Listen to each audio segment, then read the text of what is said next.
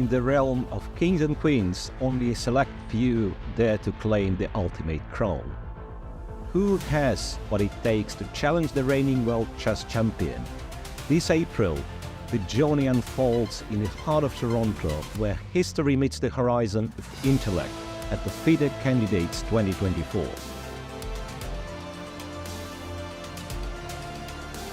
With a star-studded lineup, the world's most brilliant minds converge to battle it out over the board. Some we have seen here before, some faces are new, a prize fund that speaks volumes and a title that echoes through eternity. Who will emerge as the challenger? Who will etch their name in the chess history book? Join us for the spectacle. Witness the birth of legends, a victor in the open and women's section.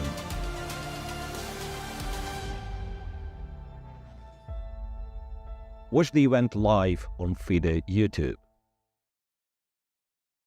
Greetings from Toronto, Canada, where we're about to begin round 11 of the 2024 FIDE candidates. In front of me here, I have the very special trophies that the winners of the open and women's sections will be taking home with them. They might not look so flashy, but that's because they have a deeper meaning behind them. They're made out of wood right from here in Toronto, and the idea is that they are economical and the winners get to take a piece of Canada home with them. This is made by the company Just Be Woodsy. And speaking of who will take these home with them, we have a few contenders in the running. In the open section, Gukesh and Nepo are only leading by half a point. Trailing closely behind them, we've got Fabiano, Nakamura, and Prague. In the ladies section, we've got two leaders leading by a whole point, and that's Tan and Lei. They've only lost to each other. So let's see what today holds. Yesterday, the players got a nice break to take their mind off things and settle in for the next 4 games. Follow the live broadcast to not miss any of the action, and let us know in the comments who you'll be rooting for today. Back to the studio. Hi, everyone, and welcome to our coverage of round 11 here at the 2024 candidates. We said goodbye to Vichy after round 10, but I'm very excited to be joined by a new person in the studio. It's Canadian Grandmaster and well-known streamer and chess commentator, Aman Hambleton. Thank you very much, Irina. I am very excited to be here, but I'm also well aware that I have big shoes to fill taking after Vichy. So I'm excited for the round and hope that I can do a good job replacing. Yeah, you know, I read online on chess.com's profile of you that you have a unique sense of humor, Aman. So I'm hoping we're going to get to see that today. Yeah, I have that ready to go. If I can't compete with Vichy's analysis, I'm hoping to at least bring something else to the table. Yeah. Okay, well, let's talk about where we are in this final stretch of the tournament. Actually, let's take a look first at the round 10 results, which saw 2 decisive games in the open section by the American players, Fabiano and Hikaru, which put them on a +1 score, half a point behind the leaders. So the standings show that Jan Nepomniachtchi and Gukesh are again at +2, the leaders atop the scoreboard. They're followed closely by Fabiano, Hikaru, and Prague at 5.5, and even Vidit in 6th place is only just a point behind the lead. On the women's side, we also saw 2 decisive games, Lei Tingji winning with black against Alexandra Garyachkina. That was the big matchup. And Vaishali also breaking an unfortunate streak by defeating Selimova with the black pieces. So we have Lei and Tan 1 point ahead of Garyachkina and Lagno in the fight for first place in the women. It's remarkable how tight the standings are all around. I mean, obviously in the women's section, you have a couple of the ladies pulling away, but in the open section, it's crazy that you could be in 6th place and still have a shot. Yeah, really, it's just 2 players that are kind of out of contention for that first place. But yeah, Vidit with 1 point behind, and given how unpredictable he is, how many decisive games he's played, I mean, he's got to feel like he still has a chance in this event with 4 games to go. Let's take a look at the highlight moments from round 10. What a day of chess in the 10th round of the FIDE candidates. The day started on a slower pace, but ended unexpectedly with 4 decisive results. In the FIDE Women's Candidates Tournament, Lei Tingji took down fellow chaser Alexandra Goryachkina with the black pieces. In a solid and calm exchange slug, the White Knight became stuck in Black's territory and could not find a way out in the endgame. Lei found herself with the winning position, then misplayed her advantage before capitalizing on another opportunity at the very end of the game. Lei has won 4 out of her last 5 games and now finds herself at the top of the leaderboard. Her co-leader is compatriot Tan Zhongyi, who made a solid draw against Humpy Koneru today. Both Chinese players are going into a free day with 6.5 points out of 10. The result between Katerina Lagno and Anna Muzichuk was also a draw. Vaishali terminated her losing streak with a much-needed victory against Nurgil Salimova. After losing 4 games in a row, Vaishali made another comeback from yet another bad position in this 88th move encounter, capitalizing on Salimova's mistakes in the 6th hour of play. Today's matchup between the tournament's co-leaders in the candidates tournament, Yana Pomniachi and Gukesh, ended in a solid draw. But the tournament situation has been spiced up by the victories of the 2 American players. Fabiana Caruana defeated Alireza Firouzja, while Hikaru Nakamura won a rollercoaster game against Nijat Abbasov. Both players are now in a pack of 3 candidates, trailing the co-leaders by half a point. A great day for our American chess fans.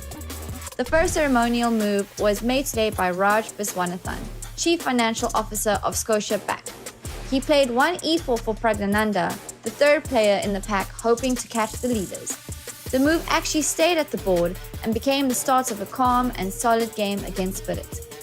The evaluation bar never deviated from equality, and the players opted to repeat positions before the time control.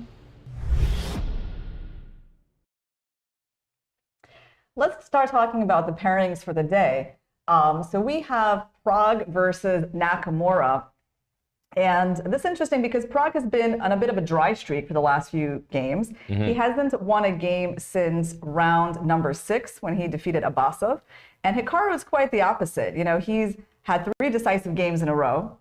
So you're kind of having a meeting of players on 2 different trajectories.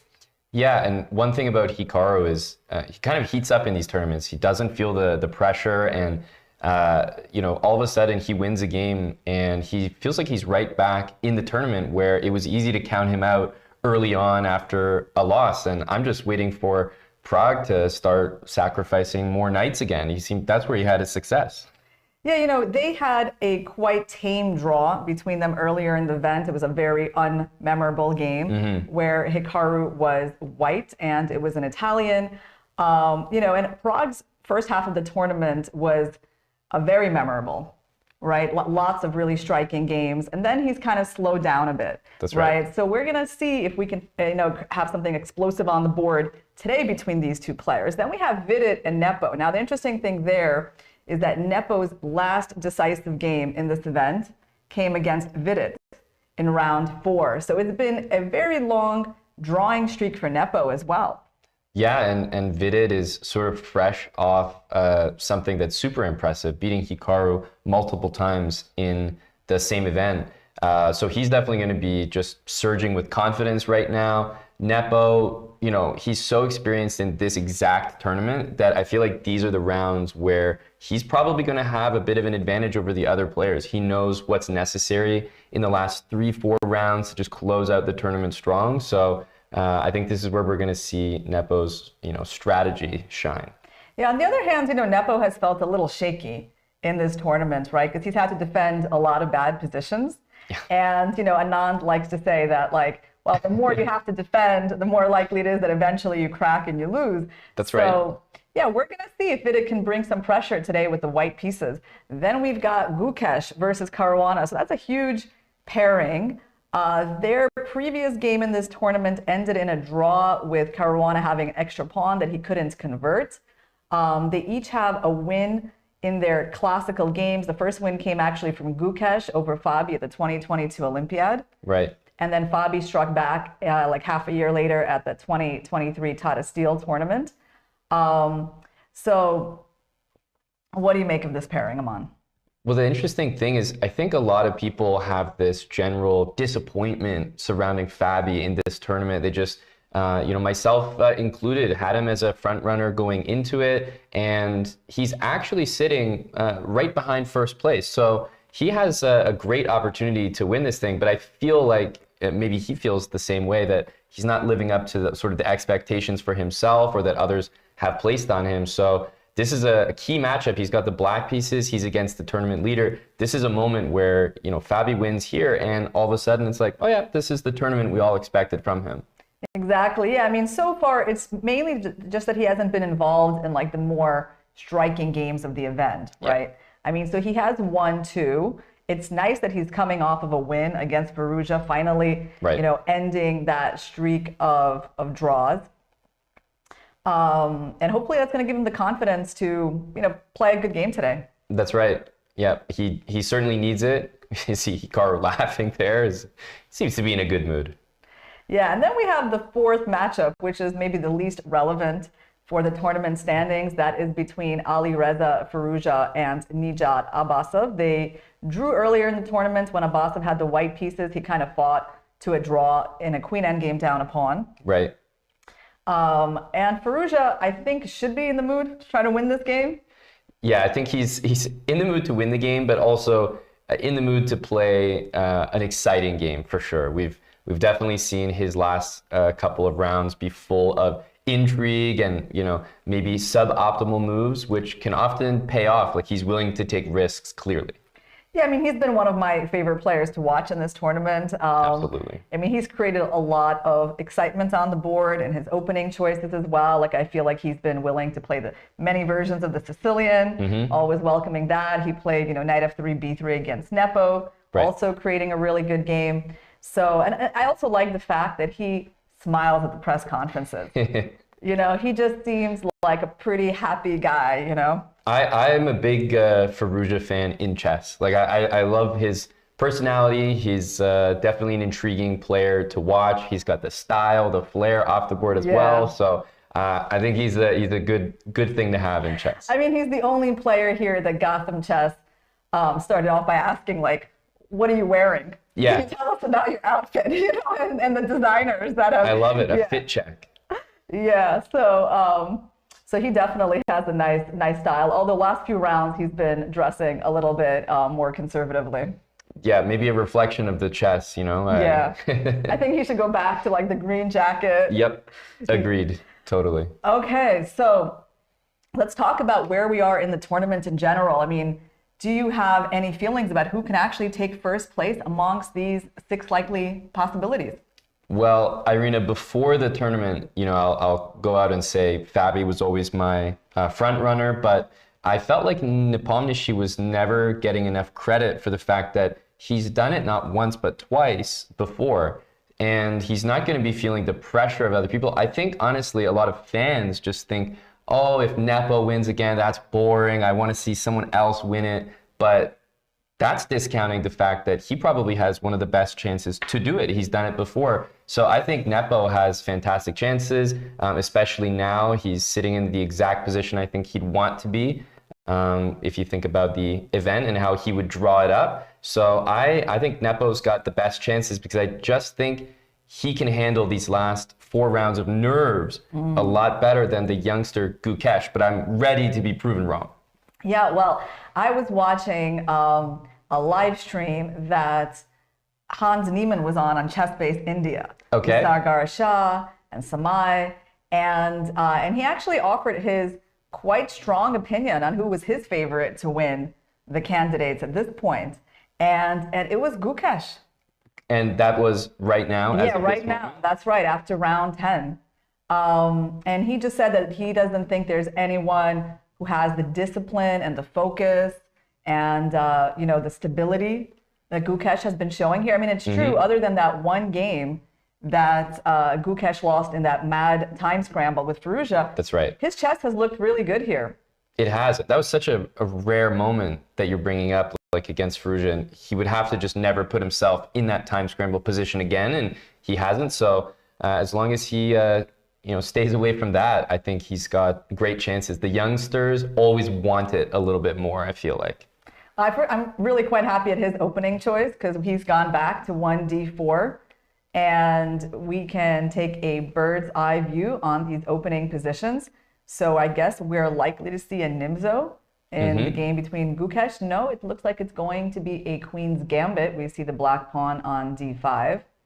Yeah. Yeah. the players will always find a different way sometimes to arrive at a common opening as they probe for little move orders and intricacies that probably a lot of us chess fans wouldn't even notice what they're doing. Yeah, and Caruana just shows this line with knight bd7. It's gotten kind of more popular recently, slightly more unusual than the other queen's gambits that black has with bishop e7 or the Rogozin with bishop b4. But knight bd7, I guess one of the ideas is you want to take the pawn on c4 and sometimes have the possibility of protecting it with knight to b6. So that's the issue that white has to decide on here, what they're going to do with that c4 pawn. And we actually see Firouzja again going to knight f3 and b3. Yeah, he's back to it.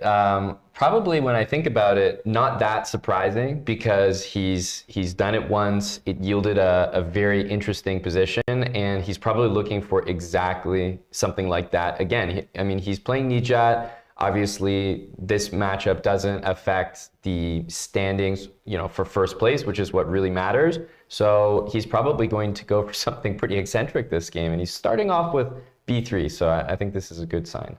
Yeah, it's interesting that 3 out of these 4 games are starting with something other than 1 e4, e5. Yeah, I'm convinced that the players somehow that they all coordinate, because sometimes you'll just see the exact same opening on various boards. You'll see the same starting moves. So something about it. And we see Hikaru doing something quite interesting. He's going for this c5 move in the symmetrical position, which honestly, I'm not that familiar with. We can take a look, if you want to make a solid pawn move, you go with c6, or you play the queen's gambit accept or the queen's gambit decline. You don't really see this one so much, just copying white, because usually, white is the first one to make a capture and have some kind of an advantage. Like, I guess this would be the move that comes to my mind. Yeah, you could probably take either way here. One thing about Hikaru that I've noticed in this event, we could talk about other players like Fabi, who just have this, aura, he's always so well prepared, one of the best prepared players. But I think Hikaru has had to do some of the more unique preparation work, because he's played incredibly offbeat lines, and he's a streamer. He likes to say he's a streamer first nowadays. So I don't know how much he's working on the top main theoretical lines. He's trying to find maybe something a bit more offbeat that he knows well and that he's comfortable with, that the engine might not agree with. So when I see c5, this feels like another one of Nakamura's prep ideas, because I agree, it's fresh It seems like he wants to throw his opponents off in the openings. He played the accelerated dragon against Gukesh, right? He played that sort of bad Sicilian against Fabi in round 1. That's right. And this one seems in that genre, where he's trying to surprise Prague with something that is known to not be so good, but I guess, that he's analyzed to where it's playable. He's already out of the chair, letting him think, leaving the effects of c5 just sit there. Because as you mentioned, it's quite an uncommon move. d/c5 looks like the normal instinct because it grabs a pawn. And I wonder, queen a5 always comes to mind in these positions, but you could kind of play it like a reverse version of a...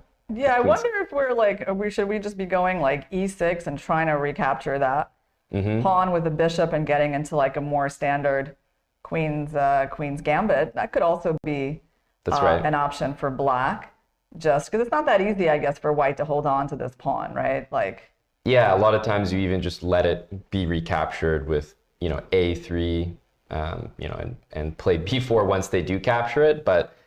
Yeah, this looks like something that Hikaru has prepared specifically for this game, specifically perhaps for Prague. Let's take a look at Firouzja versus Abbasov, because out of all these opening positions, this one looks you're making the call. I agree. So we got knight f3, knight f6, b3, c5, bishop b2, knight c6, and now he doesn't go for the double fianchetto like he did against Nepo. Right. He goes for e3, so getting ready on d5 to play bishop b5, and that's why Abbasov goes g6 It's actually quite an interesting choice, offering white to take this knight if white wants. But, you know, I think black is going to be pretty happy in that structure. Yeah, I think there's, I mean, maybe if we take back the knight f3 move just to show the difference. So if we play like a b3, knight f6, bishop b2, c5, e3, g6, and white takes the knight and the pawn takes back. Sometimes white plays like c4, bishop g7, knight c3, and then takes the knight on g1 and strangely goes knight h3, knight f4 to d5, and can really take over the light squares in the position. So I've seen this way of playing with bishop takes f6, but you'll notice like the difference in their games, the knight's already committed to f3. So I see this as a position where bishop takes f6 doesn't look as good to me because, as you mentioned, d5 is happening immediately and you can't really stop it. Yeah, and I guess the question for white is like, white at some point has to make a decision about the center, right? Because he's played these fairly passive pawn moves. Given that bishop b5, you know, not really an idea here. I mean, at some point, black will just go bishop g7, castle, the d5. So white needs to put something in the center too. So I guess we should, you know, one of these two moves is going to be needed to be played in the next few moves. Yeah, like you can't just avoid playing something in the center the whole, that's not how chess works. We're always taught to take the center. Black's probably holding off on that d-pawn move because of the bishop b5. You indicated that if d5 happens, bishop b5 is a great easy move. But right now, bishop b5 wouldn't be as logical because there's no pin, and bishop takes knight, you could play d takes c6. So yeah, black's delaying that move, which means white's bishop needs to move if you want to castle. And if white plays bishop e2, then it might play d5. Right. Then there's no bishop b5. Yeah, so what kind of pawn move do you think white should do here? I would probably, I mean, I lean more towards like a move like c4 and just abandoning the bishop b5 idea altogether. Yeah, c4 followed by knight c3, bishop e2, like these sorts of moves. It's pretty normal, but honestly, when black gets to play castles d5, it just never really seems like anything for white in terms of an advantage. I guess the other option would be trying to go for d4. Putting this pawn here and how would you recapture? So if black takes so many options. With the e-pawn, we want to put something in the center. Right. But yeah, we can definitely reach a very solid position where black has this pawn on d5 and you know, it's kind of like a very playable position for both sides. That's right. So I think we're leaving the theory behind and just going to be playing some interesting structure in this game. Yeah. Okay, what do we have in Gukesh Caruana? We have some developments here. And after knight bd7, we see that white took, although we don't. I think we just saw it in the... Yeah, I have it on the this live board though. So here we go. It's something like this is on the board, bishop g5, and then h6 here, g5, bishop g3, and knight h5. Yep. Wow. I'm wondering if, you know, some other moves like e3, c6. Oh, we're actually missing one move. So white has e3 and c6. There you go. Exactly. So these moves are in. They look like they should be there. And yeah, this looks like a more standard position because black's making that claim that knight takes g3 is going to happen, and it's going to be the bishop pair for Fabiano. But he's obviously not only invested a lot of time to take the bishops, but also this g5 move. And immediately I look to the f5 square. Bishop d3, queen c2, just full control over f5. Yeah, so it's kind of interesting the way Fabiano, he's creating a pretty unbalanced position, right? This is one of the more interesting structures of the Carlsbad, where black, you know, is going for this bishop. Sometimes black is castling queenside. I guess in this position, so it's white's turn to move. What can we suggest? Can this bishop escape? Not really, right? Yeah, you could play bishop e5, f6, obviously is the move that comes to mind, and I mean, pretty scary looking with the queen on d1 Yeah. eyeballing that knight. Maybe even queen c2, right? Or bishop d3. Exactly, yeah. Which one of these? Any piece to the diagonal looks fairly dangerous. Yeah. Oh, wait, not this one. Why Yeah, I is think this one so bad? I think the funny thing is black's gonna like take on e5. We're gonna hunt this knight down, and then their king is going to be Yeah, on there's e6, like- and then our queen gets trapped or something with knight f6. Is that knight right? f6, and then like e4 maybe, and just have a nice position. I'm wondering why the engine loves this. Loves. Like- Yeah, like, well, because we're about to take the pawn and escape backwards. So it's kind of like, but he loves it for black. And Is it something as crazy? I almost wanted to say rook g8, like right, but preparing the thing trap. is, though, I take, though, and I run, right? Yeah, Yeah. so it has to be something fast. Knight there, queen G6, only move. Then you've got to close up, I guess. and knight e5, just bishop e6 maybe, and just kind of Right. Well, exist. this looks pretty insane. I It is mean, because you wild. don't normally think like black is just winning here. I mean, it actually looks like white's pieces are pretty aggressive, but somehow the engine bar is telling us that black is doing great. Which is the only reason why I would assume black is doing great. Right. Otherwise, it's not clear at all that something bad is happening to this queen. But I guess this is what's happening to the queen. That's it. That's just none of the pieces, like the white bishop on f1 is useless. Same with the knight on c3. So crazy that something like this is even a variation we can produce in the opening phase of the game here. Yeah. Well, we have some moves by the two players. So Gukesh in this position, he developed with bishop d3. Yep. There was a trade on g3 and bishop to g7 played. So more standard. Yeah, basically he did not make any attempts to, move this bishop away. He's letting it get captured.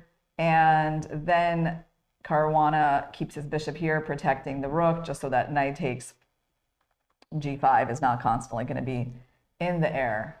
Yeah, and usually this knight on d7 needs to find a good place to go. A b6 is often a square that it develops to, just to open up the c8 bishop. And I think you already mentioned long castling, but short castling looks pretty scary. So understandably, black often wants to just develop the other way: knight b6, bishop e6, queen d6, and yeah, get castled. Yeah, in these positions, sometimes white tries to put pressure on black when they have this early e4 move, but here he's already committed to e3, so that's not really going to be happening. And black generally should have time to get his king out of here. So we can try playing a few moves. In general, I like this approach by black, like in terms of getting a game. Yep. You create an imbalance, you get the bishop pair versus slightly weakened pawn structure. But of course, it's very solid for white, right? Like white can always, if they want to trade off the bishop pair, they probably can. That's right, yeah. So we can try maybe, let's say, queen c2 for white. And then the question is, what do you want to do with the king and the knight?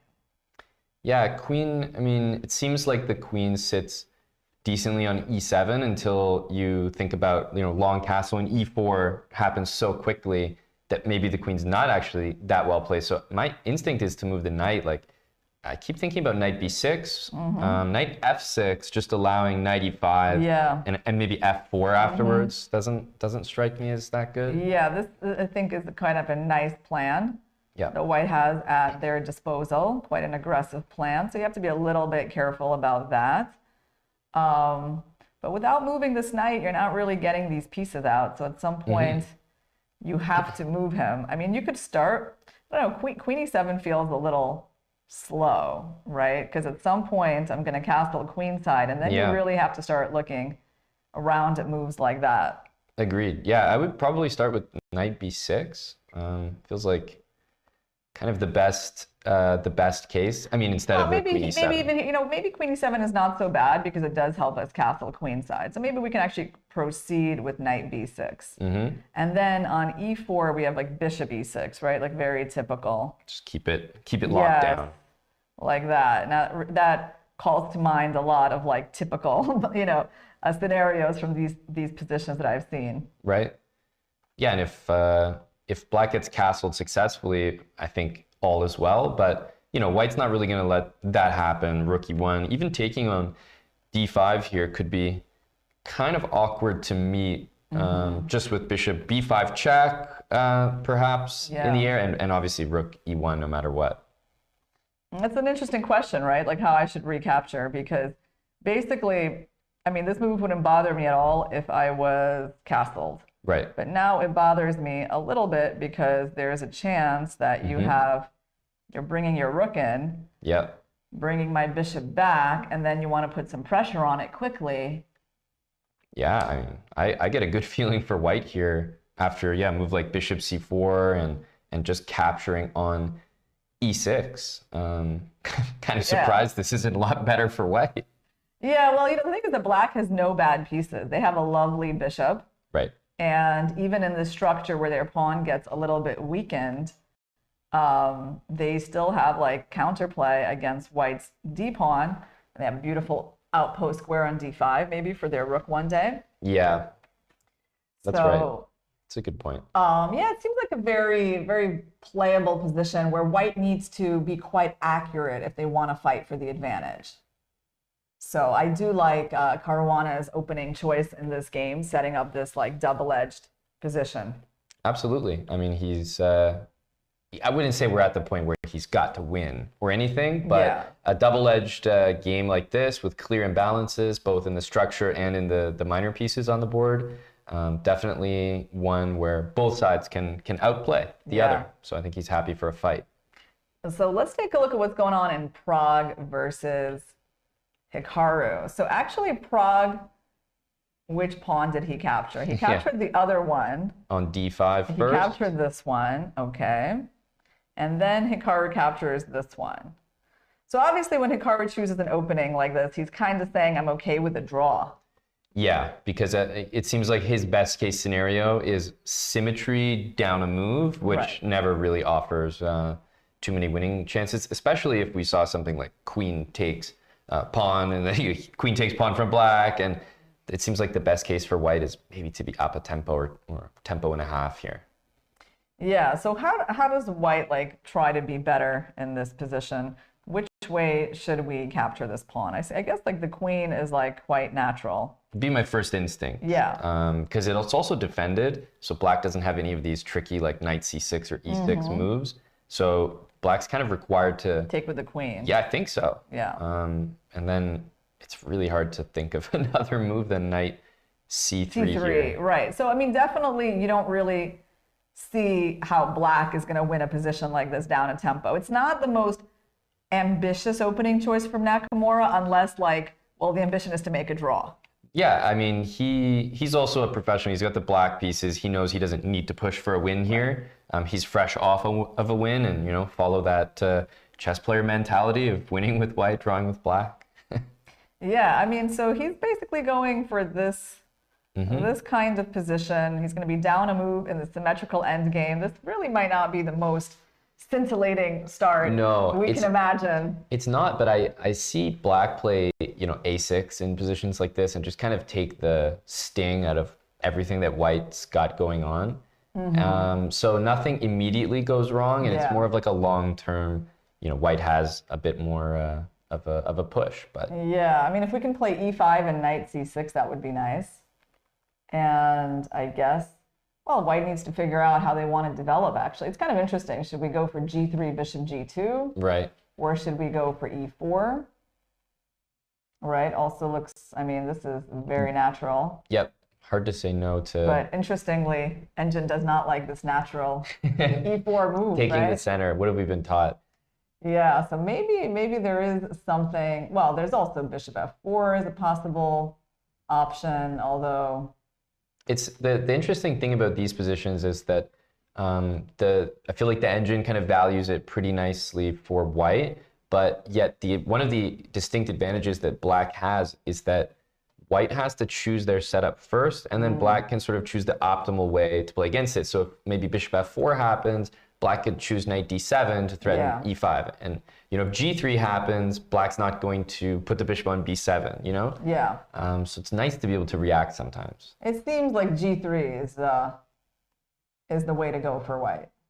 Bishop on g2. Yeah, especially because b5, bishop b7 is such a quick and simple plan that you know black is after. And I don't see the bishop developing anywhere meaningful on the c8, h3 diagonal. So let's sum up what we think is happening in this game. I mean, it looks like Hikaru has chosen a line where he thinks he can get a draw from like a slightly worse position.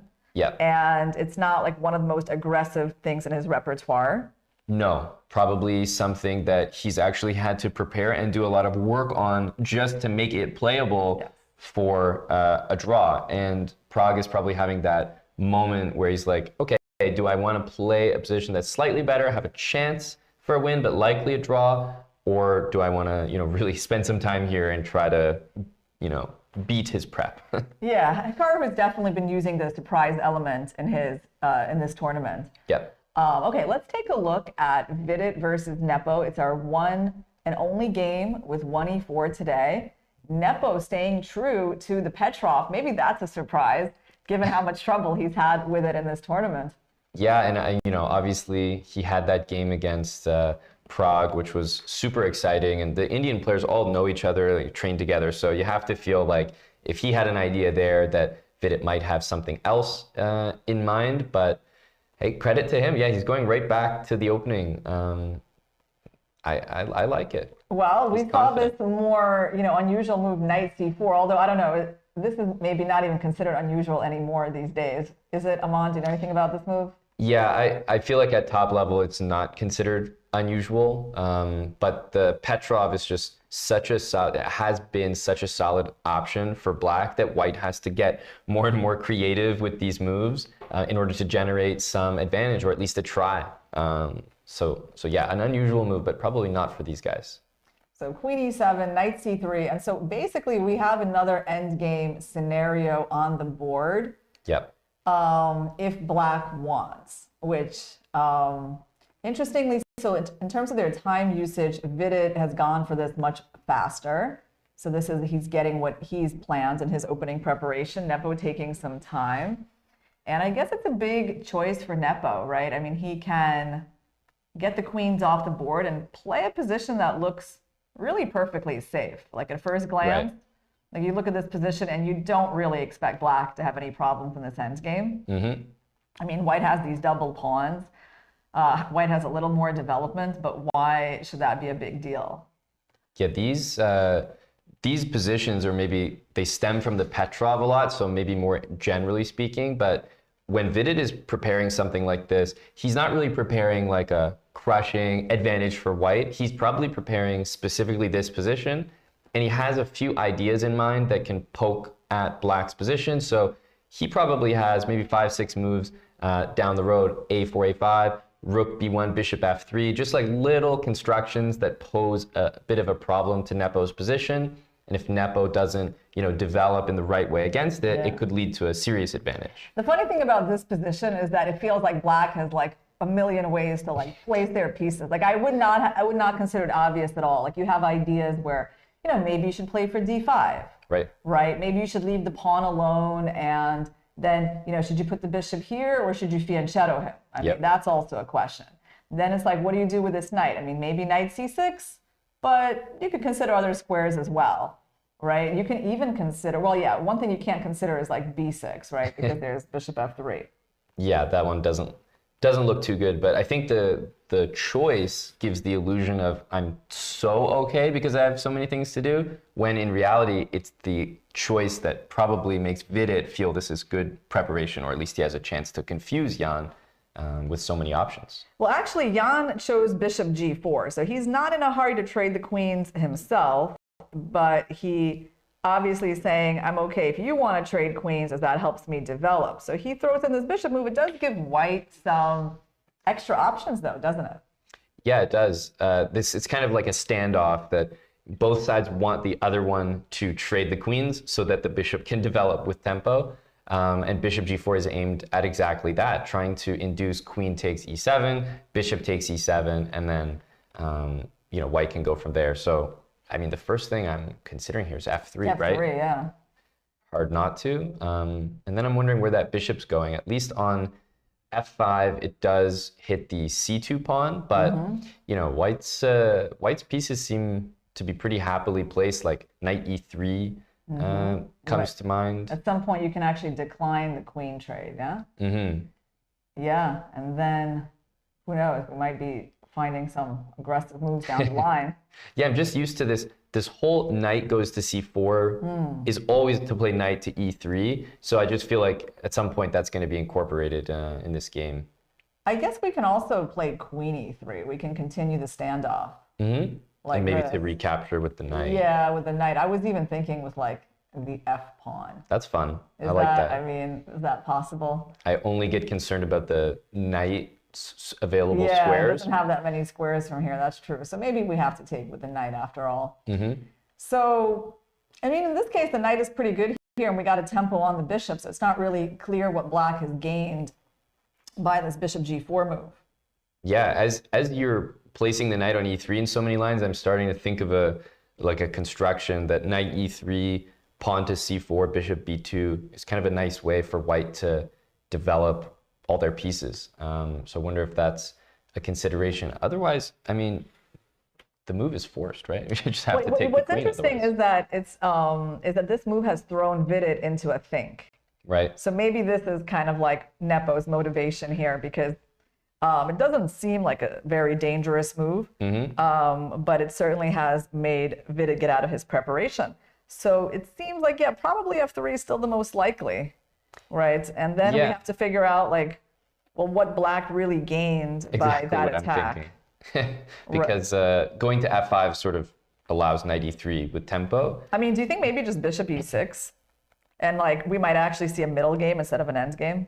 That would be kind of funny. I wonder if bishop takes c4 is ever really the move. It looks like it almost wins a piece, but in fact, it loses the bishop pair. So probably wouldn't be a move you're considering. But yeah, like you said, it does prevent the exchange. I was drawing my arrows the wrong way. I was like, let me make that so people can understand.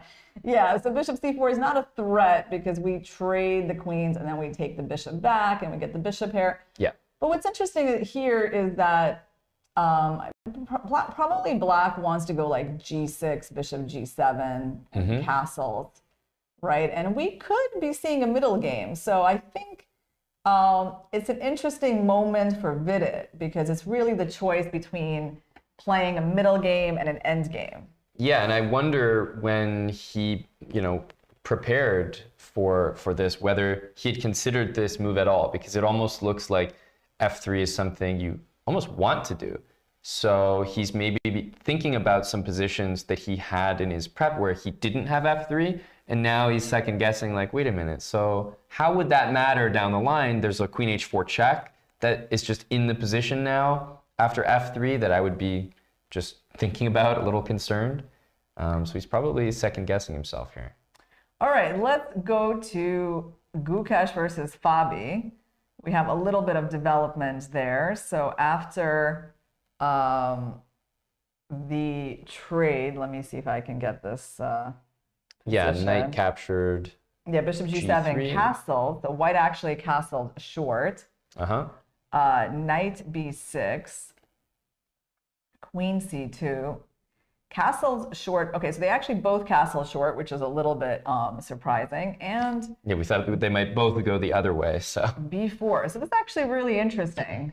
And it's interesting, I guess the first big decision was by Gukesh to castle short.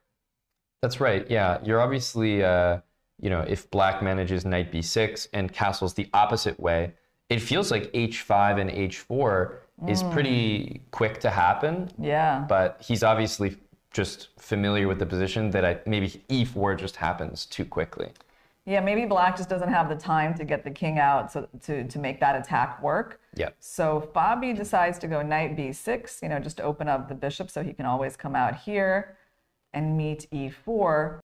And then he just goes short because he doesn't feel any more pressure on the h file. So he's like, I can actually get the king out this way, which is interesting. Again, time usage. He's playing very fast. Gukesh is definitely spending more time.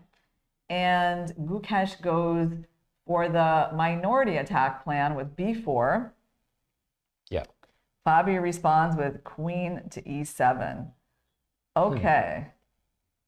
and responds in stride as well. He didn't really take any extra time on that move, and immediately I'm just assuming b5 is going to be met by c5. Yep. That, I think, is Black's plan. So let's take a look. So b5, c5 is the answer, because you definitely want to bring that bishop on g7 to life. Yep. And doesn't really look too problematic for Black. It feels like all of Black's pieces are doing the right things. The knight on b6 is now guarding the d-pawn to make c5 happen. Queen on e7 seems well placed, and bishop e6 is most likely the next move, with a rook showing up on c8. Do you think Black wants to play the move c4? It's a good question. I actually think that Black would prefer to play c takes d4, bishop probably on d7 or e6, immediately bring a rook to the c file, and then continue with ideas like queen b4 or a3, knight into c4 supported by the rook. That's what feels natural, just to try to open it. Yeah, you're thinking maybe not, you're more inclined to like open with that kind of move than to lock things up. That's my instinct, yeah. Yeah, interesting. So like, for example, like let's say I play rook ac1. Now we have the perfect chance to figure out that question, right? Because Black can go for something like bishop d7. Yeah, I mean, in my perfect world for this variation, I'd want my bishop already out, so that after I take on d4, I can bring a rook to c8. Yeah. So let's say we do. So bishop d7.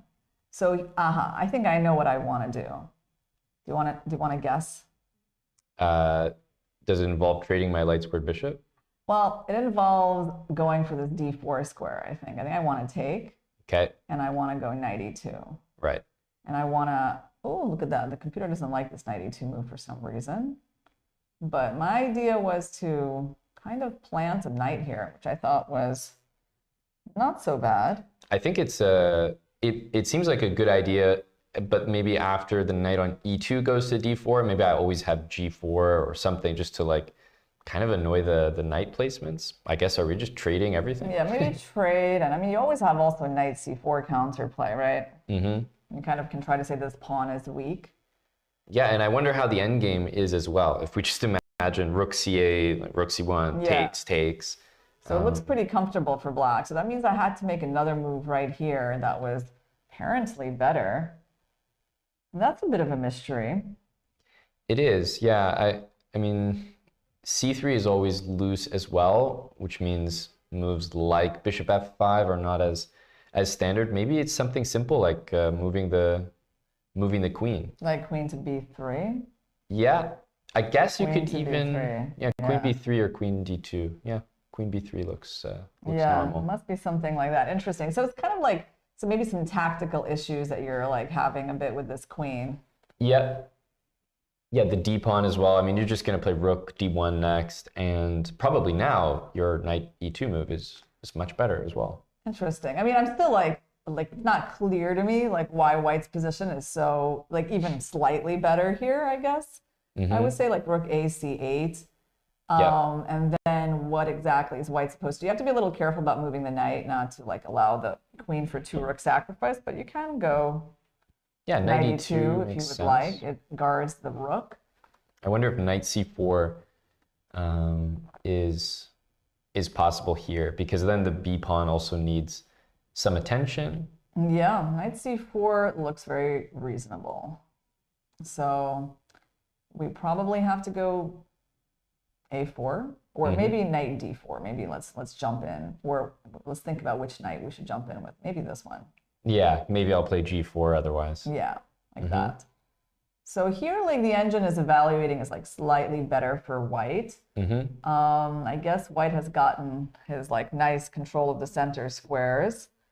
But yeah, I mean, Black's position still looks very, very playable, right? It does, and I would maybe argue that if one side needed to be more careful than the other, it still feels like White, you're just kind of treading a little bit on eggshells. Knight d2 is in the air, bishop g4 might disturb the knights a little bit. Let's say if rook d1 happened, I'm not sure we want to play f3, and of course the b pawn always needs attention. So yeah, slightly better for White, but very double-edged. Yeah.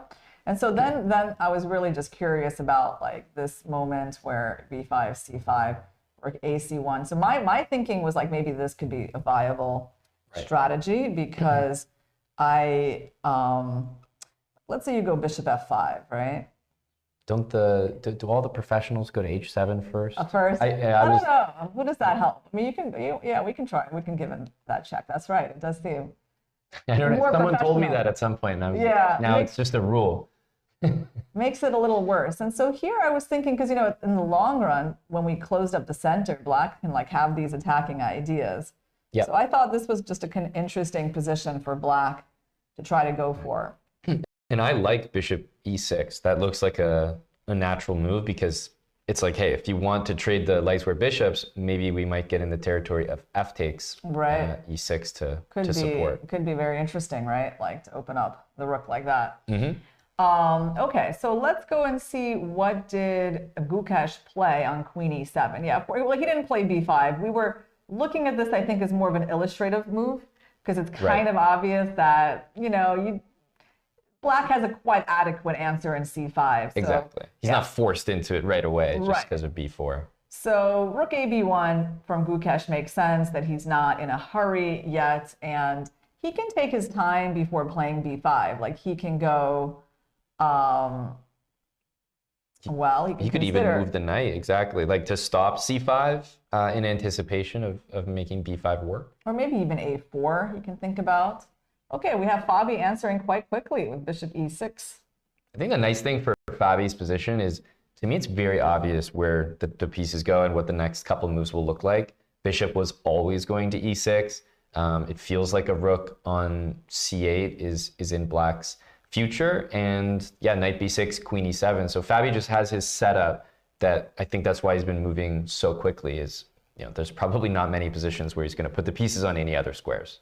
What's interesting to me is what is happening after a move like knight e5, because that's like such a radical offer of a transformation in the pawn structure. Totally. And I feel like I would need to look at it like it could be quite bad or it could be quite viable, right? I mean, my idea is what we talked about before, is just like initiating this play with f4. Yep. It feels like black has an important decision to make immediately because as soon as f4 happens, there's no bishop takes e5 that you're interested in playing. So yeah, if you want to play bishop takes knight, it feels like it's a decision for right now. Yeah, and then with this change in the pawn structure, like, is this pawn weak? Is it good? Is there like f6 coming? Right.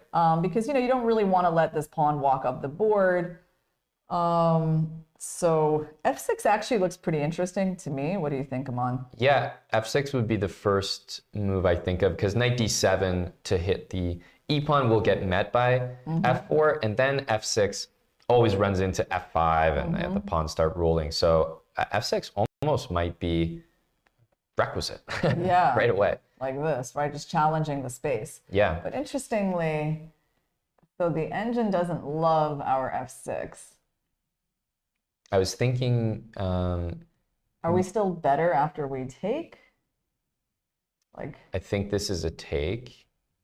Take, and I don't know, queen takes or rook takes kind of looked okay for black. So why is this even a better position for white? Black is the center. I'm looking at e4 as a quick move, and maybe if black plays d4, we shuffle the knight back to e2 and maybe try to play f4 after that. Yeah. But it's interesting, an interesting evaluation, like 0.7 for white is not obvious from this position, is it? No, because black's moves look very easy. Rook a to e8, pressure on the f2 pawn. The rooks look fantastic for black. Yeah, I mean, white really, I think, has to do something quickly to open the game, maybe to get to black's king, because the only problem in this position is black's king. Is this extended pawn. So, yeah, like I almost look at move f4 here because of what you're saying, to like if g takes f4, maybe take with the rook and go like hyper aggressive, but I don't know about that. I mean, I wonder, I mean, is it e4? E4, yeah, it must be it. So we got to start opening up things right away. Okay, let's go back to, actually, let's take a bird's eye view of the women's games. Okay, we have Lei versus Muzachuk. Looking at that opening, can we even predict what that was, Aman?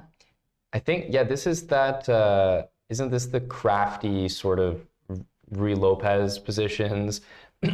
Or it could be the Italian that transforms later with bishop to b5 by white, but I always see this queen b8, queen a7, kind of, I don't know, these strange maneuvers that have become almost part of theory nowadays. So yeah, perhaps Italian with bishop b5 later. Then we have an interesting position in Tan versus Logno. I mean, she's kind of continuing this strategy of kind of offbeat lines as white, just going into playable positions, which I rather like. So we have kind of a queen gambit type of position mixed with like the bishop fianchetto to g2. Vaishali Goryachkina was a French, or what? No, it's not a French because there's no pawn on e6. So what was that? Some kind of a Caro-Kann? Yeah, like a Panov almost in the Caro-Kann maybe. But yeah, it looks like a decent French for black because the bishop is kind of out and trading away, and black will play e6 next in that game. And yeah, I suppose Humpy and Salimova there have the same structure from the game we were just looking at. Oh yeah, well, surprise for us, it wasn't a Caro-Kann, it was a Sicilian. I'm shocked. I could never have. That would have been down the list on my guesses. So, okay, so it was a c3 Sicilian. Oh, first of all, lots of surprises here. Surprise, first of all, that Goryachkina is playing a Sicilian. I mean, she's been sticking to 1e45 in this tournament. That's right. So her opening choice is definitely a surprise. C3 by Vaishali. You know, she's gone into these structures before, like against Tan. Actually, it's not a surprise from Vaishali because this is what she did against Tan. Yeah, I was going to say, I mean, definitely a surprise from Goryachkina, but also the tournament situation, playing the player who's having the toughest time in the tournament and sort of needing a win right around now to make a real push for first. Maybe the Sicilian makes sense from that point of view. Yeah, I mean, Tan actually took the game into a French. That was the game that Tan won very quickly a couple of rounds ago. But Goryachkina goes knight f6. Okay, so we have this line, knight c6, d4, okay, d5. Right. All right, so taking is sort of an option. Or interestingly, taking is maybe not such a great option here. So she leaves the pawn here because her space is sort of left alone, right? She gets to preserve the e5 pawn. She goes bishop c2. Yeah, it looks to be playing against the light squared bishop of Goryachkina, that bishop f5 can happen, bishop g4 currently can't happen, but you know, there we go, proven wrong. That reminds me of the game between Vidit and Nepo, right? The bishop g4 move. Yeah, it's always seemingly hanging from the queen, but not at all. Yeah, this is very crafty. Right, so Goryachkina gets to develop her bishop. And it's interesting that Vaishali, you know, she's willing to part with this bishop. Right. After bishop e2, I guess we're going to see queen e2 on the board. And we're going to see this exchange happen for sure because that's the purpose of this knight being here, is to take this bishop. And so it's interesting that the engine evaluates it's like a little better for white when, you know, normally you would look at this position and just be like, well, this is fine for black. Yep. Over my years playing chess, I've just come to this crazy understanding that the engine values space so much. Like it's just the pawn on e5 and the expansion possibilities on the king side is so valuable because I would look at the structure and the placement of the pawns and what color they're on and look at the bishops and just feel very good about endgame prospects for black here. The knight on b6 jumps nicely into c4, which of course can be prevented by b3, but then you know, you have your own problems with b3, that maybe the c3 knight's a little bit more loose. So yeah, I really don't know like where this big evaluation is coming from. Like black is not having the bad light squared bishop that they normally do in these structures. That's right. So, white's choices here are, I think it's really they have to castle. Like, I don't think something extravagant like h4 is working. No. I mean, it's an interesting idea, but probably castles is still important. And then the question is, like, if you go for f4, I always have g6, right? Yep, that's right. I do feel like some sort of setup with rerouting the knight on c3. So if I'm thinking like many moves ahead, I would probably, as white, be playing queen d3 to get off the c file. I'd play b3 to deal with knight c4, and I'd play knight e2 and say, okay, you can have the c file. I don't know what you're doing there. None of those squares are useful for the rook or even the queen if it was there. And then maybe bishop e3, and perhaps knight even out to like f4 and h5 can kind of be a little bit annoying, hitting g7 with the queen on d3, able to swing laterally over to g3. Yeah, so they actually arrived at this exact position. And I think it spells an interesting strategic battle between white's space advantage, but also the fact that black basically has no really bad pieces, very solid structure. And, well, I suppose black will play like bishop e7. Yep. In this kind of position. And then I like this plan that you suggested, trying to restrict this knight. Right. So maybe indeed like queen d3, start inching over. Let's say just black makes some natural moves. Sure. And do we play b3 here, or do we start with something else? I'd probably wait maybe like one or two more moves, just because knight c4 right now looks like it can play b3. I don't think b3 would be poor move here, but yeah, maybe sure b3. B3, like, then I have to reconsider the future of this knight. Yeah, knight d7, I have d8. to retrain him for a different role.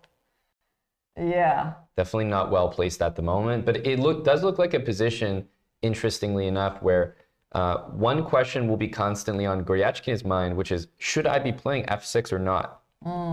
Because the more you don't play f6, or you just tell yourself that's never going to be part of my plan, the more you kind of run out of moves and white gets to do whatever they want. So at some point, if white is doing maybe the plan I outlined with b3, knight e2, that might be like the moment to play f6. Say, okay, you can't waste all those moves, play that slowly. I am going to open the position. I think the black knight should be on c6. right. I was exactly going to say that. I was like looking at this maneuver. Yeah. I think there's time as well. Everybody's moving a little slowly here. Time to move that knight to a better square. Yeah, f6 is a very double-edged idea because it, creates that weakness here. And on one hand, you might do it, but on the other hand, you don't really have too much problems with the space for the pieces you have, so you don't absolutely have to do that move. And then it's also a question for white, for example, what to do with this bishop. Yeah, I think this is a type of game, though, where as white, you can get caught in this knight e2 sort of like bishop develop plan where you're maybe playing f4 and expanding. And then black manages to go rook c8, queen c7, queen c2. Trades the queens, and all of a sudden your expansion is left you with maybe a bad endgame. So I think if Goryachkin wins this game, it's going to be an endgame. And I think that if Vaishali breaks through in a nice way, it's probably going to be with the queens on the king side. Yeah. All right, let's take a look at the game between the leader, Tan, and Katerina Lagno. So Tan goes for the Reti opening. And, okay, with d4. So it's starting to look like some kind of a Catalan. Basically, plays just like some quite regular looking moves. Yeah, a little bit of that double fianchetto combination that Firouzja once went for.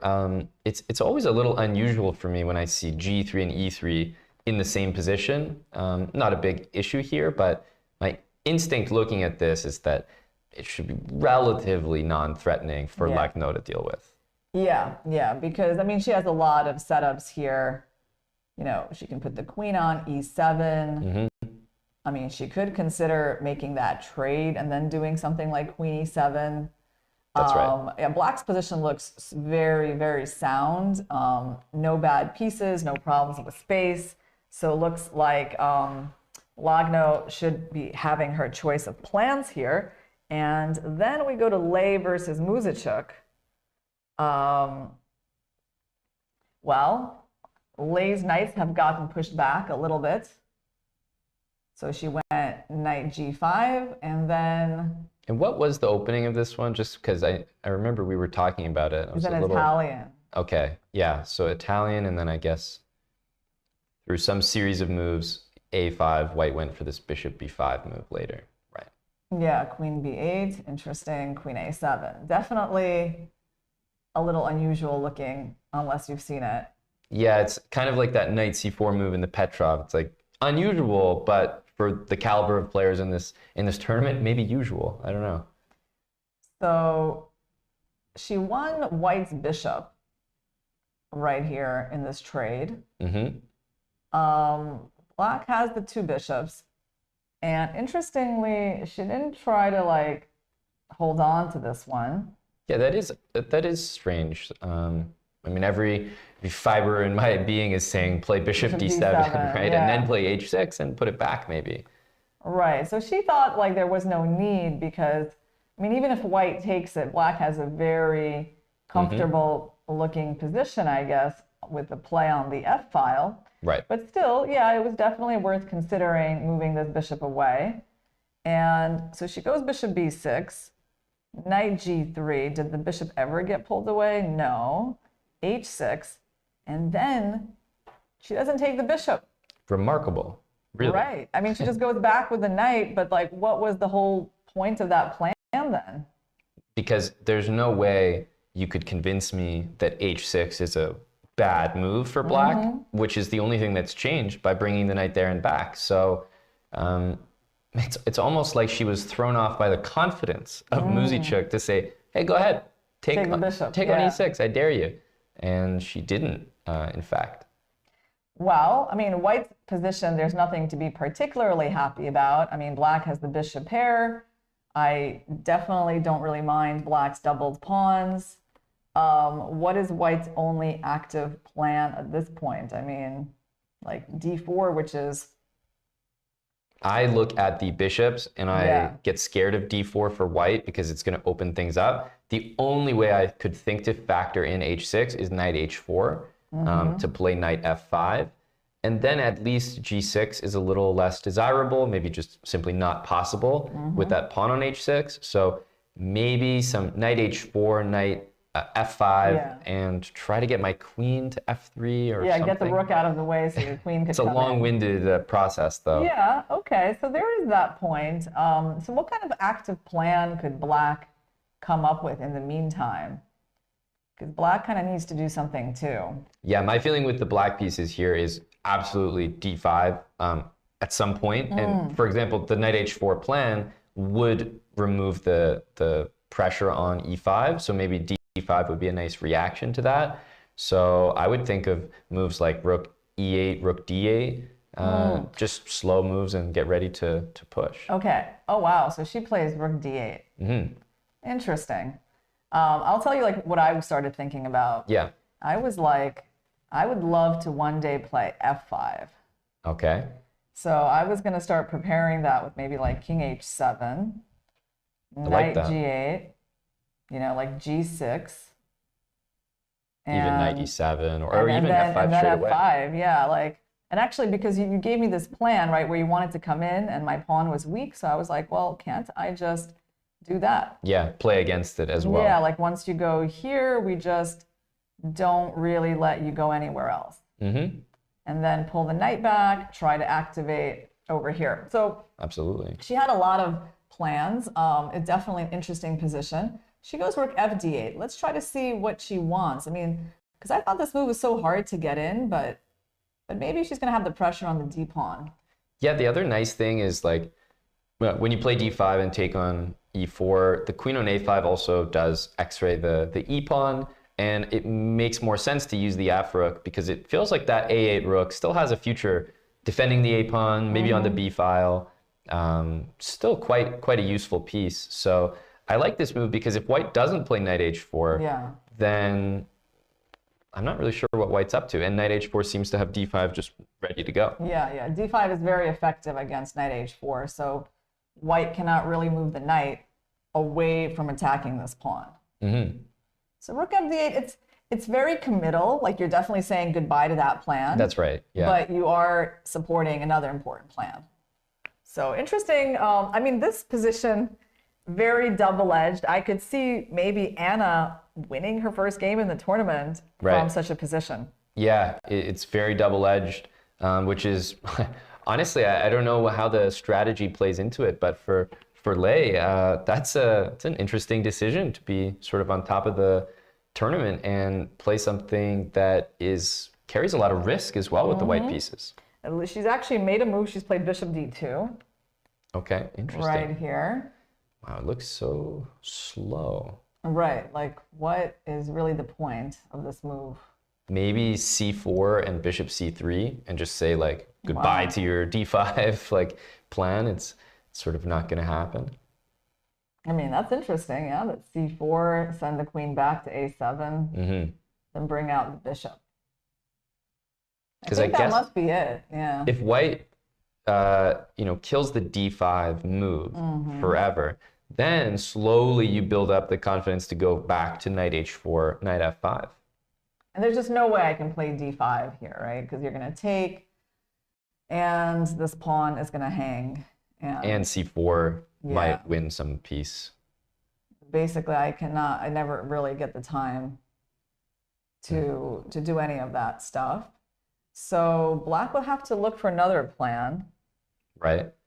Yeah, queen, I mean, for example, queen a6, might come to mind just to hit the d pawn, but this is why I'm kind of assuming that the whole plan was c4 in general, because it will make sense against that. Yeah, I was calculating, bishop b3 here, but it doesn't appear to work because the c pawn doesn't promote. Like if we try some funny tactics, like I was trying to do a discovery on this rook, but I've already given up a bishop, and then, I mean, I get the queen back, but yeah, black is still behind a piece, so that tactic doesn't work. Okay, so queen a6, queen c2, and then what should black do? Like if black plays knight d7 to try to facilitate d5, for example, then I'm thinking again like of this c4. Yeah, the c4. Like how good is c4? C4 is interesting, I think. Actually, you know what I like about like c4, like pawns going on the opposite color of the bishop. Yeah, exactly. The only question for me is whether black plays d5 anyway, because if not, it feels like white's doing decently. Yeah, I mean, if you go d5, I mean, it's always I take, you take, and then it's a pawn. Well, it's not a pawn sack, because this pawn is hanging. Yeah, like it looks like I cannot really capture here. I mean, you could take on d5 for white, and then try to take on e5. Yeah, but white's never going to be better there, right? Yeah. Because it's like the black bishops are so amazing. Like I don't even want to be tempted by this, because when I see these bishops, I'm like, no pawn that's worth that. And there's so many examples in these Ruy Lopez Italian positions where black is down a pawn. And so I think here probably black. There's even that classic bishop f2, queen f6 thing that I'm just thinking about. I'm not sure quite works, but yeah, it's maybe not getting quite close. Yet, but yeah.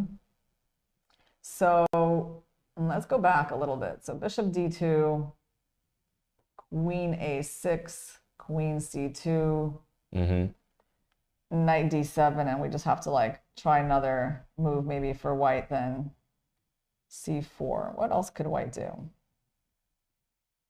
I mean, I guess d4 is possible. Seems so weird to to do that. I mean, with bishop c4 in the position, but otherwise, knight h4, back to that. But basically, we're expecting a pretty double-edged game from this position. I like the like this game. To me, has a lot of intrigue. Lots still to happen. Very different position on both sides. A lot of imbalances, minor pieces, and with the structure. Let's take a look at Gukesh versus Fabi. So after b4, queen e7, rook a b1, bishop e6, a4. Right, we saw this. And Fabi decides to bring the knight back to d7. Okay. So how are things going on this board? I mean, white is clearly preparing the queenside play. And also has kind of foregone that knight e5 Yeah, idea. exactly, because this is what we were thinking about this maybe, right? Yep. Yeah, knight e5, which was interesting. But now that after he plays a4, that idea is off the table because the black knight doesn't let our knight come in. So I guess my question is, how do you feel about, let's say white plays a5, and then black plays a6. And as white, you might feel bad that you have no more play on the queen side that you've dedicated so many moves to. But at the same time, structurally, this is kind of an achievement, to play knight a4 and maybe into c5. So, I mean, do you feel like if white plays a5, black plays a6, do you feel like, oh, I have no more play, or that this is actually kind of a win? Yeah, it's interesting. I mean, because we're going to have that pawn as a target, because once my knight gets here, you're going to take it, I guess, and the b file will open up. And then I guess I have both sides of the board to still play on, right? Because of the way your pawns are positioned, I can still, I don't know, try to look for f4 ideas at some point. Yeah, I think white almost has to end up going for like an e4 move eventually. One thing I know about this structure, when I have it, I'm always supposed to do it. And when I play against it, I always hate it, is the knight on d6.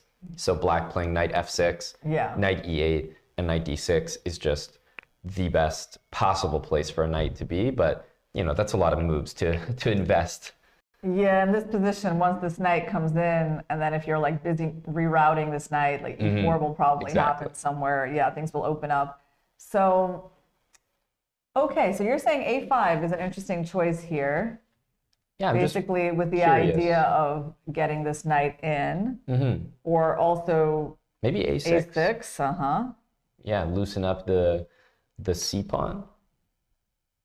And it's a move that kind of makes you think and second guess as black, like, wait, is a6 the threat, or should I stop it? What do we think about like a really radical move like with the b pawn here? Like I'm thinking even b6. Okay. b5 is kind of similar, but maybe it's a little more committal than I need to be. So what if well, b6, you're going to go in knight a4 anyway, aren't you? Maybe. I was even, I don't know if rook e1 needs to be played first or just e4, but pretty much as soon as the c pawn loosens, I start to think of e4 a little bit more, than before. Yeah, e4 here might be a little... It's a lot to ask, Yeah, it's a little, maybe it could run into potentially g4. So then we have to calculate like a whole bunch of things, right? So you might want to prepare for that a little bit. Yeah, rook e1 is interesting. I don't know, like knight a4, just the question is like, how easy is it for me to even guard this pawn? Yeah, that's right. I guess rook c8 comes to mind. Yeah, and then I was kind of scared about all of these things. Which rook do you want to use? This one? I think so. Yeah. Bishop a6, rook c7, just kind of like turtling there, hoping to scare you that, in the future, bishop might get trapped. You're kind of holding on, right? Yeah. Like black is holding on because like I can't really break through very easily in general. That's right. So it could be possible to play such a move like b6. It's definitely a committal move in terms of the pawn structure. And the idea of it was to get a little bit of control over c5. Let's see, Gukesh is actually making his move. He went for your idea of a5. Right. So now we're going to see Fabi. What's going to be his decision with the pawn structure? It's just because b5 for white never feels as good as maybe it once did, because there's always pawn to c5 as a really nice answer. D pawn is defended for black. Knight and queen are so well placed. So I feel like you kind of give up on b5 as white, and you're more focused on a5, knight a4, rook e1, and e4. So now I'm thinking, okay, what's black's plan? Like, does it involve the f pawn on the king side, like f5, knight f6, knight e4? That feels like a bit too much. That's interesting. Right. So like black can either ignore the events on the queen side, or he can, you know, like, I guess the reason I was trying b6 was actually to control c5, right? It was because I saw that you had this plan. I was trying not to let that knight in. F5 is a completely different approach. That looks a little bit risky, if I'm being honest. F5, like, where do you want to go with that? You want to go F4 or? Yeah, what I really want is a knight on e4, but I can't say that I'm in a position to achieve it. It's not necessarily going to be easy to get the knight here without hanging that pawn, right? Mm-hmm. So that could be a little bit of a problem. And knight e5 after knight f6 is kind of a bad feeling. I also will say I don't feel fully comfortable playing a move like f5 until I deal with a6. There's something about pawn to a6 for white that I feel like if I'm going to commit to kingside stuff, I'd rather play a6 as black and just like lock it up so I know that all my pawns and my structure is solid there. But obviously a6, as we looked at briefly, comes with its own downsides as well. What if I play rook a c8? So this is a little bit of preparation on the queen side. Actually, so I had a bit of an idea here, Aman. Okay, let's hear it. So let's say you go knight a4. Yeah. And I was actually thinking, can I permit myself such a thing? Using the fact that you don't get a piece on c5, right? So I go b5, and the point is, like, you would like to take that square as an outpost, but then I take you, and then in the end, all those pieces get traded. You finally have to put a pawn there, and you don't get to attack c6. So I'm trying to, like, use that. If I send you back, then okay, like, I won a little bit of time. Yep. But, you know, if you go forward, I take you. And yeah, in any case, you're going to be winding up with a pawn on c5 instead of a piece, which I was sort of okay with. Like, in this position, I'm willing to play as black. Definitely. The bishop can sit on d7, and maybe that f5, f4 does happen in the end. So this is the kind of, okay, like, let's say I'm playing against your main idea of knight a4. Let's see what are you I like it. I like rook c8. It looks like in all the positions, that's a useful move. And a6 now for white, much less desirable because of the rook on c8 placement. So if you go a6, I guess we're going b6, right? I was going to say b5. Yeah, I feel like you can do either, right? Like, they're both quite playable. I don't know, like b6. So maybe it is b5. The difference is not so big, yeah? Oh, but you're having this. Yeah, exactly. I want to put my knight on c4. This feels like a huge achievement for Fabiano. Well, I want to tell you, Aman, it's been over an hour and we haven't had a joke yet. So am I faltering in that department? No, just start thinking about it, you know? Okay, yeah. Look for those opportunities. Absolutely. I'll know that I've been a letdown so far, and I'll be working on that for everyone watching. Subpar performance thus far. All right, so we got this interesting position. I mean, basically, Fabi has some decision to make here that is pretty big, right? In terms of, like, white's plans on the queen side are pretty obvious. He wants to drive this knight in, and so the question is how we're going to be dealing with it. And it does appear like he has to do something prophylactic on the queen side. So we're kind of predicting maybe this move rook a8 could be a possibility.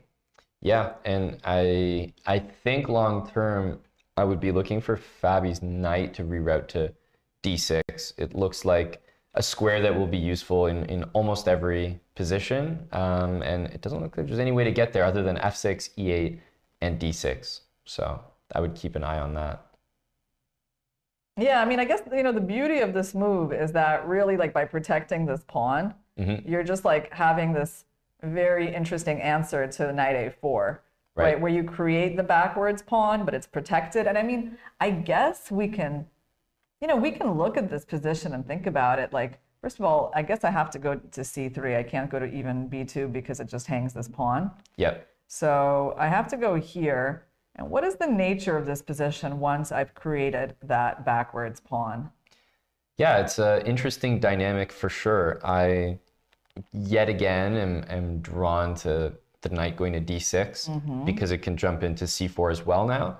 But white might have similar intentions of the knight on c3, making it a2, like c1, b3, and getting to c5.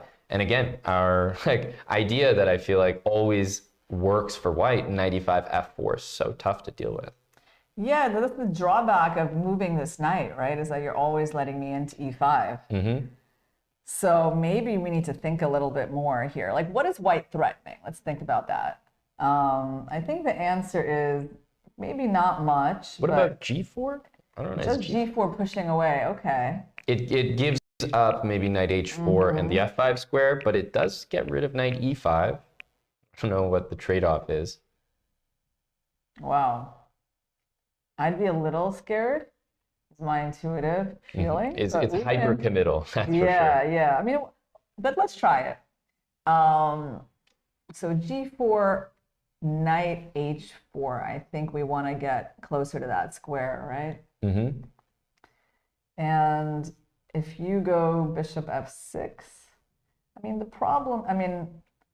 problem is that I guess in general I'm pretty happy with this position, right? It's just, yeah, it's a little too many pawn issues over here. So we have to be kind of careful about letting that knight come in. But there's other interesting, cool things we can do with the pawns.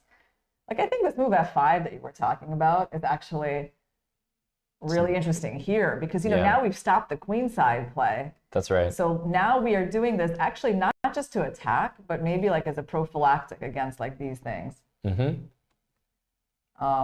Apparently there could be some issues in the position, but I don't know yet what they are. I think it's just hard to find the next move because the knight can never reach f6 here.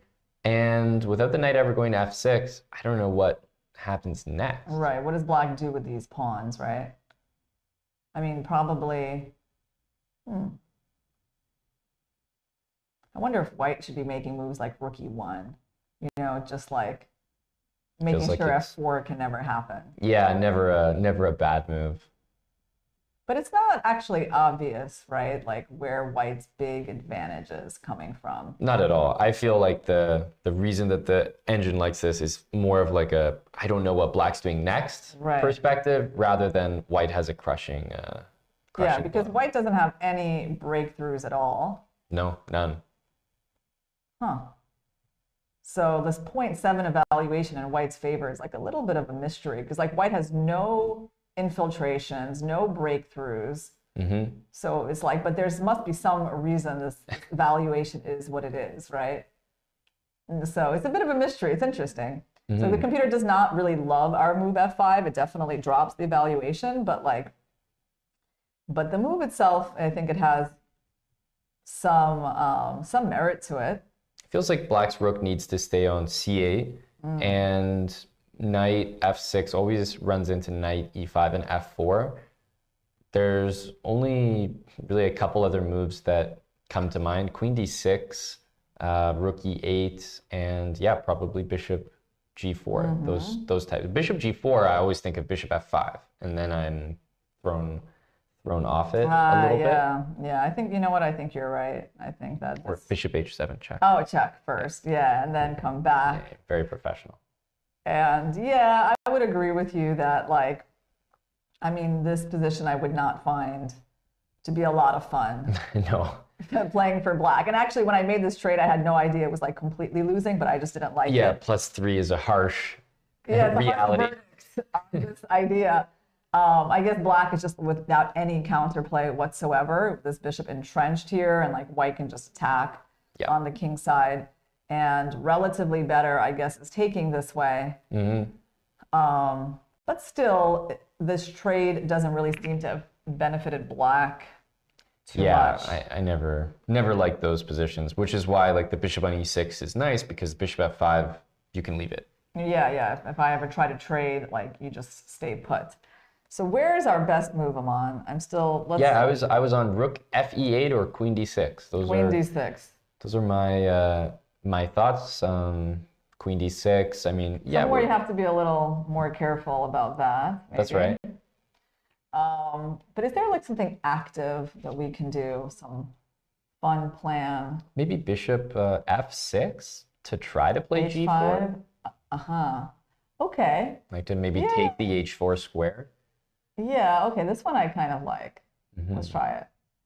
There you go. See, it's like it's progress. It's viable. It's viable. I mean, there is some, what I like about it is also that there's these plans like that. Maybe king g7 next. Because if white doesn't act with something immediately, then it's nice that black has like if you're doing nothing, I've got this plan. Yeah. But I guess the problem is like we actually always have to watch out for this move, don't we? Maybe now it's not like such a big deal though. Like the rook is so well positioned. So, every time you play e4, I go like g4, right? So it seems like black does have a good way to answer it for now, but you definitely have to watch out for that thrust like all the time as black. Every single move. Yeah. Indeed. So what do we think about this position? Let's sum up before we move on to another game. I like the move a5 from Krush. I think it's the first move that's really put Fabiano in the think tank because as we discussed earlier, most of Fabi's moves have been pretty obvious, at least for him, getting this set up. And from our analysis, it's felt to me like at times it's been difficult to find that next idea in Fabi's position. So even though I look at Fabi's position and a lot of good things come out of it, when we've actually been analyzing it, it's felt more obvious for Krush. So I think Krush, which is what he's been doing the whole tournament, has once again got a position that I think is very playable and most importantly, easier to play for him. Yeah, but the good news for Fabi is that there's an imbalance on the board. He's got the bishop pair, complicated structure, and I think he can't be too dissatisfied either. He's got that 20-minute time advantage. Yep. And I think he wants to build on yesterday's victory. Absolutely. So this is a very big game for these two players. It is, yeah. I think both players can be happy. Remember, Fabi initiated this type of game with g5, with knight h5. So say what you want about the position, he definitely wants to be here. Yes. In it. Yes. And I mean, I like the structure itself. It's a lot of fun to analyze because we have a couple of games, Aman, that don't have that rich structure. Right. For example, let's look at Prague versus Hikaru. Well, it does look like the engine is telling us that Hikaru's opening has worked out fantastically and that he's going to get that easy draw. Yeah. But in terms of pawn structure, like there's, it's just symmetric, right? Yeah, much more of a symmetrical equalizing game. Prague is sort of fighting against Hikaru's prep here because I wouldn't be surprised if most of what Hikaru's got on the board here is a position he's analyzed extensively. Just because how many different ways can it go after the opening than those queens getting traded the way that they did? Yeah, I mean, so let's remind people, Hikaru just played this kind of unusual move, c5, where he goes for a symmetric position down in tempo. Everything got traded.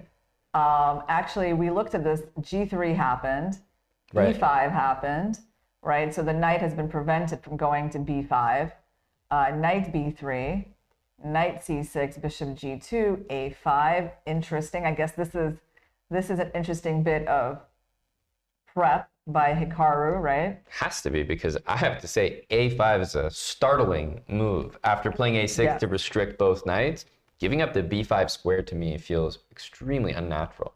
Yeah, this is definitely not the kind of move you just like come up with in a minute, you know, of thinking on your own, because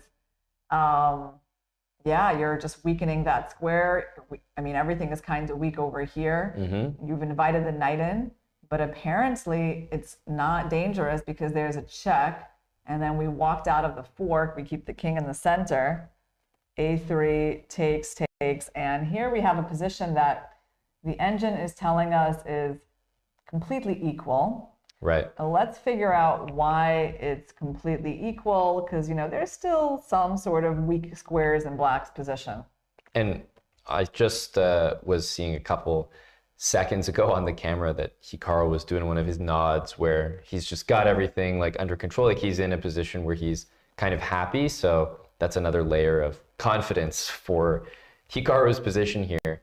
Knight takes d2, knight c4 to b6 comes immediately to mind. And I guess the one thing in the position is that if black plays bishop e6, a super natural looking move, that white has, yeah, that idea of knight c7 to take on e6. And the bishop on g2 is actually a tremendous piece. I think once white plays pawn to e3 and takes the d4 square away from black's knight, then either castling or king e2, especially if you just have the light squared bishop for white and no opposing bishop, I think is actually a sizable edge for white if that happens.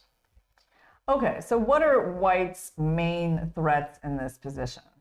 Let's go into that. You want to have a knight here, and you probably, and still not threatening too much, but yeah, you kind of want to maybe put the knight there, although if the bishop's not on the board on c8, then you can always have rook a6.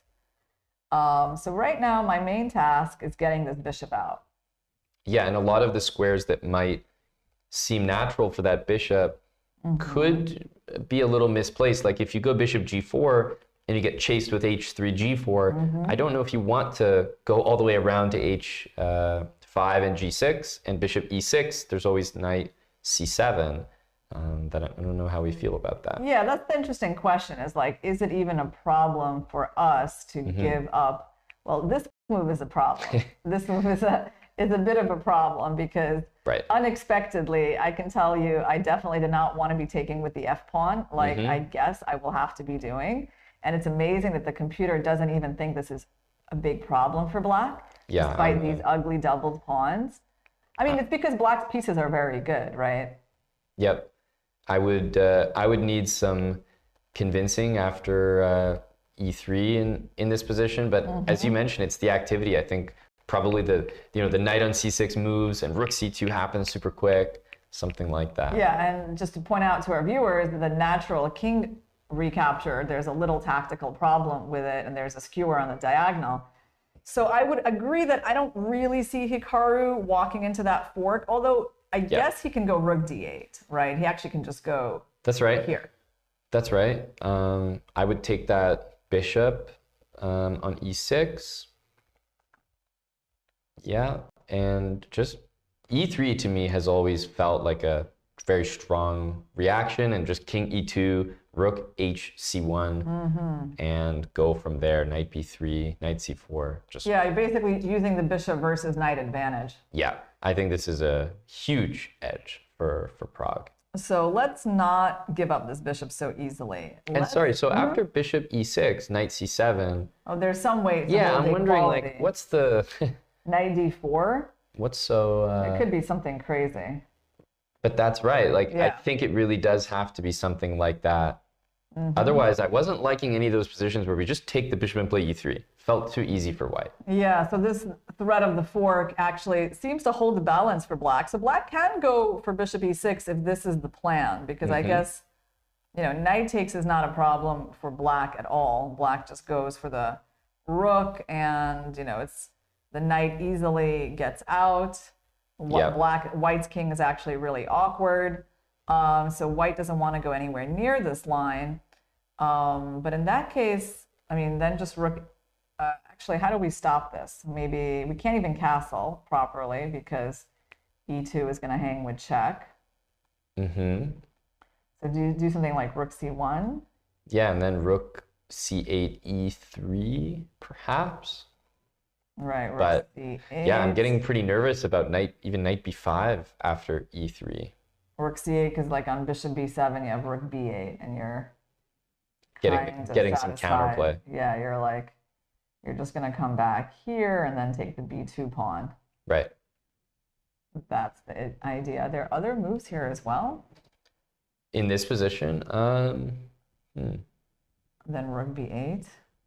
I mean, I've been looking at knight b5 or knight b5 basically, like taking advantage of... I have an idea, Aman. Okay, what is it? It's using this pin. Like, what if I go with something crazy, like king d6. I mean, can I? I think so. It Can looks like I? it's using Can I? the don't same know. idea. Oh, no, it doesn't work for some reason. Knight. Why? So you're going to take my rook, Mhm. and then I thought I had you in a pin. Probably e3 here. That's the point, right? Because this knight actually can't move anywhere. Yeah, I don't think this so. is the move. Yeah, that's it. So I don't get Right. to win. I don't get to win this knight. This knight has a big problem in terms of finding a square, and then white also has a check here, which is going to let the knight escape. Okay, so we can't go that fancy. But anyway. But for this reason, I wouldn't be surprised to then see bishop e6 Right. out of Hikaru. If I mean, these lines do not look comfortable for white to calculate. Hikaru has probably seen something like this in his analysis. You know, it's possible for white to even go a little too far down the rabbit hole here and run into issues. So right. So actually, bishop e6 is possible. Yeah. It's a kind of a provocative move, right? Very. Provoking knight c7. Yeah. And if he doesn't want that, okay, he's actually ready to play a move. Let's see what he's going to do. Did we see the hand hover? Yeah. The air hand. All right, Hikaru, we're counting on you to play a move quickly. Yeah, we're all waiting. Hikaru looks very focused. Well, let me just say, like, bishop f5 looks like a move too, right? Like, I didn't really see anything wrong with that development either. So, Did Hikaru just do the thing that sometimes I do to my opponents when they're walking around? I put my hand up like I'm gonna move, and they come back and sit down, and then I don't move. Yeah. That's very tricky. You decoy them to sit at the board. Yeah, exactly. I just don't want them to get too comfortable walking around. There we go. Oh, he goes for something completely different. A4. Yeah, entirely different. Okay, let's see. Well, the engine approves, and Unsurprising. maybe rook a5. Yeah, exactly. My first thought was that knight c7 can be dealt with by rook a5 pretty comfortably. See this idea a lot when you extend that pawn down the board, rook a5, but also knight a5 possible. I think it's probably going to be used for the rook, and then black can just continue rook d8, bishop e6, and yeah, it looks like I've always been impressed by Hikaru's offbeat prep this tournament. He hasn't always got, like, you know, the best positions against FIDE. He certainly had to work hard in that game, but I personally think this position suits him a little more than it does Prague. What do you think? Yeah, I agree. He's going to feel pretty comfortable here. I mean, so knight c4, I think maybe now he has bishop e6, right? Bishop e6 seems like Knight a move, and now knight b6, and this is where he might want to use this rook. One of those A-file squares? Yeah, it actually might be this one that traps the knight. Right. It might be this one. That's funny. So this knight went a little too far. Yeah, it wasn't a very good idea to get into a confrontation with the black rook, because now the knight is trapped. So basically, what can we say? We think Hikaru is very comfortable. I mean, of course, a draw is still the most likely result, but it seemed like a comfortable position for him. His king is like more active than the white king. And he's taken some space on the queen side. So even though we're in a pretty tame looking end game, there are at least some chances for this to get into something more exciting as it plays out. Yeah, and it feels like the excitement maybe is more likely to happen on Hikaru's side of the position. And hey, if it's a draw, I don't think he's too upset as well. But yeah, looking at this position, most of our analysis has felt either equal or that maybe Prague has to be a bit more careful. So. Okay, before we go on the break, let's do a quick look at Gukesh versus Caruana, because Caruana surprised us a little bit. He actually went for this move a6, which we had talked about a long time ago, but I think we decided we didn't love it, right? And the engine also doesn't love it because it allows white the straightforward knight a4 to c5 plan. So what do you think about this, Aman? This I'm starting to now kind of like Gukesh's prospects more. Yeah, personally, I find the move a6 to be the most natural sort of human reaction to a5, just that a6 is always a thorn in your side when you're calculating on the other side of the board. So you're saying, let me just shore this up, no issues on the queen side, all the pawns are defended. And obviously, Gukesh played a5 to make Fabi have that tough decision. Do I play it? Do I not? He decided to. The engine certainly does not agree, but I think from a human perspective, it makes his plans a little bit more achievable in the center and on the queen side. I hope that he's going to be, for example, like rook e8, rook a e8. We could see knight c5, and maybe black takes the knight, and if b takes, puts the bishop back on c8, and just says, okay, now you have no threats anywhere for the rest of the game on the queen side. I'm going all out in the center and on the king side. Well, this is going to be the game to watch. It's definitely the most double-edged game in the open section that we have today. So we're going to go on our first break, and we'll see you in a few minutes.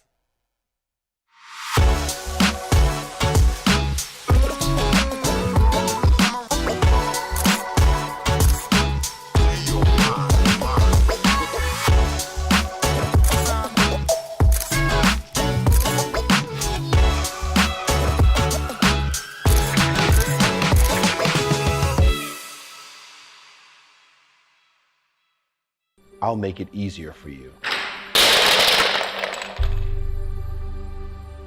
What was that about? I thought it would help. How does that help? You know, visualization and stuff. I'm not picking up the pieces.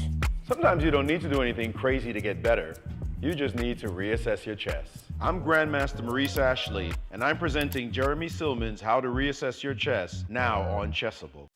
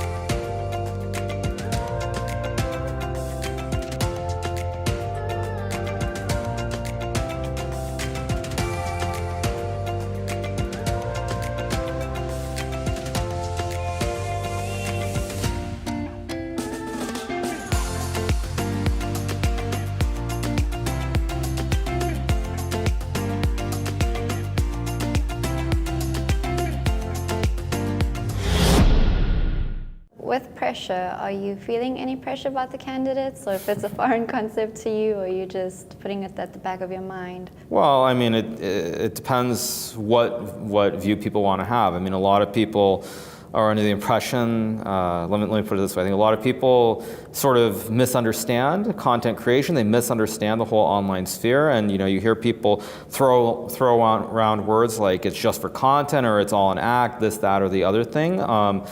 Which completely misses the point. I think that if you look at a lot of streamers, and this is not just about chess, but in general, they're actually quite smart in their approach, and I would say very little of it is just acting on purpose or trying to create drama. There are obviously people who do that, but for the most part, that's not what goes into it. And so for me, I don't feel any pressure with this tournament. I think if I were to win it, it's nice and fine, but the fact of the matter is, if I were to become world champion, the reach or the influence of that is so minor compared to what I've done through streaming content creation. So if I've reached, let's just say 5 million people through all my online content, being world champion will reach a small fraction of that. So I'm pretty content with where I'm at, and just looking forward to playing the tournament. Yeah, that's really great confidence to have. It's not confidence, it's just the reality that I've found another path that for better or worse is far more lucrative, and it makes it a lot easier to actually enjoy chess. I think for a lot of players, if you look back to pre-pandemic, let's just go back to 2018, 2019, all the players, myself, Fabiano, Nepo, etc., when you play the Grand Chess Tour or other events and you're on the road probably at least 8-9 months, if not more, just playing the same people, same openings, same things, chess is not very fun. So when chess isn't fun, I think the results suffer, and not even suffer, but I think nobody's very happy or positive. And for me, since I don't have to do that anymore, it's a lot easier to enjoy the game.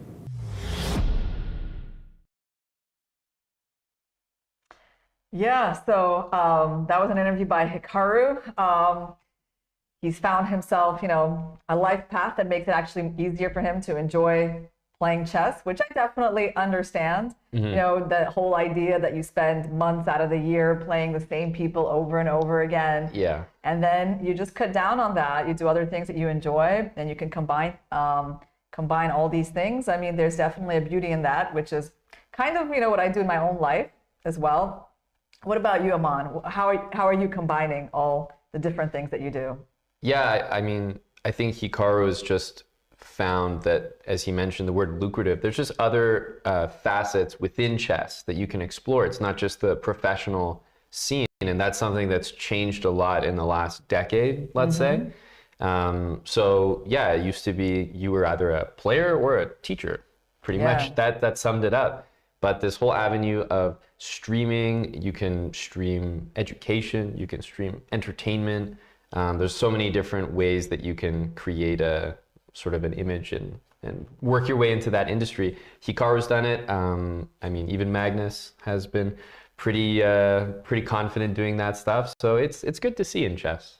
I think Magnus is a great streamer. Yes. And I honestly do always enjoy watching his streams. He's funny. Yeah, he's very funny to watch. And of course, when he streams or makes appearances on other people's streams, I feel like he's often not even contributing to the chess. He's just making comments, and he knows how to interact with people that watch him. Yeah, he's a very charismatic guy.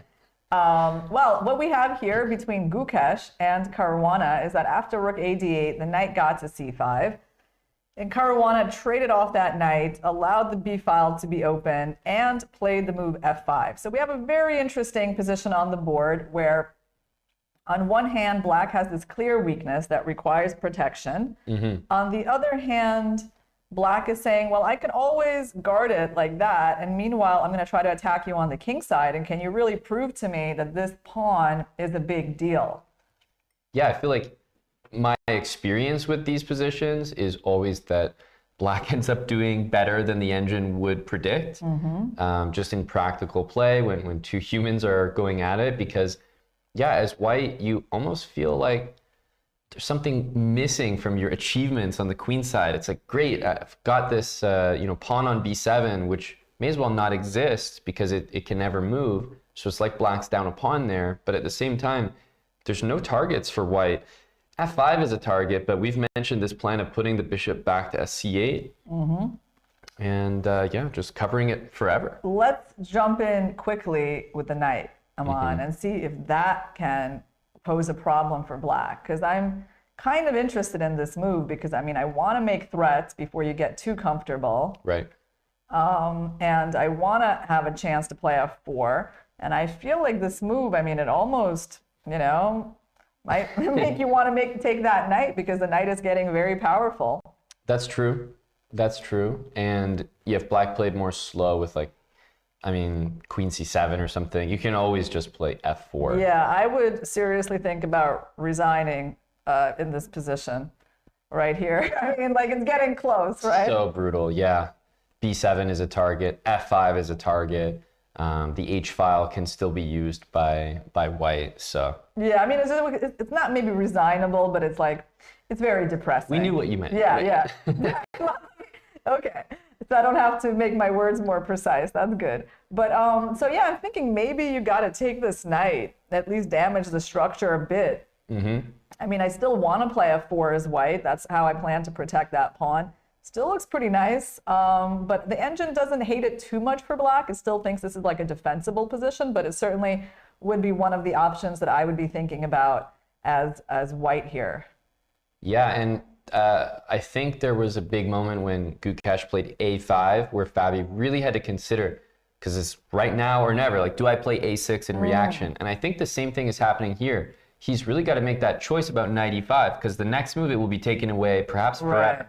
With bishop c8 and rook d8 to e8, you're never going back to e5, and it'll be a long road for you to play your knight to, you know, e1 and then f4 and then back to f3 and then e5. So yeah, I honestly, in terms of the safety and maybe the outlook of the position, I like knight e5 because without that move, how do you play with white without knight e5? It's not easy to come up with a move as an alternative, to be honest. I mean, everything is closed on the board. There's no clear breaks. And I do feel like if white delays, they might not get that chance. And then black can develop like their play on the king side. So I'm really mystified as to like what could be a better move than knight e5.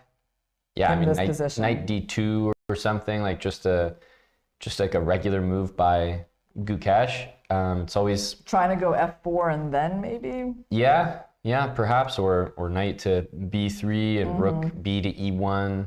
But this is kind of what I mean when I say, like, in practice, it's so hard to understand what white should do. Yeah. Once you get. Well, I know there's like this really good strategy in chess. I've learned about this one recently. It's called going forwards. Okay. Just go forwards with your pieces. Never go backwards, Aman. Okay. So therefore, we know that this move, you know, is probably a good idea. But still, I mean, what could be, like, there's something that engine seems to like better than this move, right? Like a little bit better. And I just really don't know what that could be. Yeah, I'm confounded myself. Perhaps queen, almost, I was going to say c3, but maybe b2, c3, like hit b7. Yeah. Maybe also encourage this knight e5 move because you're watching over the pawn, but. Yeah, but then you wonder, like, what's the point? The bishop's pretty good on c8, exactly. right? I don't really like it. Yeah, so it's interesting to see. I mean, you can't go g4. Not that I can see. I mean, you can't, like, they'll just take your pawn. So one check is not going to kill them. So yeah, I don't know. I'll be really surprised if Gukash finds another move than knight e5 that looks good to him. But meanwhile, Firouzja seems to be winning something in his game with Abasov. Let's take a look. Wow, things have developed a lot. When we saw this position, it looked in its infancy. It looked completely like, well, first of all, yeah, around here, nothing was really happening. Black was completely safe.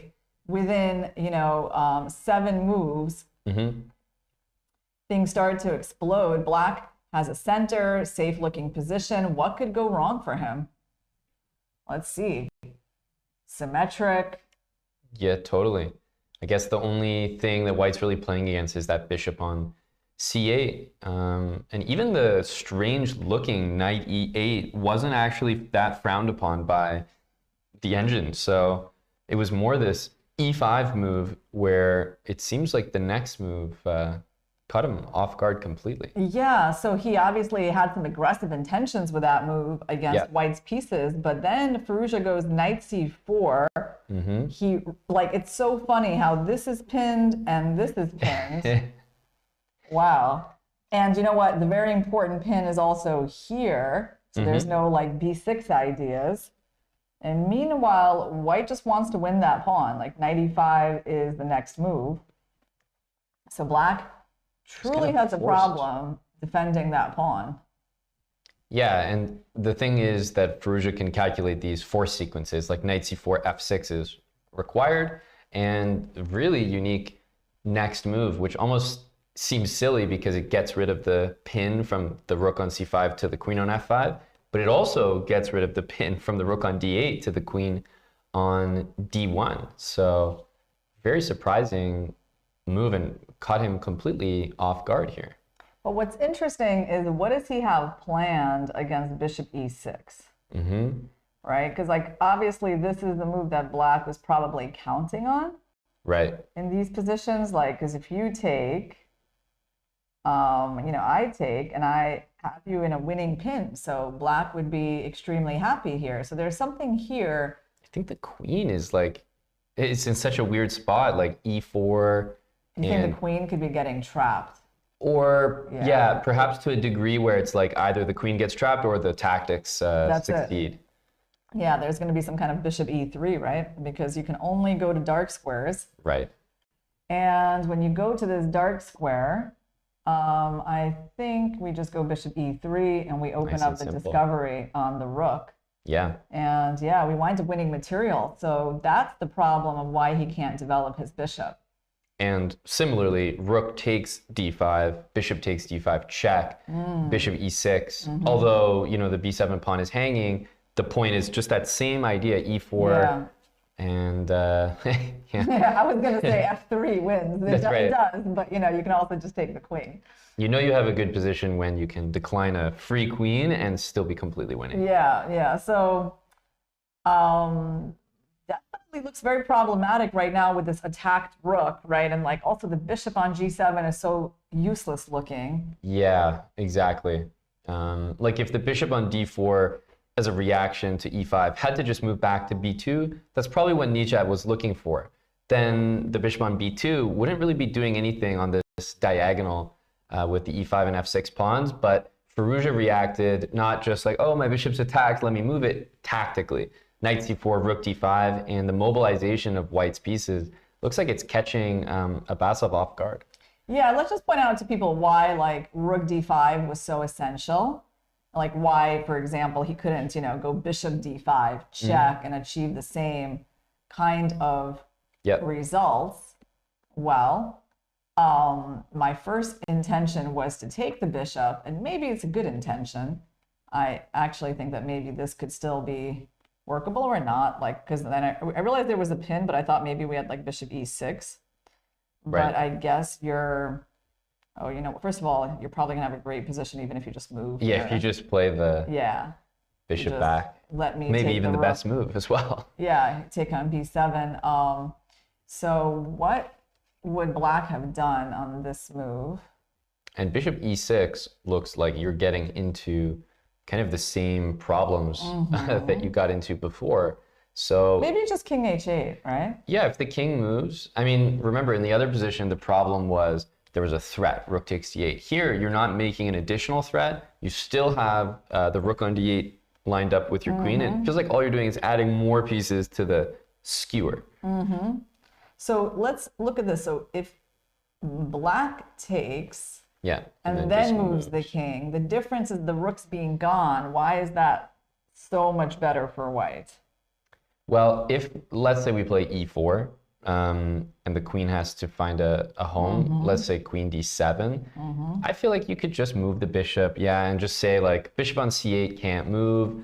And this is like the lowest quality analysis that I can provide. Like if I find this in like 30 seconds, then you can use your time to spot something even better. Yeah, white's position here is definitely superior. And apparently we can look for something even better. So the main point is that there's no annoying pin. We have a lot more flexibility with our bishop. We don't have the rook stuck on c5. Right. So now we just have to kind of work out the tactics here, Aman. So the bishop is hanging.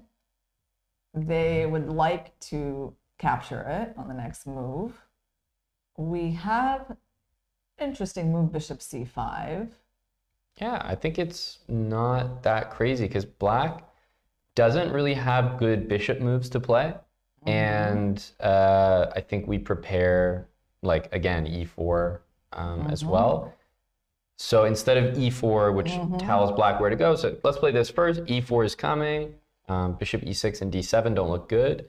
b6 isn't possible. Yeah, this is an amazing bishop. Yeah, rook b8 might not be possible either. Right, so basically the problem with black's position is a total lack of harmony. The bishop is horrible. Yep. Knight on the back of the board. This one can't move and this one isn't developed. Right. So really just very bad pieces. So white's not like winning material directly with a tactic, but they just have such a huge superiority with their piece harmony, with their pieces beautifully positioned in the center, that it does look like Firouzja is going to be winning. And well, it's good for one of these players to remain very dangerous. I really think for the tournament situation, that's got to be Firouzja. Absolutely. And let's not forget, while these players are not fighting for first place, they are absolutely affecting the fight for first place. So, you know, a sharp and motivated Firouzja who just, you know, concludes the tournament with a series of wins will absolutely shake up, depending on the pairings for the guys fighting for first, will shake up who actually wins the event. Yeah, you know, actually Gukesh still has Abbasov and Firouzja left to play. That's very relevant. Right. Well, they can't both be in amazing form, right? So I think let's maybe, like, if the higher rated player is still remaining dangerous, is probably better for the tournament. Let's take a look. In the women's section, we had a dramatic sacrifice in Lei versus Muzachuk. This was a game that was seeming kind of quiet. We actually saw it around here after bishop d2. We liked the imbalance here when we were analyzing last. And white made a very... that's a remarkable move. Wouldn't it? It looks like a mouse slip of some sort. I would say, what's the word? It's like not a very subtle threat of sacrificing on h6. Yeah. And Muzachuk took the pawn. Okay. Mouse slip in the sense that you looked like we were trying to protect the pawn. Exactly. Yeah. Queen c1 seems so strange because the pawn's attacked, and let me make this move, which does nothing to defend it. And then Lei very aggressively sacrificed a piece, and it looks like accepting the piece was the mistake by Muzachuk. So of course I can see why she did it. Queen g5 looks pretty dangerous. Do you think that when she played queen d3, that it was always her plan? First of all, like, she obviously saw bishop h6 because it was such an obviously created threat, but that she was always planning to just take, like... Probably. Yeah. Probably she must have had to calculate this before she took on d3. Otherwise, you know, you don't have to take on d3, right? She could have even played like King h7. If you're really scared of it. Yeah. I mean, this was a perfectly normal option. So she didn't have to allow any of this. I thought so, yeah. She allowed Lei to sacrifice. And then what is this special move that she had that was not taking the bishop, that was keeping the balance? I mean, knight h7. Knight h7, knight h5, and then perhaps g6. It could also be knight e8.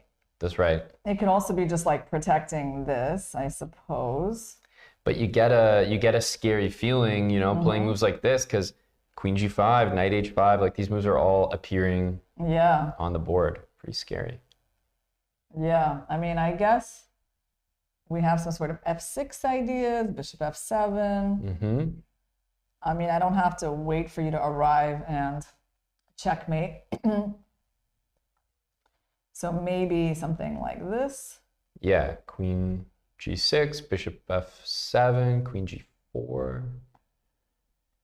Yeah, now you kind of want to get into f5 maybe, right? Yeah, and remember, white at any point can just go, okay, bishop e3. You know, like Yeah. I'm not fully committed to sacrifice. I mean, I do have bishop takes g7 and knight f5, which looks extremely scary right now.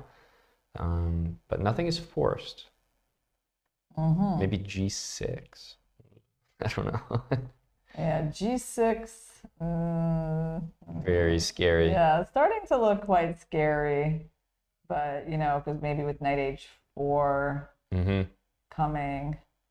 So definitely there's like, it's easier to play as white, but black's position is by no means hopeless, right? And knight e8 was just one of the options, right?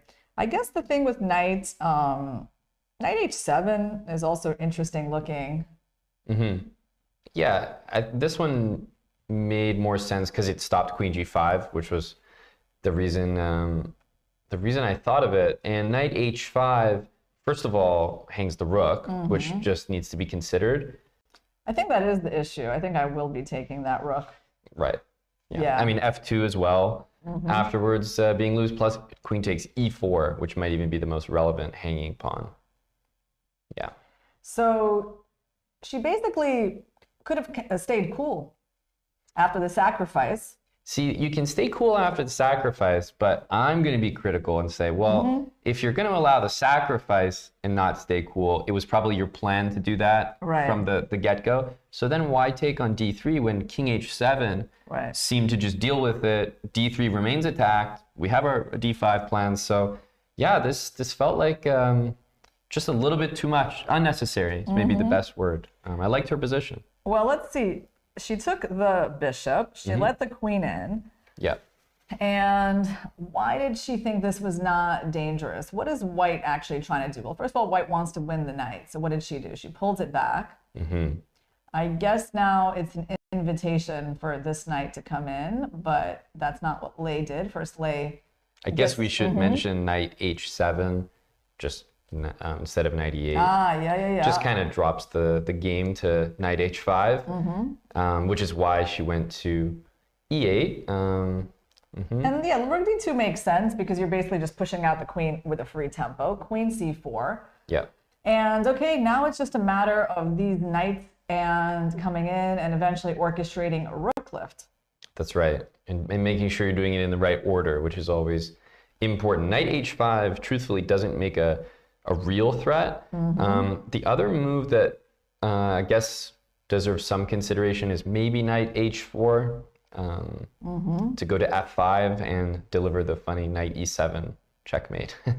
Knight h4 is really interesting. It wouldn't shock me if that was the move, but there's knight g7, right? So on this move, I can try to get control of that square by bringing out this knight. Yep. And this might make it a little harder for you Yeah, to attack. absolutely. So what's the other way we can do it? I mean, the most obvious move in the position is knight to g5, right? Agreed. Yeah, I think that's got to be everyone's first thought because it actually, I don't know if it's a threat, queen h7, but threatening to do it anyway. Yeah, so the move doesn't actually make any threats, right? That's the problem. We're not really threatening anything, which is actually why I guess the engine drops our winning advantage to nothing. So there's something here which we have not found yet. We've like tried all the obvious knight moves, and there's something hidden here. So Anna, you know, I can understand why Anna thinks her position is defensible. I mean, she has like a knight around the king. She has a bishop there. She's lost 2 pawns, but she still has 1. So she's thinking that her opponent cannot really attack. And how is the slow approach of rook a d1? D5 doesn't look quick enough for many reasons, but it's also pinned in case that matters later. And yeah, maybe rook d3, like you said, to just set up for later. And knight e5 is a threat. Oh, yeah, even better. Yeah, I mean, this one, we also have that. But again, coming up short here. Yeah, like let's see what Lei actually did. So she actually took on e5 right away. Okay, sure. I think we were a mere seconds away from stumbling on the answer. Yeah, okay, there we go. That feels like something that Anna must have blundered. It seems like an easy thing to blunder. But look at that. It's not even the right move. Incredible. Wow. Do you think queen g5 check facilitating knight e5 was right, or just not even the idea at all? Okay, since we just saw this, let's try to first of all, let's figure out why this is not that amazing. So her point is that when the pawn takes, she's gonna trade. That's right. She's gonna give a check, and she's gonna win the rook. And apparently that's still not really enough for her, because black is gonna have the two pieces for the rook, and apparently those pieces are pretty good. So let's see. The question is, should I go into the pin? Yeah, it's hard to say. It feels to me like king f8 is the more secure move, but also king h7 means you can move the knight afterwards. So hard to say. Yeah. So let's see what makes black's position quite maybe acceptable a3 here. A3. Yeah, I agree. Because actually, it's surprising, but the queen can't go anywhere useful. She has like no ways in, despite this great bishop that would love to work together with the queen. Yep. But A3, I think, is it. Yeah, you're kind of messing up white's structure. You're getting a lot of play with queen C3, attacking the G3 knight, attacking the rook. So look at this. This is like a gift to Anna. Yeah. No, it's remarkable that it looks like such a menacing move, but not correct at all, actually. Yeah, and so this is the good news for her is that it's actually pretty straightforward to calculate. Yes. I mean, there's like, okay, they took your pawn. All you got to do is be like, well, I'll take your knight. You're going to take my rook. You're going to give me a check. I'll move my king somewhere. And at the end of that, I'm undermining your structure with A3, and I probably have a decent position. Yeah, like that's a good place to leave the analysis and be comfortable with black. So the mystery remains, though, like what was Lei's winning +2 advantage in this position? Can we call up Vichy for this part? Because this is usually where I like Vichy. Did you say Vichy or Fishy? Both would probably know the answer. Yeah, both would know. Right. Okay, that was a good joke. That was good. Yeah, I've been the quotas here at the FIDE candidates. They have me at a 1 joke an hour requirement, so I have to make a few to catch up. Got one in. All right, but I think we can try here. Is it a question of like moving up this pawn? That would be just insane. Insane, but like, okay, for example, what is black going to do next that might be bothersome? Knight g7 comes to mind, but that also invites knight g5, and then suddenly we have a threat, queen h7, queen h8. Right. And I really love the idea, I know it's slow, but like once the pawn's on h5, queen g5, h6. You know how I thought of this move? I have no idea if it's right or if it's just like nonsense. But honestly, like after analyzing with Vichy for so many days, it's like the importance of these random pawn moves. The slow. Yeah, like I don't know, they're just like coming out of nowhere in his analysis, you know? So okay, let's try and let's see. Yeah. Okay, a losing move. So that did not impress the engine. Now, why is it losing? I wonder if it's such an irrelevant move that the engine's like, oh, A3, like we'll just continue to do all that stuff. No, so it's not completely irrelevant. There's something totally off base there. Truly problematic here that is winning for black. Does it involve, do you think, bringing the queen back, like bishop on e6 moves to queen e6? Maybe even, and that way you can't move here, but yeah, maybe like. Yeah, as crazy as that. Maybe like bishop c8 to go queen e6. I mean, that's actually interesting. It drops the rook though. Queen g5. Bishop d7. Yeah, bishop d7. So that wasn't it. Jeez, the best we can do is a draw here. Yeah, so something is apparently winning for black, and not obvious, yeah? No, and knight g7 allows... I never feel good about that move, yeah. Yeah, knight g5, and then white's actually back to being better, so... So is it d5? Like, I'm dropping the e-pawn there. Yeah. But then I wonder, does my queen get back? Like, queen c5 to f8. I'm trying to get my queen back that way. Wow. Or I Could guess, be. is f6 insane? F6, and with the idea of like bishop F7, Mm-hmm. maybe. That's what I'm thinking. And I I guess kind it of also, liked this D5 dropping Yeah. the pawn. There was something about it, you know? Oh, nope. I mean, but there was something kind of cool about this idea of like trying to come back with the queen. right. But that is not it. Okay, you said F6. So let's see how many moves we have to make. So we're not close. I can draw, in 0.00, I'm your guy. I can find a move to equalize while I have the advantage. So basically, we can't figure out why black is winning here, but we also can't figure out why white was winning here. So we're doing really. But this definitely gives Yeah. some insight as to why Anna probably thought, yeah, I don't buy into this Yeah. sacrifice. And maybe conversely, why Lei was like, I don't see how black defends. So Yeah. kind of an interesting position where it's super tough to evaluate.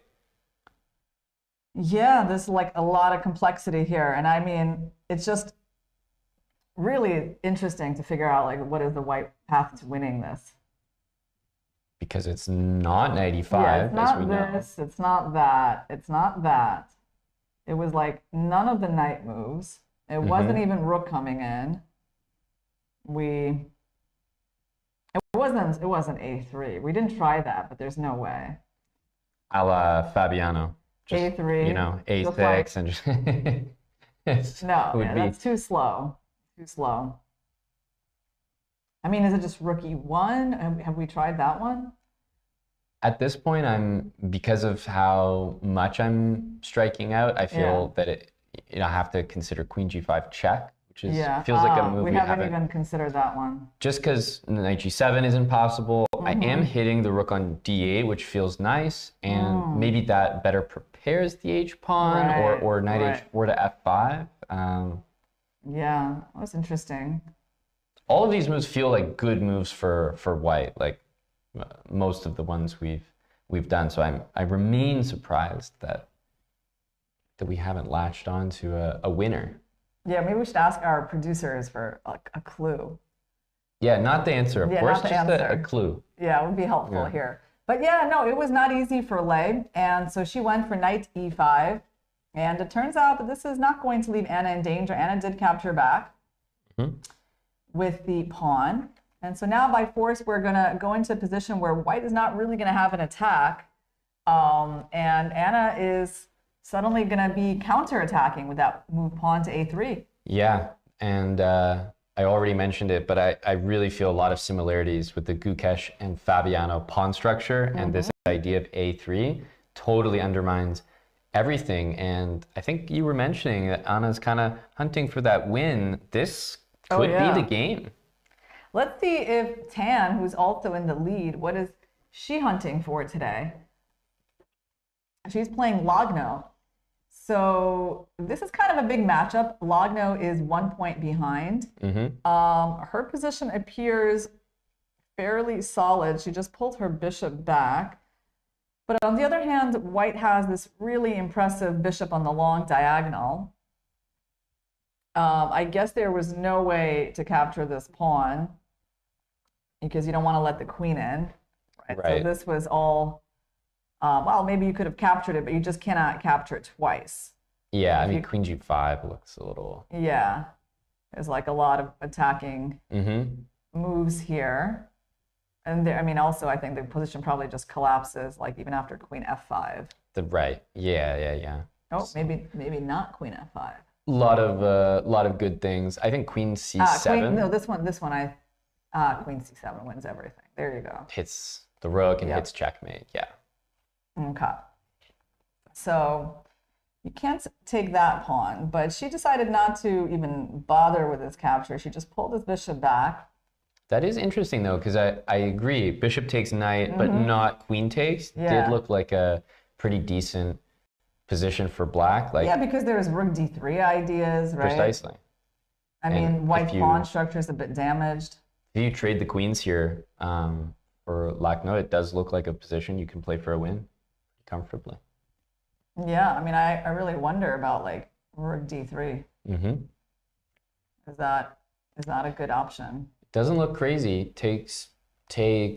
I mean, queen. The only thing that I guess that's annoying is rook d1, like rook d8, maybe queen g5. Yeah. Kind of hits everything at once. Yeah, this is a little tricky. This feels good, like rook d7, rook takes d3, but queen e7 here. I can't go there because of rook d3. Oops. Yeah, exactly. Reflection. I think queen e7, but it drops f5. So there's something very tricky here. You know what it is? It's rook d7. And then rook d3, h6. h6. I think so. Yeah, that's very tricky. Yeah, we go here to defend checkmate, and when you try to trick us by taking the pawn, we trick you back by getting rid of your queen and then winning your rook, because your queen can't go to either of those squares. Okay, this was kind of an interesting line. Maybe there was something better than rook d3 for black. But also, you know, when you're parting with your bishop pair like that, if you don't have something concrete lined up, it doesn't feel very good. So she felt a little safer just keeping a bishop pair on the board. I think I have an idea for what she could have done. With black? Yeah, right here. Like, where is this advantage coming from? It could be maybe this move. And Queen a G5. rather forced reply, yeah. Right, and then somewhere I'm going to play h6 once I make sure that you can't checkmate me. So maybe I even go rook d7. Maybe this is maybe not rook d7. Okay, let's... I don't have rook f7. I have actually... Queen g6 doesn't really feel like my big But you advantage. also have queen, the move that I was thinking about earlier, queen Oh, wow. e7. We have a game that's just ended. Wow, and it must be, yeah, I was going to say, it has to be this Abbasov That game. was fast. It was very fast. Rook d5 to lead to a resignation that quickly in a tournament like this is kind of incredible. Let's take a look. This is the fastest decisive game for sure, other than maybe the game between Vaishali and Tan. Yeah. So 24 moves was all it took for Firouzja to get the win. And we're going to see some more smiles from him at the press conference. Looking forward, as always. All right, so there was a trade. To be fair, we didn't sit here and solve problems for black. I mean, this did look like almost none of the pieces could move. I think bishop c5 was kind of where we left it. Queen d7, he pulled back. Well, he offers him a completely losing endgame where all of white's pieces will come in. Rook b8, that drops the a7 pawn. Oops. Firouzja is kind of merciless with those tactics. Is the rook coming to d8? I was going to say, like, you're not even taking the bishop, are you? I think, okay, obviously that was the little detail that he missed, but I don't think he really saw a way out. If he's playing rook b8 voluntarily, giving up this pawn, a guy like Firouzja is so tactically alert. I mean, it's going to pounce. Yeah. You know, maybe it was not a good sign for Najat when he lost to Hikaru. He kind of put his head on the table. I saw that. It was a little too much of a depressing, you know, gesture, and it maybe didn't set him up so well for this game. But you know, the same thing kind of happened to Firouzja. I feel like he was at some point really down on his luck after that loss to Hikaru, kind of like a one-move mistake. But in credit to him, he just bounced back so much better. And I mean, I guess Abbasov is just kind of learning how mentally tough you have to be in a tournament like this as well. Yeah, it's a tough thing when there's so many lessons that you need to learn in a tournament. There's a mental side, there's a chess side, there's everything. And you need to learn them while the event is ongoing, of course. You don't get any break to practice up. Yeah, but okay, the good news for Firouzja is that he pulled himself to like within half a point of Vidit, depending on how Vidit actually does today. That's and right. There's 3 rounds still to go. So I feel like he's going to want to put himself in the mix. Yeah, he wants a good placement in this tournament, and he's playing like he's got nothing to lose, which is maybe giving him that sense of confidence. A super confident game here with the white pieces. I mean, as you mentioned, there's been no more crushing defeat than this. And no one has beaten Abasov like this in this tournament. No. Like, not even close. Like, you know, Caruana had to work hard. Yep. Hikaru stood worse against him at some point. Prague, you know, barely beat him in some end game. Gukash beat him in some queen end game at the very end of the game. Yeah. So nobody has really been beating Abasov easily other than this game. It's true.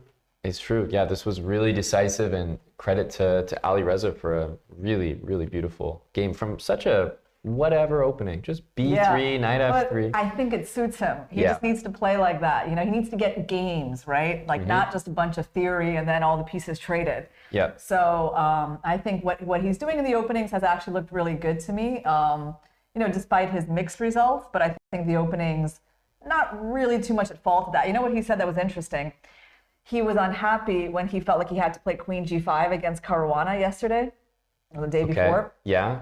Because he's like, you know, in this tournament situation, you don't really be wanting to play endgames. Interesting. And I think that was right. You know, his strength is sort of like the middle game, right? Yep. So he wasn't that happy with that, and he wound up losing that endgame. Right. So he just needs to create positions where he can feel inspired.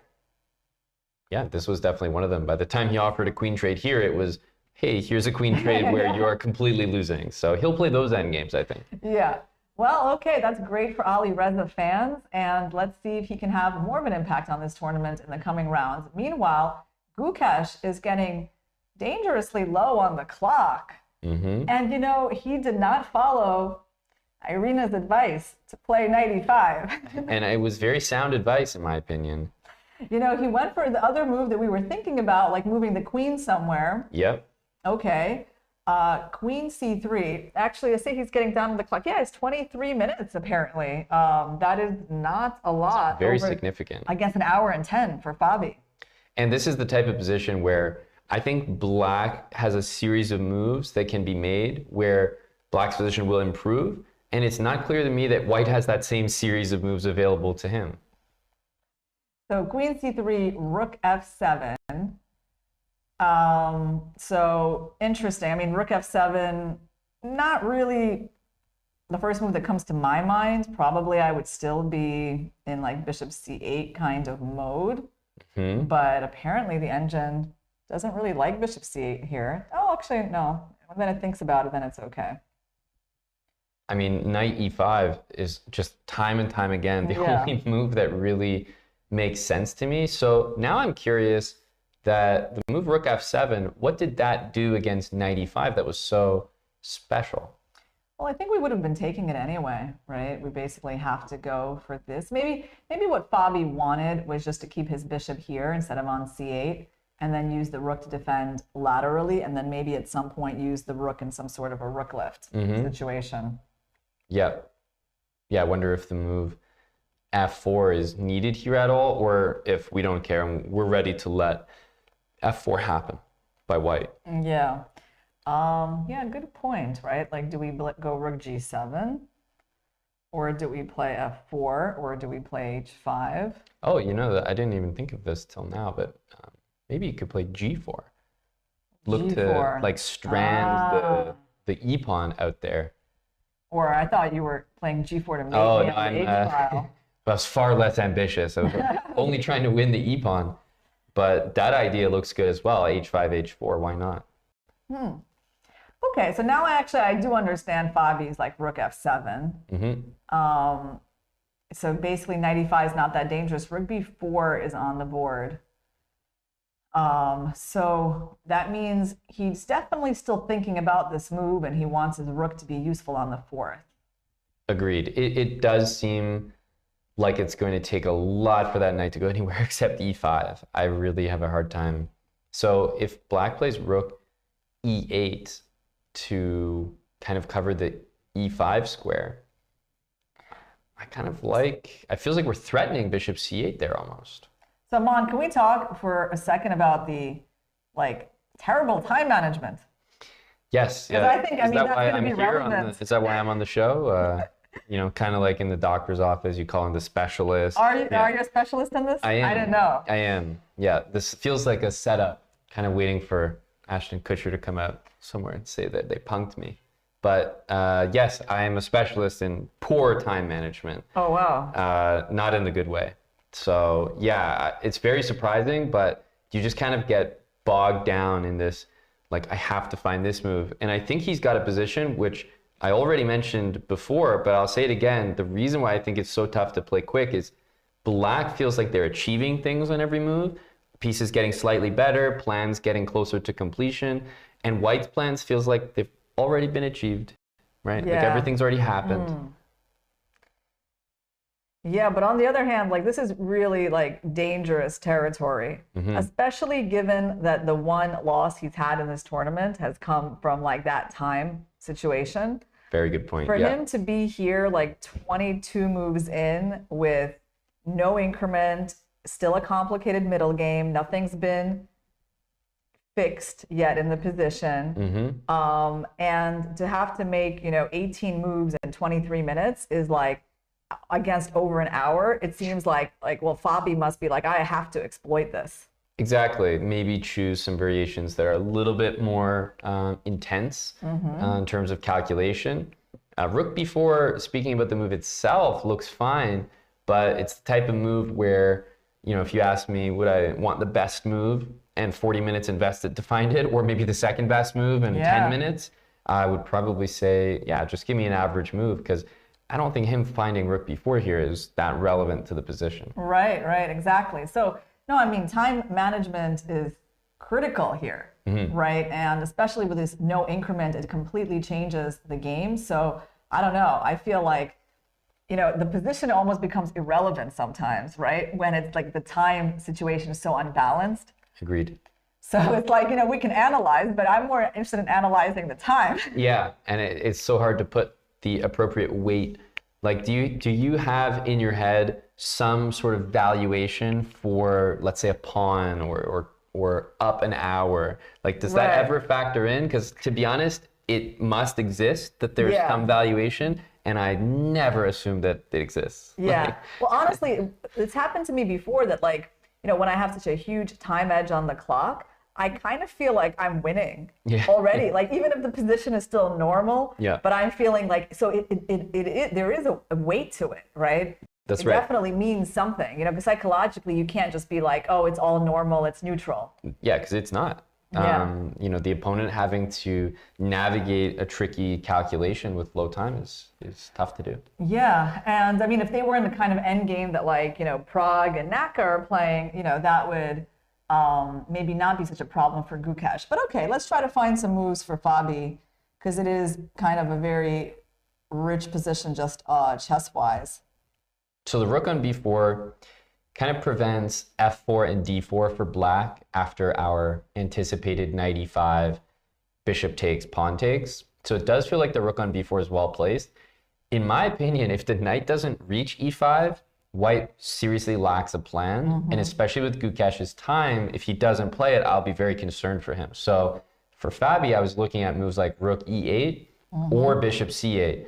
To me, if those two moves both happen, then Black's doing well. So I feel like doing one of them threatens the other. Yeah, I agree. So if you go bishop c8, I probably would have to like hurry in, right? I just don't see how I can like not play this move. And then what are you doing about f4? I think we have to take. Yeah, we're always taking. I think we're always taking. And yeah, again, around here, I'm kind of interested how we like the move g4. Because yeah, it has the h5, h4, but it also stops f4. I mean, White probably needs to play f4 anyway, but yeah, like you can still consider this move. I think it's the one.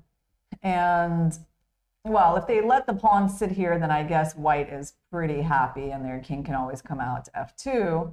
Yeah. And if you take, that's the big question. I think pawn takes to play f4 again. f4, yeah, and on queen g5, there's always king f2. So if we set this up, we're very happy positionally, and this move runs into king f2. And the rook on b4 is before f4. Maybe we swing it over first. Yeah, right. So there's definitely benefits to the rook being on the 4th rank that Gukesh has considered. So maybe g4 is, okay, a little anti-positional. Black Yeah. doesn't have to commit to that. Black can play simply. Let's see, should we be attacking that pawn? It does feel like f4 by white is happening regardless. So for that reason, I'm a little less inclined to do Go rook anything. e8, yeah. Moves like rook g7 or h5 come to mind for me. There's some advantage in a position like this for white, basically, right? It's sort of a free edge. I think so, yeah. There's going to be positions where like you play king f2 and the h file can be used by white. If black doesn't close things up with g4, then at some point white can even consider g4, like once they arrange the pieces a little bit better. So I don't think Fabi is interested in those. So what is the move here that sort of keeps the balance for black when the move f4 is so difficult to stop? So if rook g7, f4, and then we take it, that at least forces the g pawn to take, which means the rook on b4 can't get over. Maybe we can play queen h4, I don't know. This looks like a good prophylactic move, yeah, because then we take, and if we take... I thought you had to play pawn takes, but now I'm realizing maybe you can actually just take with the rook. Yeah, and play goes bishop for f5. a different type of advantage, right? Like where if I take... Just take that move back. Or leave the rook on. Just look at the white pawns, you know, like they're just so bad. Like, they're so bad, and the computer's like, no problem, no problem. Yeah, they're so bad, but I guess the bad thing for black is like maybe the bishop is not the best, right? Because of his own pawns. But rook g3, bishop f5, it seems like white has the edge here. Their rooks are just better positioned for the attack. So let's go back a little bit. So maybe you don't take here, but what could it be? h5. h5. Oh, or rook f8. It's possible, like rook on d8, I feel, is not participating. Because you got to kind of protect this pawn. Interesting. Yeah, rook f8. Rook f8, like that. Very calm, you know? Very calm.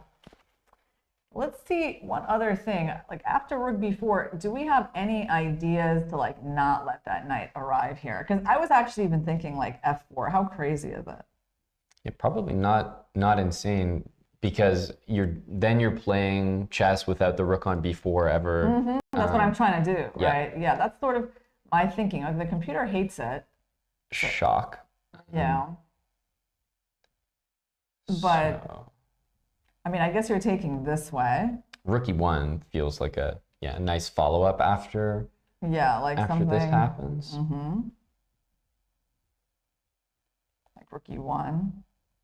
But honestly, it's like it's not clear to me why it's absolutely awful. That's right. But I see that there are, of course, problems. But yeah, let's say you take on g3, f takes g3, and it feels like we can just kind of slide this queen out of the way, but then, you know, queen f6. Yeah, but there's problems, of like, I guess I don't have knight. Actually, I might even have knight e5. Like I was going to say, I don't really have this move, but I can actually think about it. That's right. Or even, you know, because I'm not like losing by virtue of that check.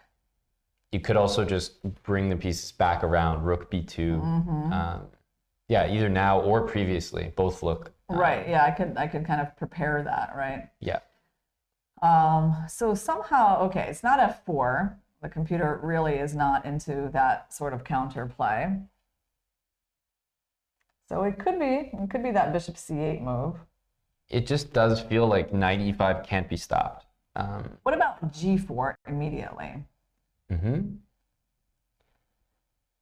So at least with knight e5, you're kind of a step ahead, but still black isn't threatening it until you play bishop c8. So it feels like we might get to the same position. Right. I mean, I don't have to play bishop c8 here, but basically you want to go f4, yeah? Maybe black, I was going to, maybe rook g7 or queen g5 to try to play against. Let's go h5. Just for mate, right? I mean, I'm not even trying necessarily to mate you, but like if you go f4 and I go h4, like, I don't really see why this is not a viable way for black to play. So I actually find this move interesting. Yep. Yeah, I've actually felt like in our analysis, the move G4 somehow has backfired in all the moments that I've wanted to play it. But conceptually, I've always liked it, that the E pawn feels stranded after. You mentioned the H pawn advance, which wasn't even my main idea, but it's a great additional option. So I like G4 in general. It does give a really obvious response, though, to Gukash, who's low on time. So maybe that will factor in as well. But everything will give Gukash an obvious response for at least one move, we're assuming, you know? right? Yeah, he should bring that knight to E5, it feels. But the question is, what is Gukash's obvious response to H5? That's what I want to know. Because now Fabi has the benefit of like really obvious moves. Yep. The engine is liking this a bit for white, right? But not so much that you can't play it. Totally.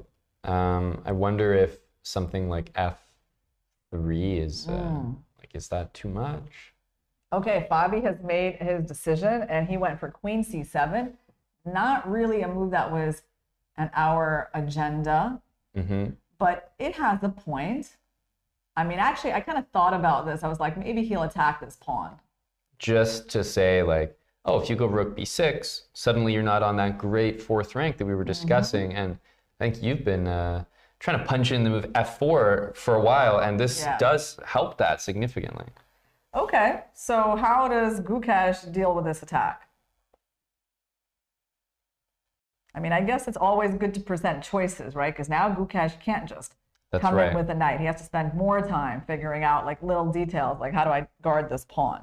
And when he's guarding it, he might have felt good about that last decision, rook b4. But now it's like, okay, well, rook a4, if I want to keep it on the fourth rank, feels very strange. And rook b6, it's not on the fourth rank anymore. So this feels like a kind of crafty move there by Fabi. And Gukash, see, he doesn't have a lot of time, so he just moves back.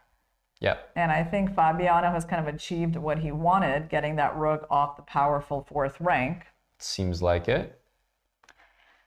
So should we go back to wondering what happens on this terrible The only move? thing about f4 is I did feel the rook was well placed on b2 in all those f4 lines. So I actually feel less inclined for f4 now and a bit better about all of our other ideas. Ideas like g4. G4, bishop c8, rook e8, all that I mean, stuff. when g4 is not ideal, that the queen was actually kind of supporting that h-pawn advance. That's right.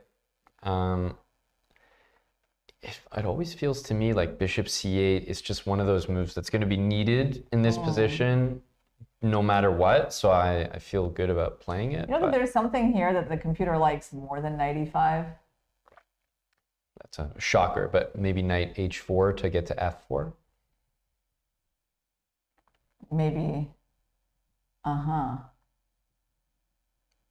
could be it. Or I guess if we want to guarantee the f4 square, could go the really slow, you know, knight e1, bishop move, knight d3. The engine is probably like, oh yeah, this path is fine. There's no way though, right? Like knight e1. At some point we're just gonna get like, I feel like we're gonna get mated. Get mated, bishop f6, h5. Yeah, I think we can't play like that. No, I mean, for me, like I would just play this move. That's right. I would be like, okay, give me the dark squared bishop at least. So yeah, g4 is a possibility. So f4, it has a benefit that like the queen is doing some attacking here. Yep. But I guess let's check in with some other games. This one it's going to be the thriller of the round. It does look like it. We actually got maybe didn't expect the Ali Reza game to be such an immediate thriller, but yeah, in terms of the game that's the most rich at the moment, it does feel like this one can still swing in either direction. You know, Vishy and I are having a running bet until like the end of the tournament, which is that he said, I'll take that there's going to be one decisive game per round, and you can take two. So honestly, I felt like he was being generous with me, because like, how can there not be two? And there's a good likelihood of that given how exciting this tournament has been and how much more like people are going to try to catch up to that first place. So it's like, I almost feel like to make it fair, you almost could have said like 3, but probably the truth is maybe like 2.5 is kind of like would have been. Which you'd never expect though. Like that would shift throughout the tournament, because I wouldn't start by assuming that.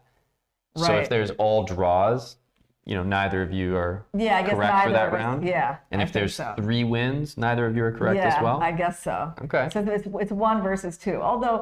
But let's make our predictions for today based on what we see. Maybe we can do a bird's eye view of the open section. So Prague versus Naka. We're still in an end game. It's definitely looking not bad for Naka with his bishop on b3. Can he win such a thing? I mean, Prague's position is looking a bit passive. Like he can't even get a rook to d1. Yeah, I think I've sort of been in the, not the camp of Hikaru's position is winning, but that the position is much more in his style to play. Yeah. So I'm liking that for Hikaru offhand. This Vidit and Nepo one. Wow. I mean, I'm almost shocked by the eval not seeming to matter. Right. Like just 0.00, but it looks so imbalanced. Yeah, we haven't. Let's take a look at that game. We haven't taken a look at it yet because it was an end game that didn't seem particularly interesting, but now it certainly does. I mean, Black's pawn structure is way better than White's. He's got this beautiful knight on e5. I mean, how did all of this happen? Like around, I don't know, actually go to this position after bishop g4, which was the last time we were inspired to look at this game. And then they just played this end game. Okay. All right. Kind of nothing really happens for a while. White's pawns getting protected.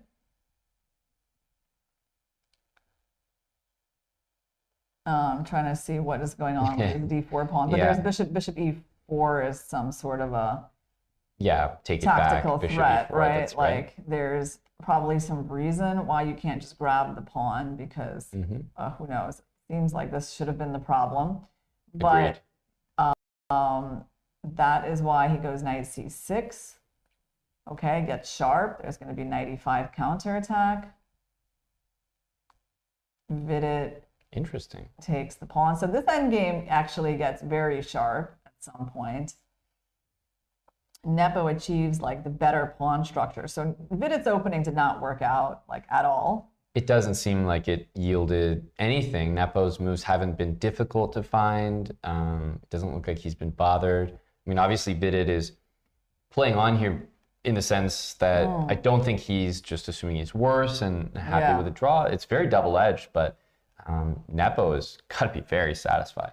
Yeah, interesting move g6 by him because g5 was a threat. So the point of this move is to have that square for the bishop. That's pretty cool. And then he secures the bishop on the long diagonal. And now I think he just played a5. So he also has a big edge on the clock against Vidit.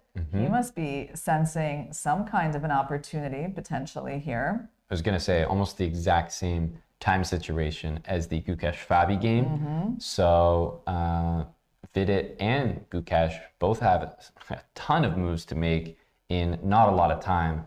I guess this one looks like they might be a bit easier to spot. Right. So White's point is that like if you take my pawn, I guess I'm going rook a1. Yeah, is it rook a1? Because there's actually knight c6, I realized. I realized you can actually hold that pawn, which I had first not noticed. So maybe... Yeah, maybe to b7. b7, there's rook d7. d7, right? Yeah. And then I then wonder... you take it. Yeah, takes, knight takes. I'm wondering what we're doing after that. Yeah, we have to find a way to get our pawn back. Well, because Black might go knight b6 and a4, and it seems like you're actually not ever getting it back. So here, rook d1. That's probably it. rook And d1, bishop e5, then you have like knight g4 ideas, right? exactly. So you start targeting this pawn, saying, okay, it's not so easy for you to guard it, because actually then Yeah. everything starts hanging in your position. So, okay, that's Vidit's idea with a5. So basically undermining this pawn. And that's an achievement by Vidit, just to be able to play this move a5. Yeah. I think if you're stuck with the pawn on a4, you can get a little nervous that it'll just be a weakness later, but this is good. So Nepo could play rook b8. I mean, it seems okay. It's a little sad for the rook to go into this defensive role, but the position is very solid nonetheless. Any other ways we can deal with this attack? I mean, d5 is just, it has to come to mind. It wouldn't be my first instinct, but it's certainly there because, I mean, let's say you take, I mean, the two rooks in the center of the board become I kind of like it. I think we need to opened. look at it. Yeah. d5, yeah. This is very active, although Nepo did not play it. So let's see what he went for. He took on a5. Okay. And So taking on looking- a5, rook b7 was our move. I kind of liked how that variation played out for Vidit. So I Right. don't know if Nepo's like happy with that or wants something else. Right, because he doesn't have to play rook d7. Probably has a lot of moves here. I mean, There's even knight c6. yeah, knight c6, I mean, I guess we didn't even really look at. It defends everything, so Right. seems like it should be the first instinct, but Yeah. I guess our first instinct was get rid of the rook. it's right, because it looks Yeah. so threatening. One thing that I was looking at was h5 here, and then after... And then I take and play king g6, and then am I extremely happy or not? Yeah, I wanted to play g6 after taking. Ah, you want to throw that in. Just kind of muddy the waters there. Oh, wow. And I do that- think that black can probably get away with just king g8. Yeah, because if we take, we lose the bishop, so that's not an option. If I go here, I'm like, looks insane, so this is my only move.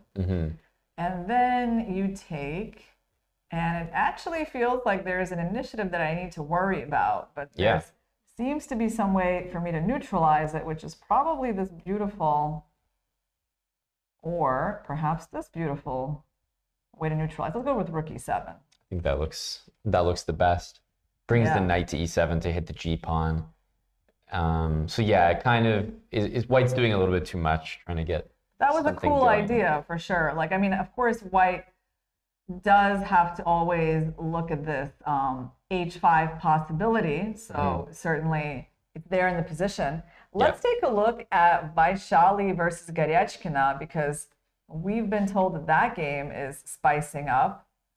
And the players are heading to time control with Vaishali having a winning position on the board, which is kind of incredible against the top-rated seed in the tournament. I have to say I'm not surprised. I just have so much experience like playing these positions, and whenever I'm playing them with black, they always seem to go downhill. Like white just plays b3 and says, "Okay, time to play on the king side," and it always seems to work so well. And most notably, the queens are still on the board, and that was something that I was saying earlier, that if the queens stay on, I think it's just a nightmare to play. And I mean, remember how quick you were to play knight d7 and reroute the knight, and here the knight's been on b6 the whole game. It's like it doesn't exist. Yeah, it's like everything that we talked about, like that knight getting restricted by the pawn, it never got improved. The white play on the king side. You know, I was also thinking, yeah, I mean, I think her move is good. Was there something stronger than queen h4? I mean, the idea is that black wants to try to trade the queens, right? I thought of something funny after queen h4, let's say, the like queen f5, g4, queen e4, f3.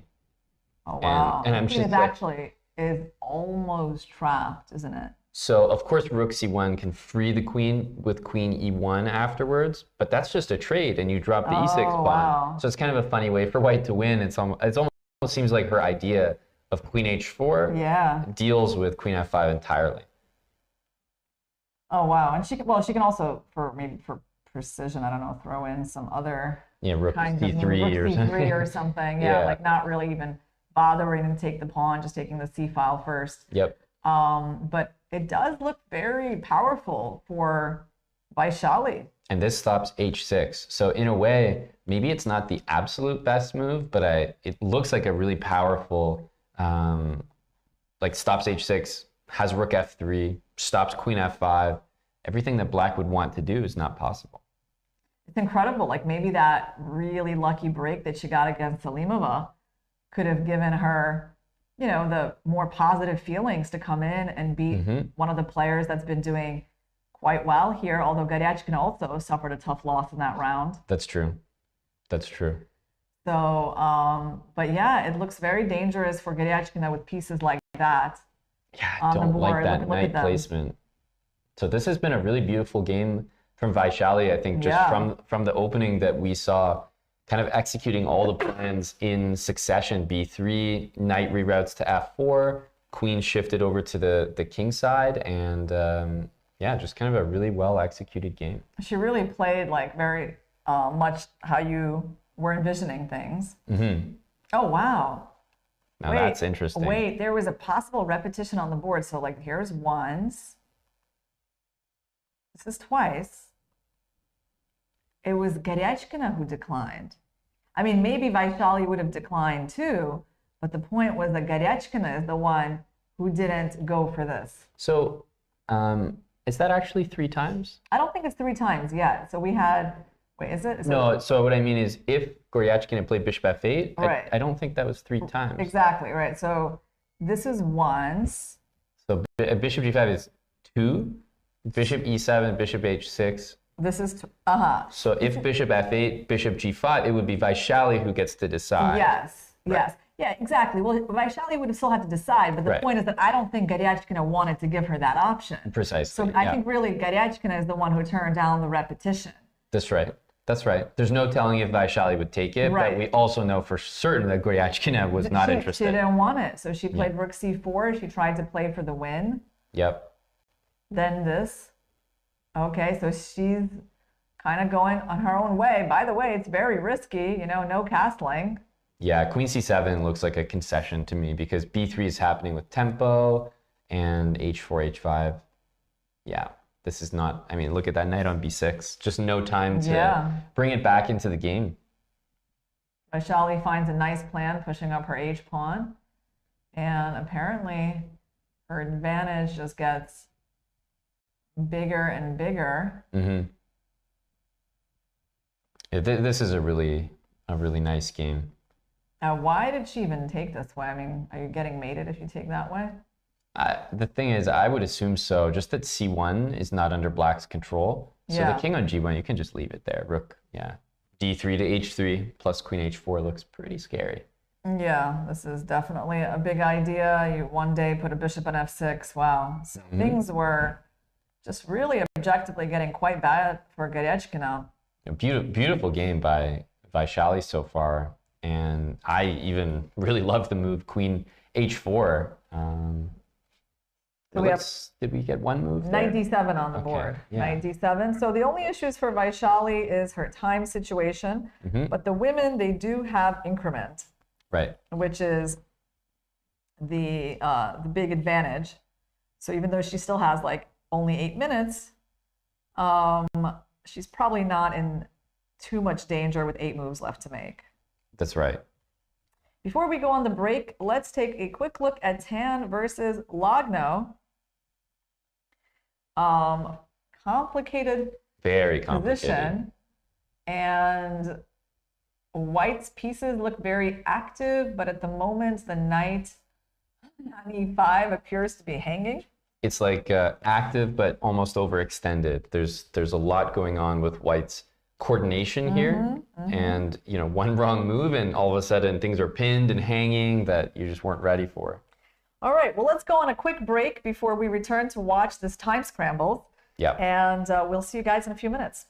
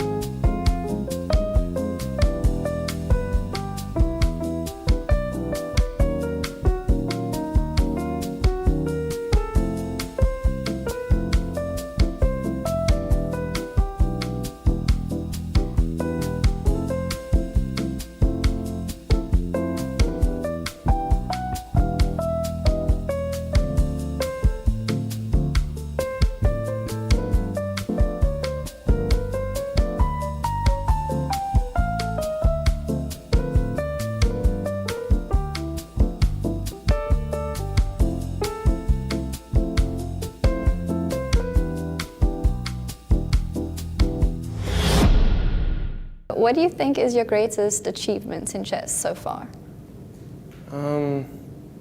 I think I reached youngest 2800 was the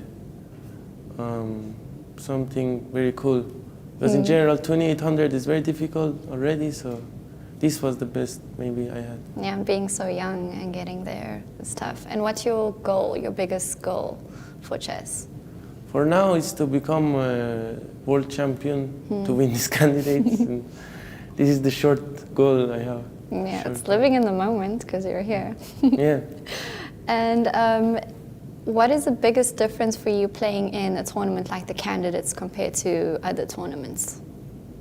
Of course, it's a longer tournament. It's 13 rounds. So normally we play like 9 rounds in Sinquefield Cup, for instance.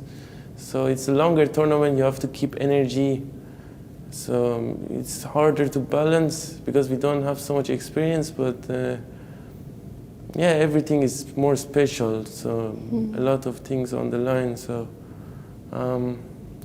trying to keep pressure, keep energy is important. Yeah, and is there a special way you keep energy, like any special habits or rituals before, during? To eat more probably than usual is helping a lot. Yeah, well, that helps. Yeah.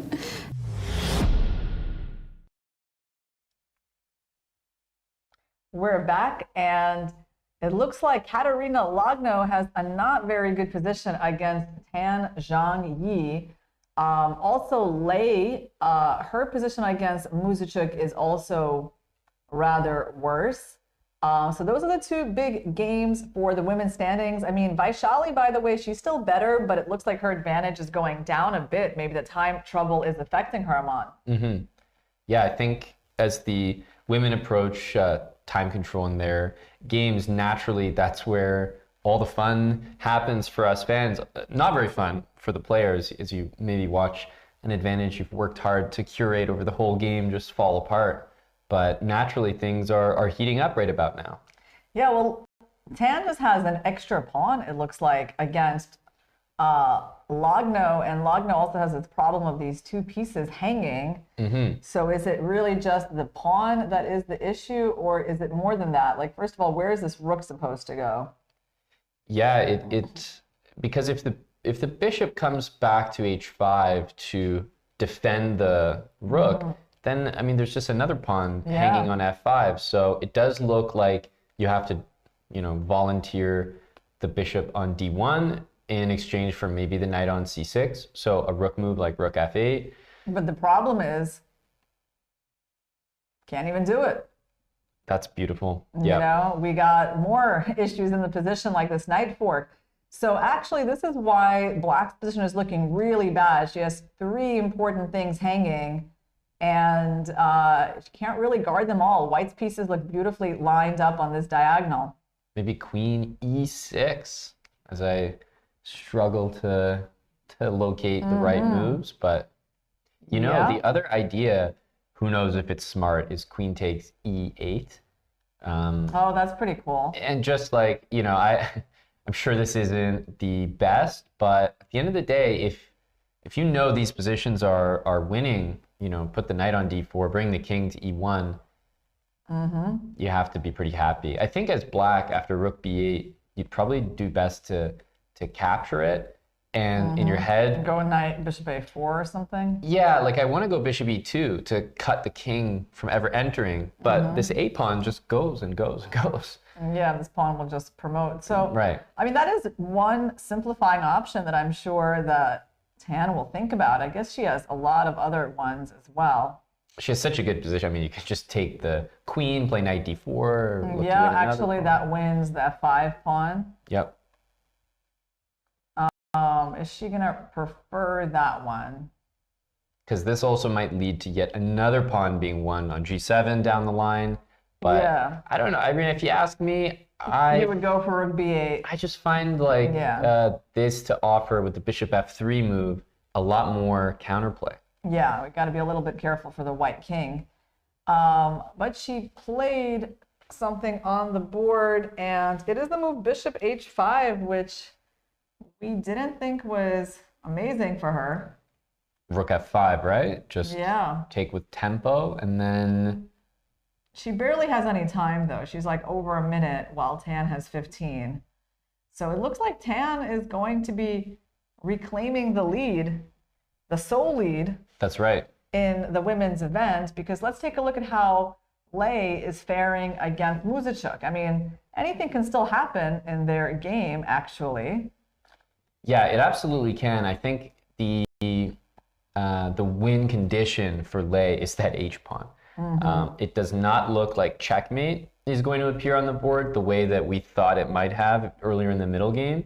Muzichuk went for this fantastic idea of A3 to undermine everything. And I mean, look at the queen side. It doesn't even exist anymore on white's side. F2 is also loose in the current position. Yeah, I so- guess she didn't want to take it immediately because there was, first of all, that square was a big problem, and then the knight would just come in to one of these squares, so her king would be in big trouble. So she makes much more prudent move, knight d6 to guard d6, guard f5, you know, bringing something back for the weak black king, which doesn't actually have many defenders at the moment. And this is, I mean, all chess players would be familiar that 2 bishops is much stronger than a rook. There might be some pawns to compensate here, but I think Anna should be able to coordinate the pieces nicely. The rook on e1, by the way, is hanging, so that's... Oh, that's another important piece. So you couldn't even take, you couldn't even take the rook. Yeah. Because still That this exact check, same. and I mean, this king is probably getting mated. So, but now once she's covered d6, all these things start to hang in white's position. So how does white actually, I mean, does she go rook b1? I mean, a2 is hanging as well. Yeah, it's almost like the safest square for the rook is h1. Yeah. Which is a very strange looking move. Because like once she loses this pawn, the computer definitely loves black. So white is, I mean, she apparently has some way to stay alive here. Well, rook d1 looks, because maybe I have rook d6 and queen c8. Like, rook d1 looks like it could still be kind of tricky. Yeah, you want to sack the rook, give a check. Yeah. Okay, that actually makes sense, right? So one funny thing is like, so if I take on f2, Yep. and if you take on d6, I have, well, I'm throwing in the capture here. That's right. So then you have to probably move this knight, like knight f5. Yep. And apparently that is completely losing. Well, we have some pretty big threats with that knight. Yeah, it looks like it needs to be removed. Right. Knight takes So let's remove it. f5. So yeah, takes. if queen takes, And maybe we just block off the rook at some point. Or maybe, well, hold on. We're hanging our bishop. One idea is there. We also have some potential checks. Ooh, I like the check. queen g3 first. Yeah. And then bring back the bishop. This looks really convincing. Yep. There's also bishop e6 as well. Yeah, exactly. Just like stop the rook, and then you've just got an overwhelming position. Yeah, because now white just has one check and that's it. And the queen is really good at protecting on the g file. Yep. So I do think it's very hard for Lei to survive. Like I'm not, the computer might say it's not that bad, but it's based on something that only the computer is seeing. And by the way, when only the computer sees something, it's not helpful. Yeah, that's right. They don't have access to that information, and we're sitting here unable to really produce like a significant idea for white. Rook's hanging, 2 pawns are hanging. The only idea is to push the h pawn, but it's hard to even get the rook. I did on our break. I took a look at how Lei was supposedly winning. Yeah. It was out of this world. Like, there's no chance we're ever going to find it. We could have spent another 30 minutes there, Aman, and we can look at it later, but it's it's completely incomprehensible. Okay, good. Right. And that's why we couldn't find it. Okay, that kind of makes me feel a bit better, I'm not going to lie. Yeah, and that was that key moment where Lei apparently was winning after her sacrifice, but she made a mistake and wound up in this type of position instead. But yeah, things were not so simple for her to navigate. And now, yeah, if you go h4, well, yeah, you can't really just give up the rook, right? So we need some move with this rook. Yeah, and rook rook h1 looks a little ridiculous. Yeah, it's a little too much, yeah? Yeah. Let's see what other action we have on our boards. Okay, we got to go to Caruana's game because Gukesh is getting low on time and things are happening there. So I feel like we can't miss this part. Okay, there was just a capture in f5. Now, when I say things are happening, they might not be happening in a way that's really Yeah, dangerous. they could be, you don't want to miss this handshake, folks. Yeah, things are coming off the board. Mm-hmm. And actually, well, Gukesh looks to be in no danger whatsoever. If anyone, it's Fabi who has to play a few careful moves here. So rook takes E5. e5. Yeah, he needs to start taking this pawn. And he did. And now is the question, well, you can make the really simple move, rook f3. Right. Pawns are even for the moment. So if you take on e5 Yeah. and the queen takes, and you just take on b7. Yeah, you can take on b7, although you have like a very solid move, queen f4. Mm-hmm. So Gukesh can also go in this direction, like just not hanging any pawns. Because this one, you know, you have to calculate a bit, although it also feels like probably it'll be a draw. And by the way, he is going for the rook trade. Okay. This one also, even if you let them take, you go king h2. Okay, and he... Yeah, this was my question. I was like, oh, once we get here, is this going to be something that you feel good about? Because as white, I feel like I take on b7, and the question is now to my opponent, which pawn do you take, first of all? Because there's an idea of queen takes g3 just to have the draw perpetual queen e1 and queen h4. But queen endgames are so tricky because you can always like check with your queen in a way that it guards an important square and then proceed. So, well, it looks like basically Caruana can do anything. And I think Gukesh is getting out of his time situation without too much of a problem. I mean, so either of these moves sort of look like they work, although I guess, yeah, for black, there's no real reason to try to grab this pawn. You know, because you lose this one, and then the a pawn is actually quite dangerous. So I don't think Fabiano's going for that. Yeah, he went for the pawn on g3. And I think we tuned in at a good moment to see that handshake, which is going to happen soon. Yeah, with queen e1 and queen h4 available, at this point, white can just take one of the black pawns there. And one thing I've always known about queen endgames is that it's more about the quality of the pawn, the passed pawn that you have, rather than the amount of pawns you have. So even if you take, you know, all of the pawns away from white's position, but queen takes a6, white has this a pawn that's about to queen with check, and it's just so valuable, and you can never stop a queen escorting a pawn down the board. So you just have to go for a perpetual at some point. So yeah, it feels like even in the best case scenario, white wins a few pawns, it's going to be a draw. Okay, let's go back to the women for a second. We do see a move by Lei. She found the move queen g5, which is a cool idea that we hadn't noticed, where she keeps everything under attack while she tries to get that check on d8. And it's an interesting idea. As my dear friend Yasser Sarawan likes to say, I'll fall for it. Okay. Oh, you want to take on d1? Yeah, exactly. Yeah. By the way, looks like they're going for that perpetual, Fabi and Gukesh. Yeah, that game is ending. I think it's a pretty good result for Gukesh, given his time situation. And I think Fabi can be, I don't know, maybe a little bit disappointed that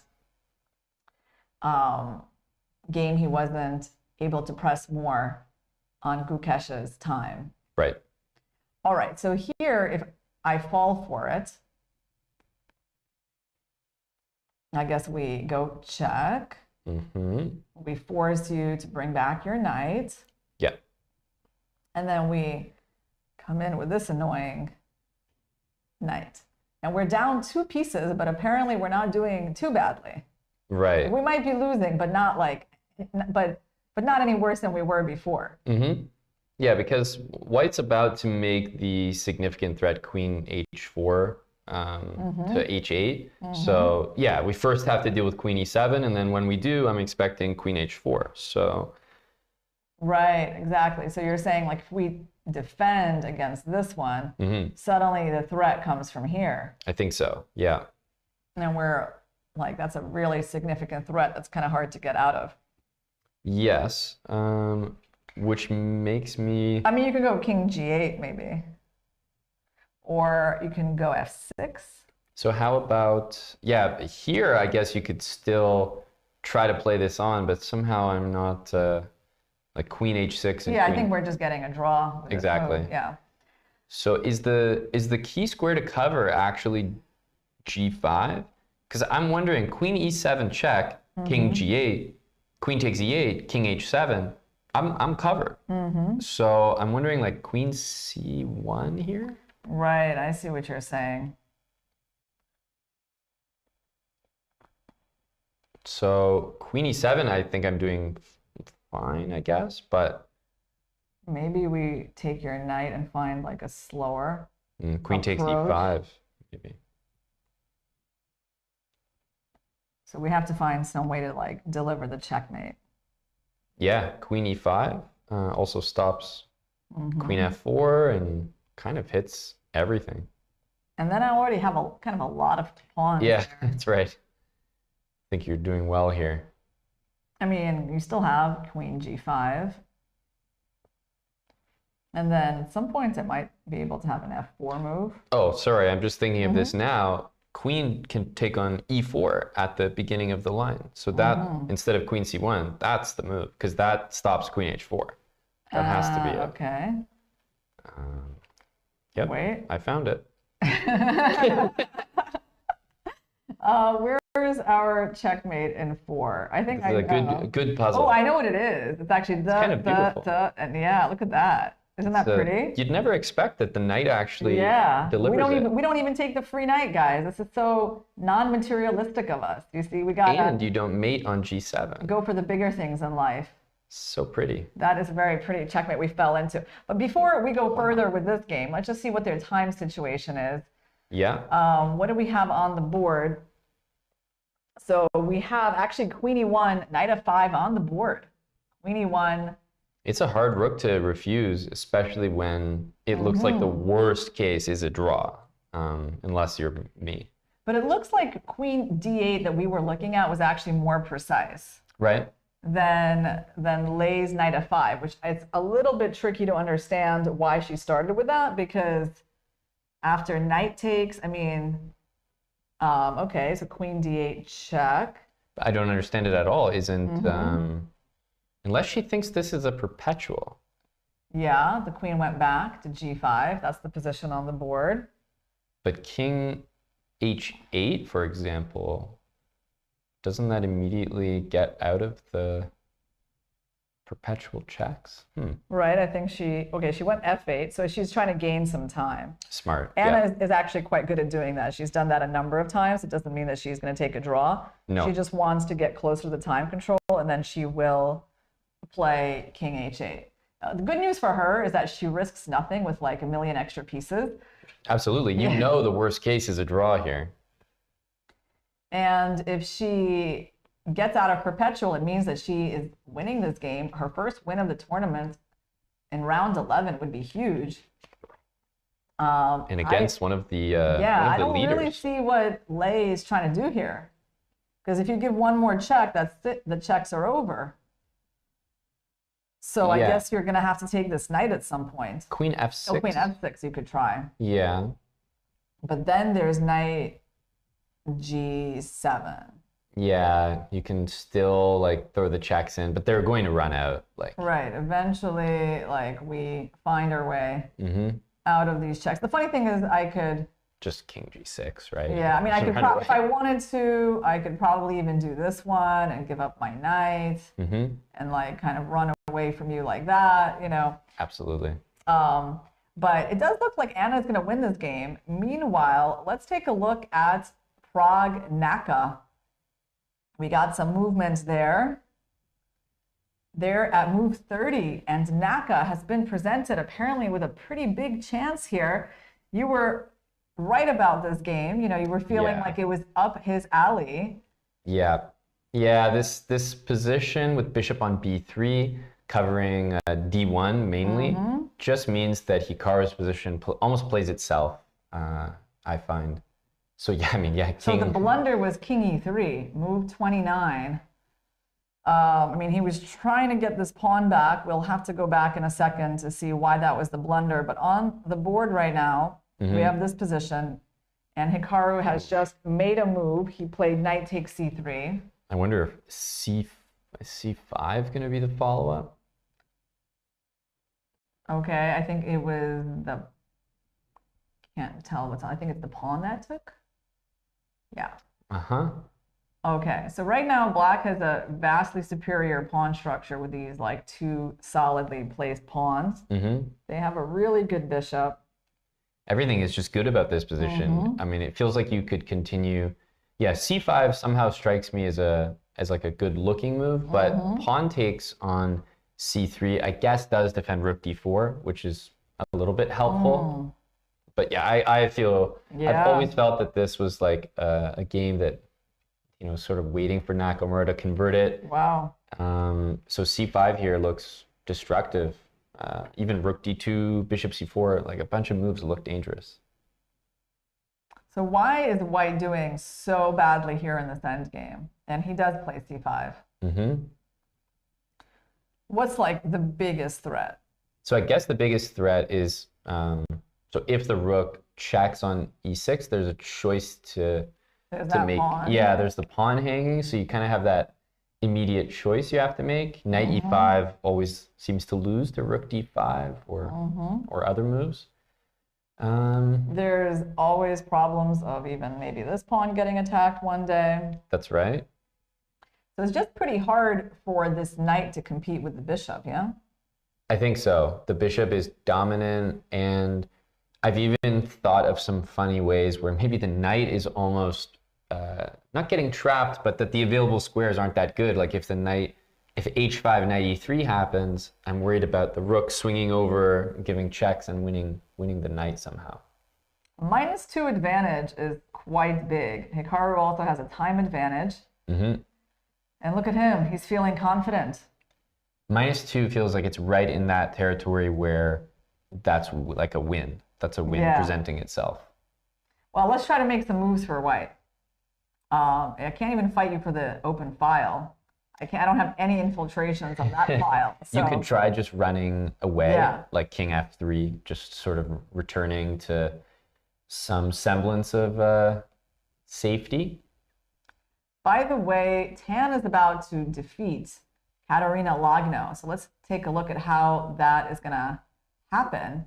They've made time control while she is basically winning all of her pawns, or there's maybe some checkmate that she can orchestrate with like queen f5 check.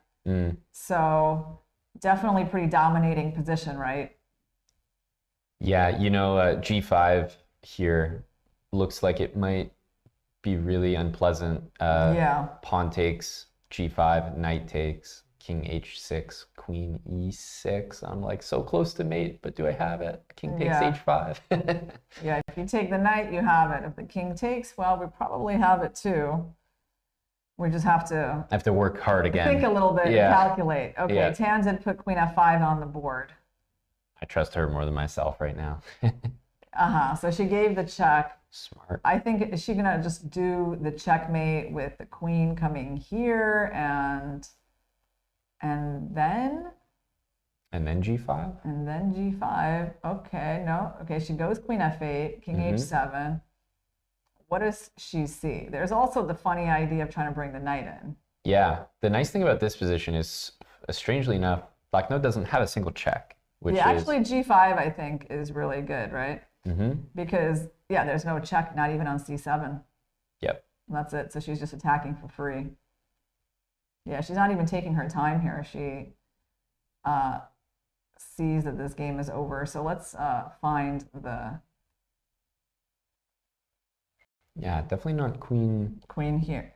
h8. I'm actually looking at the funny king h4. I'm thinking that's it. Oh wow, it's probably is it. You Yeah. know, that's it. Just defend everything and then threaten the checkmate on h8. A very nice finish. Yeah. Always, to put that finesse move, king h4 on the board feels good. Total domination over this bishop. That's staring Yeah. into the pawn. No, this was, and if we think about the situation that's about to be created with Tan winning and Lei definitely not winning, but Right. likely losing, that really creates a huge lead. Yeah, for somewhere in Tan. this game, Katarina had a chance, but it was just a very complicated situation. And then Tan outplayed her, and Tan is looking, yeah, very confident. King h6 on the board, and I think she'll probably play king h4 once she sees that there's no checks. Yeah, just that final Yeah. double and triple check, but we'll see a handshake momentarily. Big win for Tan, and also it's interesting to see what's going on in Garyechkina's game. Is Garyechkina going to be able to keep up with these? I mean, it's hard to keep up with Tan the way Yeah. she's playing right now. But the tournament definitely opens up after this. Tan just seems like she'll stand potentially a full point. I like her strategy with the openings in this tournament. You know, she's seconded by Jeffrey Xiong. But I feel like overall, her openings, her decisions to create fights with the white pieces by declining to go into the main line, Right. just playing chess, has worked out well for her. You know, not relying on a whole lot of opening theory. It feels like with how, opening theory has developed over the years and almost how accessible it all is nowadays, we're seeing this trend where, the strongest players actually lean away from all that theory and they want to just get back to showcasing their level. Yeah, this is like the moment that Katarina is going to resign, as the checkmate is unstoppable. But I think there's a lot of excitement on the other boards that we got to take a look at, because the men are That is the handshake. in their time trouble. So let's see, Hikaru, how is he doing after rook to f4, not a move beloved by the engine? Let's see why it makes white's position even worse than it already was. I mean, the immediate logic is just that, white wants to play king f3 in reaction to some of these checks and rook swings and doesn't want to deal with rook f8 afterwards. So it's kind of placing the rook in front, but immediately like g5 can displace the rook if needed. You highlighted bishop d5 where the king can't even go to that f3 square. Yeah. So king is going to go to e3. And Hikaru immediately answers with h5. Oh, he's creating problems for this knight. And now it's starting to look very bad, because knight e5, you're going to lose the knight to rook e6. Ooh, the same problem, right? Oh, wow. Actually, it's over for the white king. Wow, Yeah. Hikaru found that so fast. So rook f4 was actually a move that really sped up white losing. Yeah, you'd Hikaru- never really yeah. think that just looking at it. But yeah, this was kind of what I was mentioning, but I couldn't really see the way it was going to happen, that the knight on g4, it's not trapped, but it almost doesn't have good squares to go to, and knight f2 traps a different piece, the white king, arguably the worst piece to trap. Yeah, I kind of love it. Like, the way Hikaru plays the most boring opening imaginable. Totally. Seems like, can he get more than a draw? And then this is the kind of game that he proceeds to win. But, it's because of the nature of this tournament is that everyone else wants to win too. Yep. They kind of keep playing, and then he just outplayed Prague.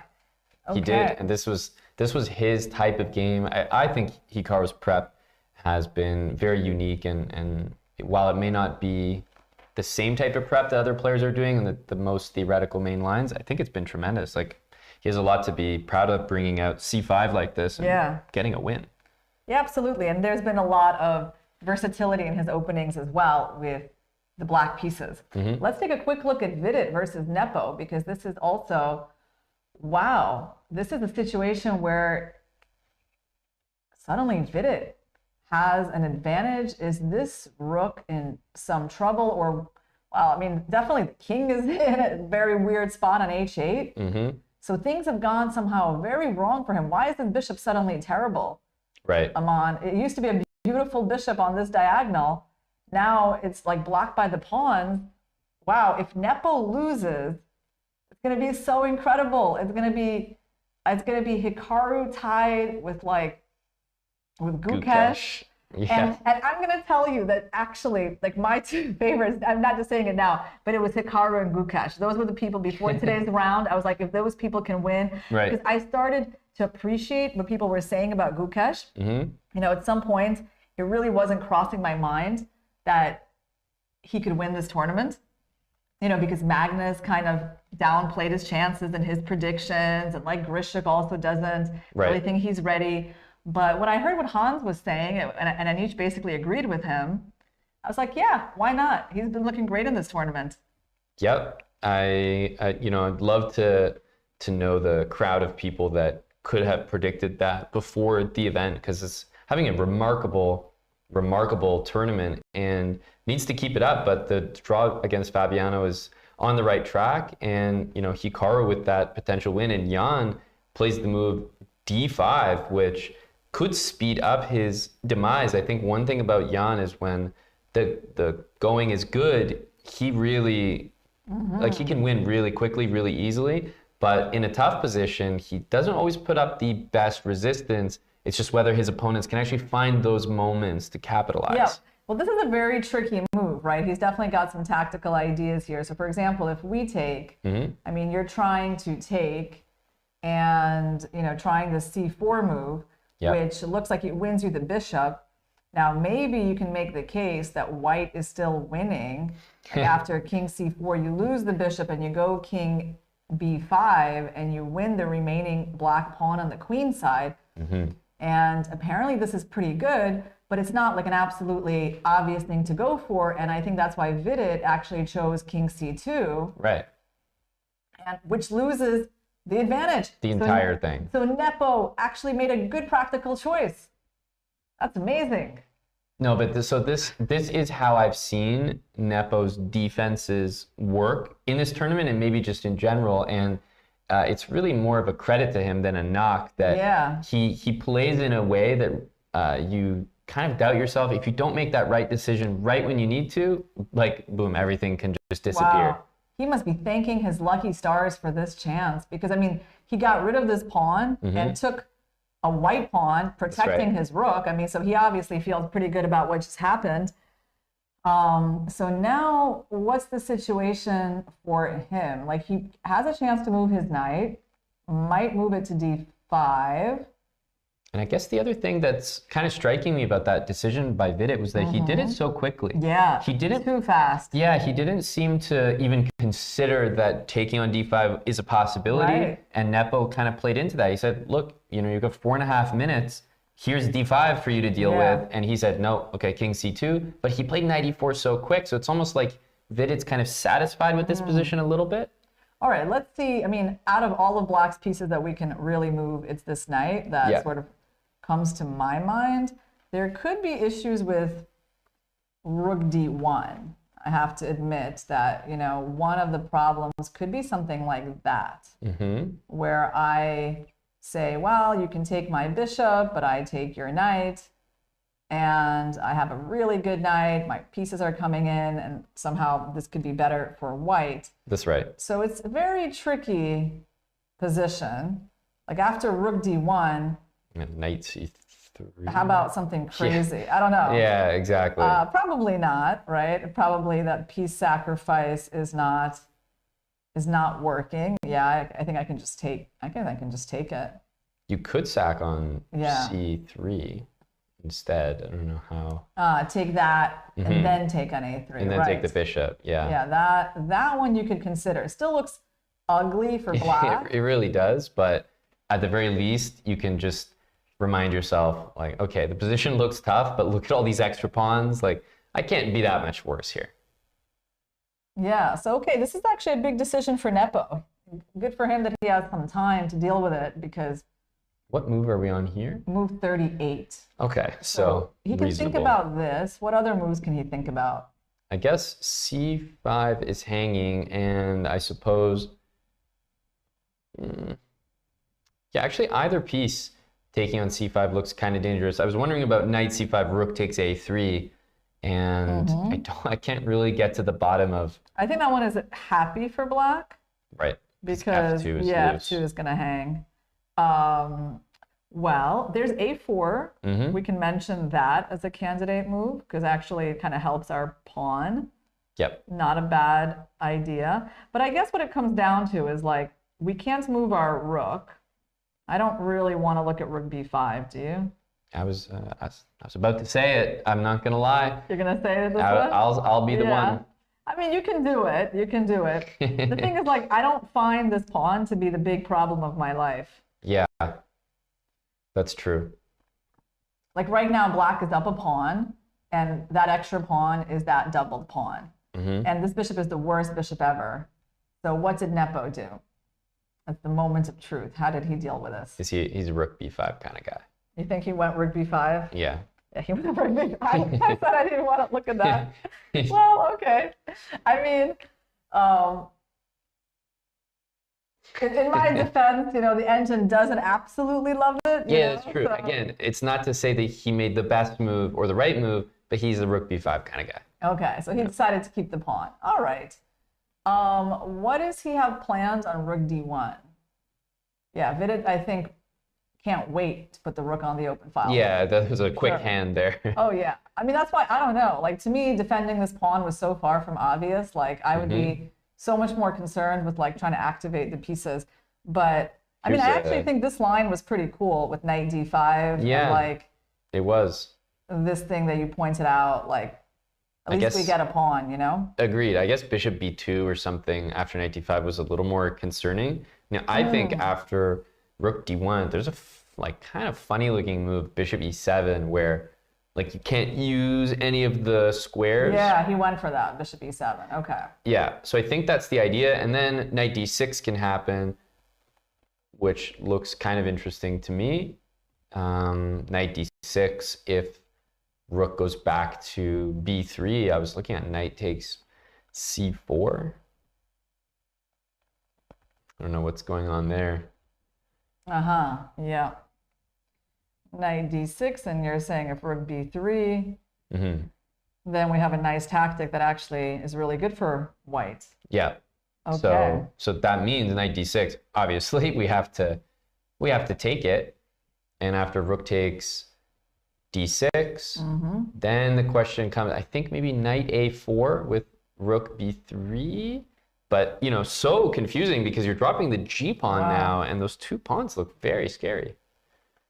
Yeah, I mean, I agree. This looks kind of terrifying in a way, but okay, maybe these pawns are not so fast and we get enough counterplay. We have to go bishop c1. We lose this pawn, probably with a check, I would say. Yeah, that looks right. And somehow in this completely unbalanced position, the engine is giving this as equal. Of course, yeah. Which actually makes sense, right? Because black's pawns are quite strong as well. This bishop is not the best. And the rook and the knight are kind of cooperating nicely. So it's pretty sharp, but it appears that, like, still black is holding the balance. Yeah, absolutely. And meanwhile, let's just take a look. Prague and Hikaru have made the time control, with Hikaru having an extra bishop on the board for one pawn that Prague hopes to turn into two pawns. Yeah, and, you know, from what we saw earlier, this honestly might have been the best case scenario for Prague, because I didn't see how he was getting out of losing something. And, you know, at least he can hope and dream of some sort of position, bishop, pawn, and rook against rook, where he can try to hold it. But, I mean, if we're being realistic here, this is just the conversion phase. for Hikaru. This is after hitting time control. I think, with everything that's on the line here, this is not the moment where Hikaru is going to have trouble. Yeah, I think black just needs to forget about these pawns and place all his hopes on the A pawn. What do you think? Just rook e8 and... Yeah, just like kind of... The only thing I'll say about that is that if I'm white, I'm happy to see you do that, because if I'm lost regardless. Yeah. And at least now I'm like, okay, let me take all these pawns, and if you're not winning from this A pawn, then you could actually be By the drawing. way, you don't really have king f2 because then I trade the rooks. Sneaky. Yeah, important points. But like, okay, try taking my pawns. You want to start with that? I'll start with that, sure. Okay, check. Okay, now I guess I'll go to f2. Sure. Yeah. I take, and I'm assuming that my one A pawn is enough to win the game. A pretty reasonable assumption. I guess I'm going to try to play h4, h5. Which way should I go with my rook? B3, or let's just go to A1. Oh wow, the computer did not like A1 as much. I guess with the pawn on c4, the problem is you can never go a2 and defend it with the bishop. So maybe I should keep my rook kind of cutting your king. Yeah, exactly. Right? But then I don't have, I have this move because on rook a5, there's bishop c6. Okay. And bishop c6 to e8, that's really secure once you get that. Yeah. Okay, that's like one approach to the position. Of course, Hikaru. But I think what you illustrated is that the hyper direct approach of just going after one pawn and giving up everything still is completely winning. So I think it's very hard for Hikaru to choose the wrong plan here. Yeah, I mean, I guess you could hold on to this pawn, right? You can say, okay, rook c8, I'll give you this one, then I'll figure out a way to improve this bishop. Right. How do we improve it, though? I guess just put it on the long diagonal. King f6. Yeah, like something like that. I mean, white's B and H pawns are going to take a while to move up the board. Absolutely. Yeah, the bishop can be used for defense as well. So that looks pretty good. Yeah, maybe that's the way to do it. But I mean, it's a huge win for Hikaru. I mean, he's going to be tied for first. But here's the thing, though. But Nepo is not losing, right? That's right. Yeah, we were just talking about how that would shift everything. And honestly, at this point, if Nepo holds, then he's right up there in that tied leadership position. But still, this is going to be the first time in the tournaments that Hikaru is going to be in that top group. Yep. It's going to be, well, it's just amazingly exciting for him, who started the tournament with a -1. That's right. To finally make it to the leading pack is, and also I feel just the momentum, it's going to be on his side. And I feel like overall, he just feels like he's enjoying this tournament. Yeah, he does. That's what he's always said. And with the, he's not placing a lot of pressure on himself. And like I said, I think his preparation chess-wise has been very unique and paid off very well so far. So well executed, but obviously we're waiting for the finishing touches on this game, but I don't think he'll struggle. I think this is a win for Hikaru. Well, we actually have Jan needing to make one more move to the time control. So Vidit first placed his rook to d1. Now he moved it to e1. And a peculiar type of move there. Yeah, like what is he trying to do with that? Well, actually, okay. He has funny ideas that don't really work, right? Of like you take, and like try to pin. Yeah. That's not really tactically working, but it's sort of somewhere there. So what is the idea of this move? He wants to just move the knight to what? To f6? King g7 on the board. That was Jan's 40th move. So he actually stops the knight f6 move. Yep. Yeah, this looks very, very reasonable. It looks like the worst is behind Jan here. Yeah. The rook on b5 looks very peculiar. It has the entire time. So I'm still not feeling super confident for him, but the confidence that Jan's playing with after that d5 move is noticeable. Can we, well, now that we've made move 40, can we go back to that moment and see how Vidit could have won the game? Yeah, you mean after d5? Yeah. So Jan was not doing great in this position. Let's just see what happened. Oh, wow, apparently everything was sort of fine for him. Bishop c1, a5, and a5 was the bad move. Huh. Hard to understand why he changes so much. It looks very natural. That's right. But apparently he had to do something like more urgently. Do you think maybe it's something like knight a4?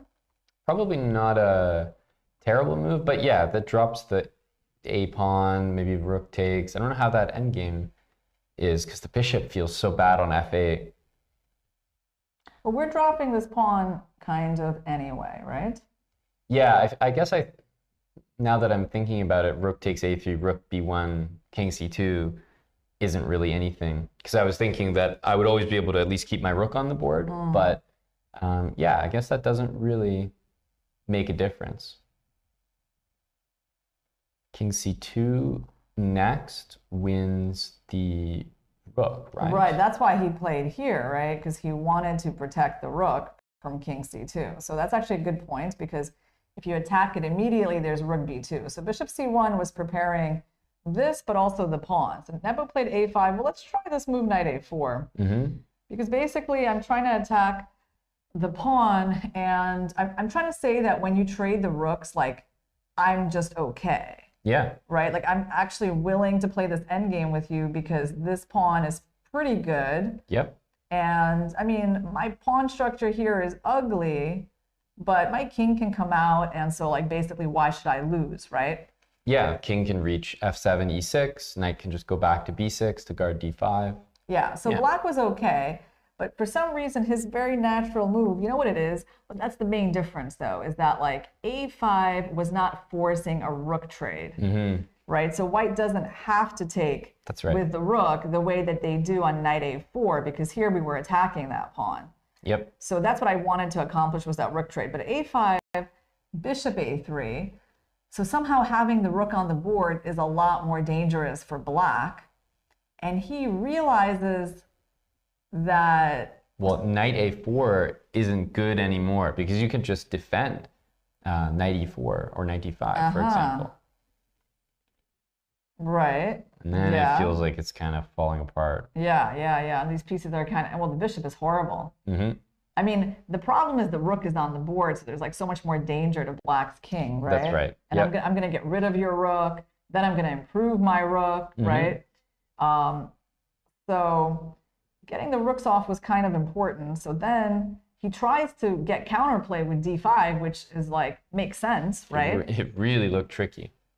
But FIDE believed him. He believed him that he couldn't take the pawn. I wonder, like, that must be the best way to take it, right? Because this way, with a knight's on the board, then black wins the bishop and is happy. So you have to take it like this. Knight takes, pawn takes. So there's a discovery. You're taking. It looks like you're losing a piece. So this is why FIDE didn't like it. But he needed to calculate this position. Let's see if there was some complexity here. So the only dangerous thing for white is if black's e-pawn runs, and black's e-pawn can't run if white gets to move f3, because then the pawn will be on a light square. So maybe something involving e4. Well, first of all, it is a little surprising that white is just winning, isn't it? It is. A little bit. No, I can't say that this is an obvious line at all. Right. But, you know, with Nepo just pulling the move d5 out, I would at least give it a look. Because it's quite forcing. Yeah, because, white has to spend time on taking the pawn. And then meanwhile, black is like getting the king in. So you can't really just go on this out of intuition. Yep. I think. Yeah, this is very much like move by move. So for example, e4, right? Yeah. Like fixing the pawn on a dark square. How does white win? I mean, who knows? It could be c4, but let's try king a5. Oh, there we go. We just lost. Exactly. Because, you're going to go bishop here, you're going to win the pawn, and then black's bishop is actually better. So what we needed to do is the only other move, I guess, is c4. c4. Then it's still completely not obvious. Like, for example, a4. Exactly. Why are we winning here? It's the same type of idea. Yep. Where, your bishop comes in and you win my pawn. So actually, I have to say that looking at this more deeply, This would have been very difficult for Vidit to calculate in those 5 minutes. Yep. So it makes me wonder, just because he went for that decision immediately, Yeah. if he had already calculated and said, no, it's too complicated, or if he just sort of believed Jan, because he didn't seem like he was willing to invest any of his 4.5, 5 minutes on this. So I guess white just needs to keep pushing the pawn, because we're actually winning the pawn race. Like if you take me, back. I do queen with a check, then we actually get into a queen endgame. This appears to be one of the forcing lines that could have happened. Right. And I guess, well, we're better here because we're already up a pawn. We could be up a second pawn. Can we force a queen exchange here? Yeah, we probably can. Although, are we winning that one? Because there's some of those positions with this that we're not winning, right?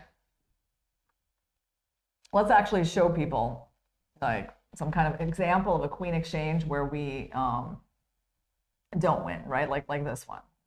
I think this one we does do win. win. Well, We let's just see. pick up E4. We pick up E4, but I thought maybe there were some scenarios where we don't win. But I guess we just trade off that pawn eventually. And we leave ourselves. Yeah, this one. I guess it's nice that the F pawn is far back to maybe waste a move or two. Yeah. We just trade off this pawn, and this pawn is so far back that we easily win. Right.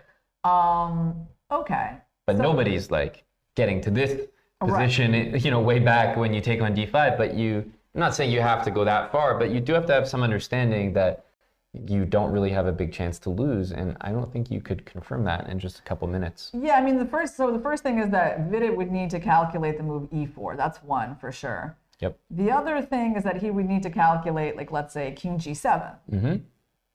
Why is this so obvious? I guess it's like we're always just going with the C pawn. I think so. Yeah. And we're never bothering with this pawn. We just keep going.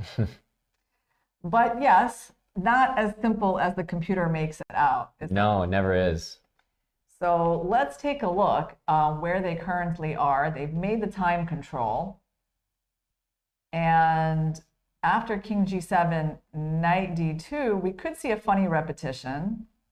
It would be a funny one. Right, like if the knight returns and the bishop returns, maybe both sides could go away pretty happy. Yeah, the only reason it feels like it could be a little bit more likely rather than not is that for Nepo, you're definitely happy with a draw. Your position looks a little funky, and you for sure know you dodged a bullet over the last 5-10 moves. But for Vidit, so much of the position has got away from you that you start to feel like this is the type of game where you overpush and it goes wrong. And I feel like that's exactly like Nepo. He's already played quite fast. Yeah. Right, since making the time control. I feel like if you get 15 minutes deeper into this position, you only serve to potentially give yourself some losing chances. Yeah, I don't think white has too many reasons to hope for more than a draw, because like every time this knight moves, you get rook b3. Right. The a pawn can still be dangerous. Like black can still push it to a4 to get a little closer to queening. So like where exactly are you trying to win the game? Like are you trying to go, I don't know, rook e4? Maybe you want to win this pawn? Exactly, yeah, for knight takes. Also, every time this happens, I start to get slightly concerned about king f7 and like just bringing the king to e6, f5, e6, d5. Like that, yeah, just kind of saying, okay, you can take my pawn, we'll trade with you, bring in my king, and not such a big problem, right? So that's one option for black. Is there any fancy way we have to deal with this threat?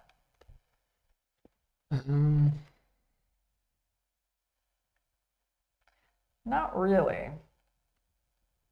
I'm not seeing any genius ideas. Yeah, because here. like a4 we take, and I was looking at rook b3, but then you just take on b6. And then if I take on a3, just take here, and I just kind of collapse my position. Or come back, knight c4 even. Yeah. Yeah, exactly. This is pretty good. So we have some updates in the Muzica game. Let's take a look. This was the, well, what we could only have expected would be almost a loss. Wow, she's up 2 bishops, but the engine is telling us that this is going to be a draw, that there is a perpetual. Was this really all along a perpetual? Let's see. So she was getting checked here. Right. And then she went to h8. And e takes f5. I guess the real question is just how difficult is this position actually? Because, you know, we're staring at a pretty serious, insignificant evaluation for black, 2 bishops as well. But how easy is it? So if she would have taken this pawn, Let's say, yeah. then I guess, yeah, then it's just perpetual. H6, H6, G5. G5, D8, yeah? Yeah.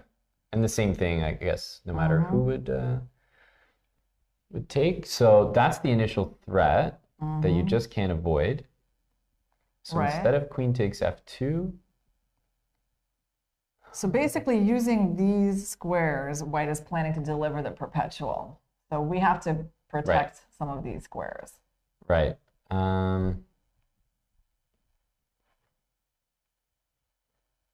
Which definitely makes me think that f6 is not so crazy at all. Queen d1, just, you know, it helps when you highlight them. Oh yeah, I know, that's why I do it. Because I'm like, okay, queen d1 takes some of these, so it comes to mind. Then the next thing that comes to mind after queen d1 is queen h6, king g8, Oh, wow. and f6. Aman, we just got ourselves mated. Yeah. And You know, I it's think, incredible. It's beautiful that there's another threat that white has on the board that, you know, black can lose despite being up 2 bishops, right? Wow.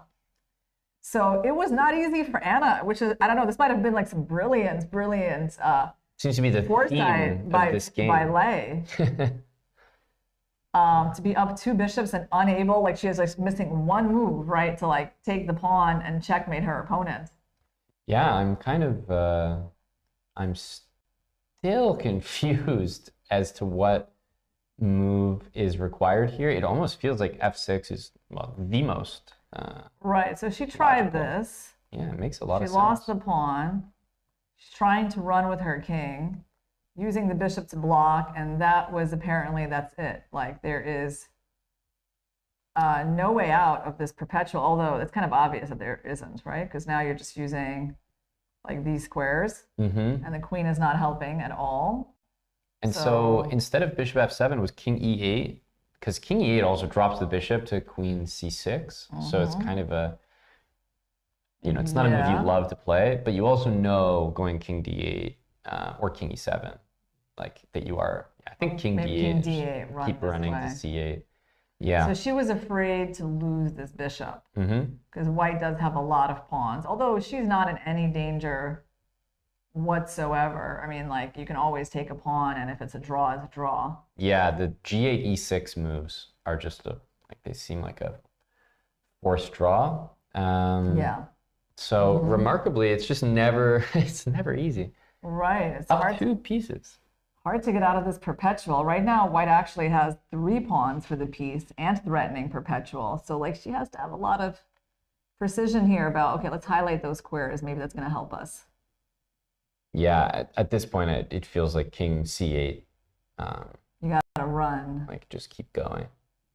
Yeah, there you go. See? Well, I guess black still has chances to win this, right? Yeah, absolutely. I mean, you're scared of the f pawn running, but it's hard to convince yourself that you would lose this with black. So Yeah, so for Anna, it's a little bit too bad that she decided to block with the bishop, right? On in this situation. So now there's the checks are just coming, and interesting strategy of just attacking the bishop. So and yeah, not even taking the bishop. King e8 now, and I guess you run into that same queen e6, queen Yeah, g8. queen e6, queen g8, yeah. By the way, we are seeing some fast moves in Hikaru's game. Does that mean it's getting close to an end? His technique is kicking in here. I mean, Yeah. this is the type of thing where a computer will put up better resistance than a human. Most people, I think you can just trade the rook here and play c3. Oh yeah, he took the rook and he's promoting the pawn and that's it. Wow, big game by Naka. Huge win. The black pieces from such an unassuming opening. Yeah, as soon as, you know, it was his early a5 move that I really liked that showed me he was in his prep and getting that a pawn up the board. Really huge win for Hikaru, who's just surging in the pressure rounds near the end of this candidates event. Yeah, I feel really happy for him, you know, that, you know, he's maintained his combative spirit throughout this tournament, you know, and of course it is not easy to combine all the things that he does with all the, you know, the recaps. It just takes a lot of commitment, and I think it's not easy to do when you lose, and he still does it when he loses. Absolutely. I think that's, you know, he gets the biggest round of applause for that. But it's also not something that people have been able to combine successfully. Right. You know, streaming and playing professionally. It's just not, you kind of have to make a choice. He's saying that he doesn't. Yeah, he's kind of forging his own path forward in that, showing that it's possible and showing that there's these intangible benefits to not being a full-time professional player that can actually compensate for the lack of time you're putting into, you know, playing these top-level events, right? But just the fact that you go in and you enjoy playing chess more, it's can remarkable. be more important. Yeah, it's really impressive that he's kept his level or adjusted and maybe changed his style or his openings to sort of match that he's not just full-time playing professionally. It's, seriously impressive. And, you know, the thing is that he's just a very exciting player. His style. Always has been. Yes. So that's why seeing Hikaru in a match for the World Championship would be something the fans could never complain about.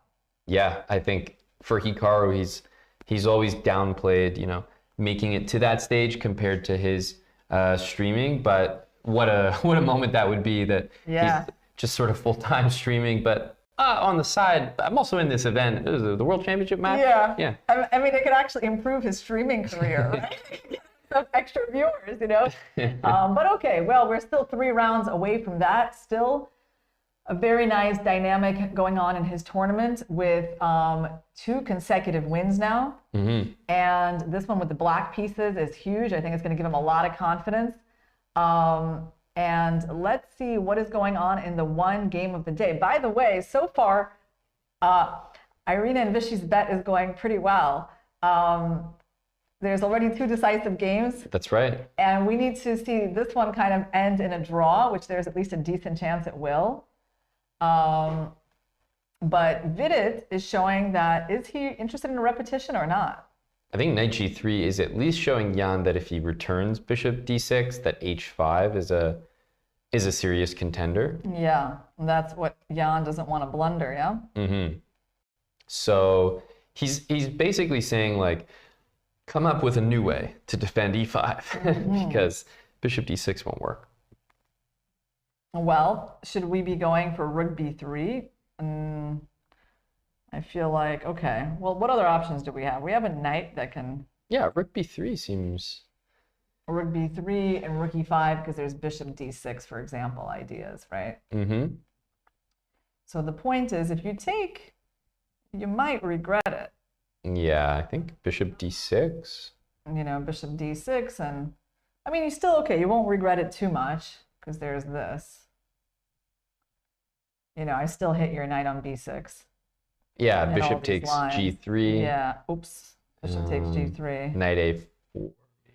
Or at this point, I was almost going to say knight d5, but knight a4 guards the c-pawn, so that's pretty nice. And then black is at least doing quite well, right? Yeah, I'm picking up 2 pawns here, c3 and g3. Okay, move by Nepo. He goes knight to a4 instead of rook b3, but they're kind of similar. right? Yeah, I think Oh, it did. wow. They're not similar. The engine doesn't like knight a4 very much. It looks like rook b3 is on Oh, the no, board. rook b3 is on. Okay. Yeah. Yeah. So he did play rook b3. Good. And I think this move, so how do you react to rook b3 other than rook takes e5? Because if you go bishop, back. yeah.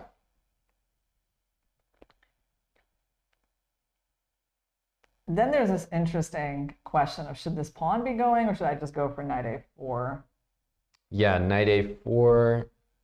The thing about knight a4 is there's something about, like, it's hard to even visualize the exact moves, but something about this doesn't feel good after knight e4. And I don't know if I've actually achieved something after knight e4, but it feels like I have. The a pawn can't move, the knight's in front of it, every piece over there is frozen. Interesting. Well, FIDE didn't spend a lot of time and he actually didn't go for rook e5. Yeah, he did. Yeah, he did exactly what. Yeah, he's going for bishop c1, which, you know, we weren't Makes sense. as sure about, you know. Okay, bishop c1. And so how's knight d5 instead of a4? I'm really, I'm a knight a4 hater. No, you don't like the knight on the side of the board. Yeah, it just feels like once you defend c3 that it's not contributing elsewhere, and I don't know. So if I make this threat, now if knight e4, I can run my a pawn. Like, I feel good about that. Right, yeah, now this Although pawn there is is knight coming. d2, I'm noticing. Knight d2, rook c3. Knight d2, rook c3, yeah, black would be Never okay. mind. Yeah. Okay. Let's go back. So knight d5, yeah? Yeah. Yeah, the game between Lei and Anna looks like it's going to be over soon. Very likely in a draw in that one. I think they're just kind of going back and forth now.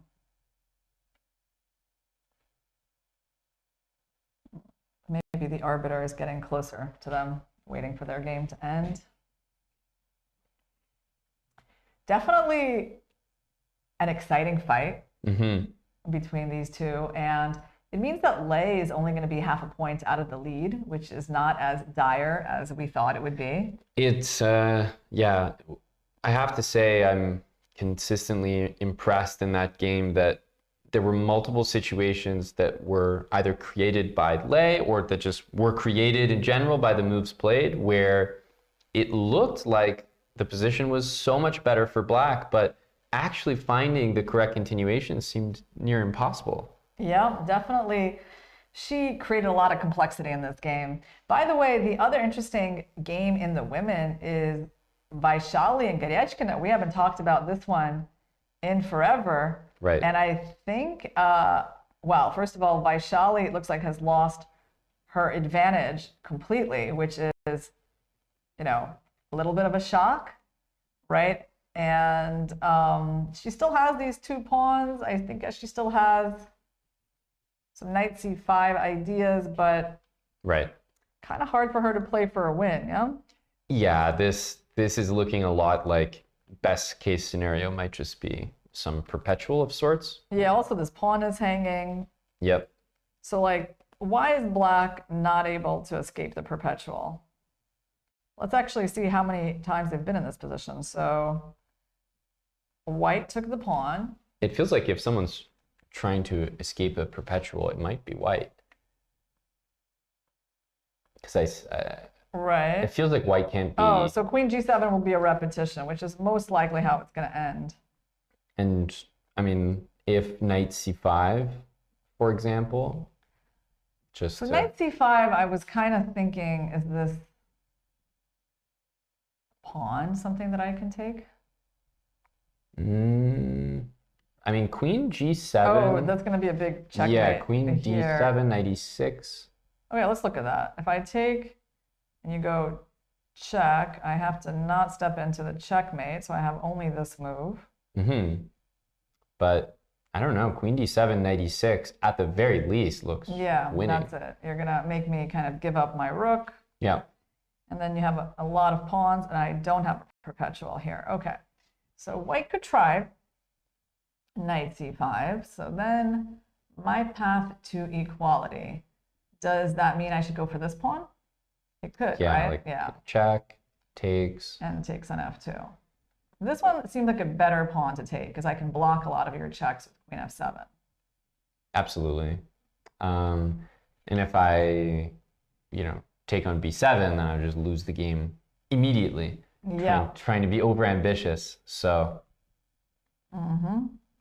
Yeah, so basically it doesn't look like Garyachkina is in any danger, and probably Vaishali, she actually brought in her knight. Look at that. Vaishali, with her fighting spirit, she did not go for the threefold repetition. She actually went for knight c5. I mean, if you're thinking of the tournament for her, what is a repetition for her at this point? She's kind of played a nice game. Admittedly, it's gotten away from her, maybe due to time pressure, but she's probably still got that residual optimism from playing a good game, and then it gets away from you, but you know that you still want to fight for that full point. Well, okay, but like after queen e1, how do you feel like white can really fight? Like I want to make sure like white can't lose. I mean, where's the draw for white where I can feel confident that white's not losing? No, I don't think it was a good decision. I'm just trying to explain it away. Queen g5. Yeah, because I really don't get it. Like if you go here, I mean, Queen all right, f7. queen f7. Like I just don't understand this move from the point of view of trying to win the game because I mean, like knight versus rook, it doesn't look super impressive without the f pawn being on the board. Yep. I mean, I guess queen h4. Yeah, it's tough to get the king away. Queen h8, queen h8, queen f8. Yeah, like this. Okay. So, I mean, she could go for this, but I just don't see why she would even bother if it's not really presenting her with winning chances. She has less time on the clock. Why bother gambling like this? If I saw some winning chances for white, it would be different, right? But like, it's not like white can trade the queens and play some sort of endgame like this. No, I was thinking even king d8 by black instead of queen f7. We can even try to, yeah, this one becomes kind of more double-edged, right? Because I can take your pawn, and then I kind of come back. Then without the b pawn, yeah, I guess white can try to play for something. Yeah, I'm not sure what goes on there, but definitely there is a world where Garyachkina wins this game from an overpush, just because you're seeing the makings of it with knight c5. That move alone doesn't do it, but it seems like it could create that opportunity. Yeah, it depends on how much, how invested she is in that move, right? That's right. And avoiding the repetition. So we have had a really fascinating round so far. Already one decisive game in the women. Let's see if Humpy versus Salimova is going to give us a second decisive game. It looks like it will because Humpy's pawns are marching up the board. We could get at least two decisive games in the women. Right. And we already have two decisive games in the open. So this game between Nepo and Vidit, of course, is very important, but it still looks pretty balanced. So we are going to take a break while we leave you with Fabi visiting the fan zone.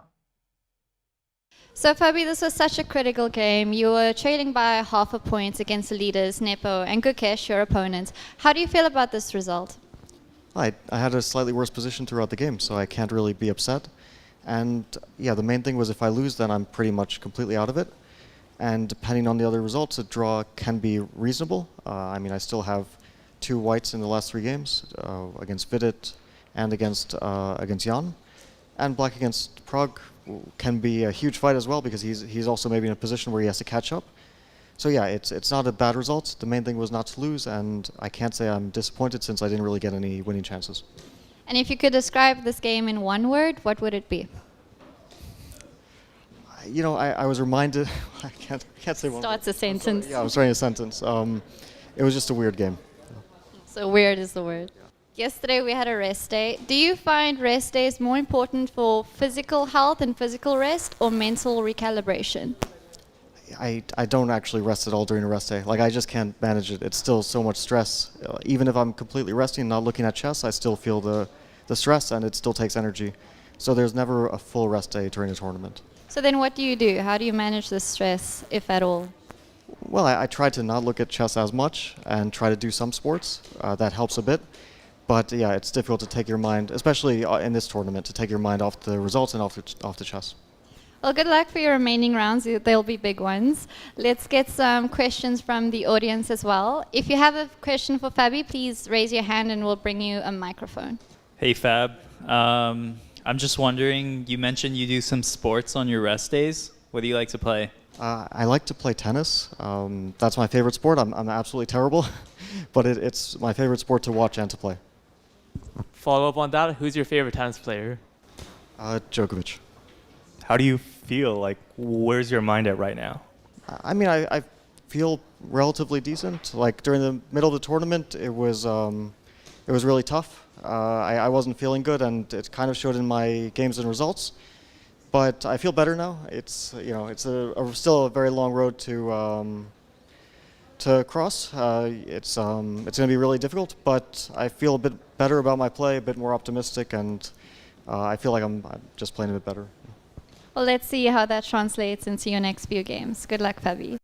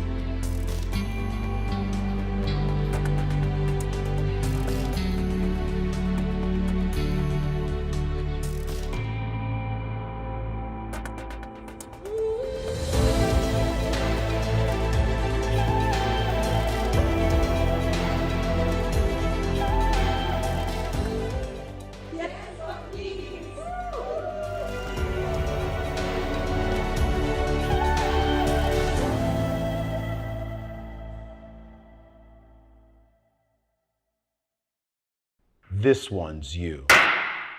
The king sucks. He can only move one square. You've got to reassess your chess. Grandmaster Maurice Ashley presents Jeremy Silman's How to Reassess Your Chess. So go to chessable.com/yourchess and start reassessing your chess today.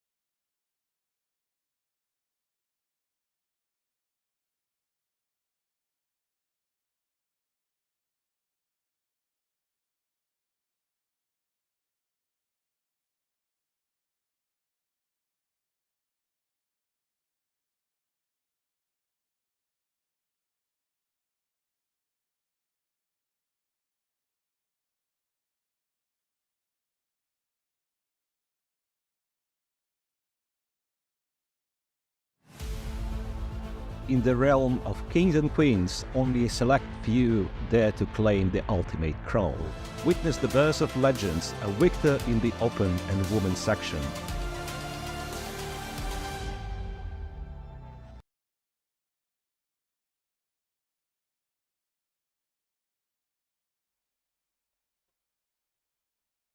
Well, we have one game remaining in the open section. That is between Vidit and Nepo. They're currently engaged in this rook and 2 minor piece endgame, which actually looks like Vidit was trying to win a few moves ago, but I'm not sure that his winning attempts are really amounting to much. Are they winning attempts or are they losing attempts? Yeah, because, you know, he had this chance to sort of repeat the position, right? He went, actually, they were repeating a little bit. Knight d2, bishop d6. He went knight e4, bishop e7. He could have gone knight d2 if he wanted to. It seems like Nepo wasn't really going to be averse to a draw here.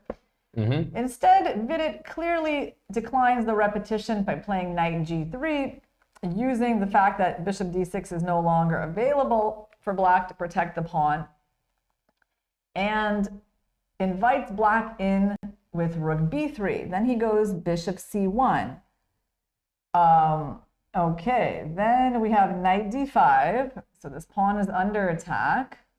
And I think knight d5 instead of knight a4, this is sort of where I feel that white has to pull the plug on like the trying to win attempts, unless it involves some sort of h5, I don't know, because yeah, at this point, the a pawn, as we mentioned, can just run more freely. The black king, you know, weaves its way into the position pretty comfortably. And this isn't close to a position where Nepo's thinking about winning, but I do think that if both sides are just kind of making moves, it looks easier to play for black. I mean, do you think we should just get that pawn a little bit further into the position, like a4? So a4, rook a1, a3, bishop c1. And I guess we've got, like, black probably has to continue with the king at this point. I don't know what else. Right, because this pawn is going to be surrounded. Unless knight b4 is.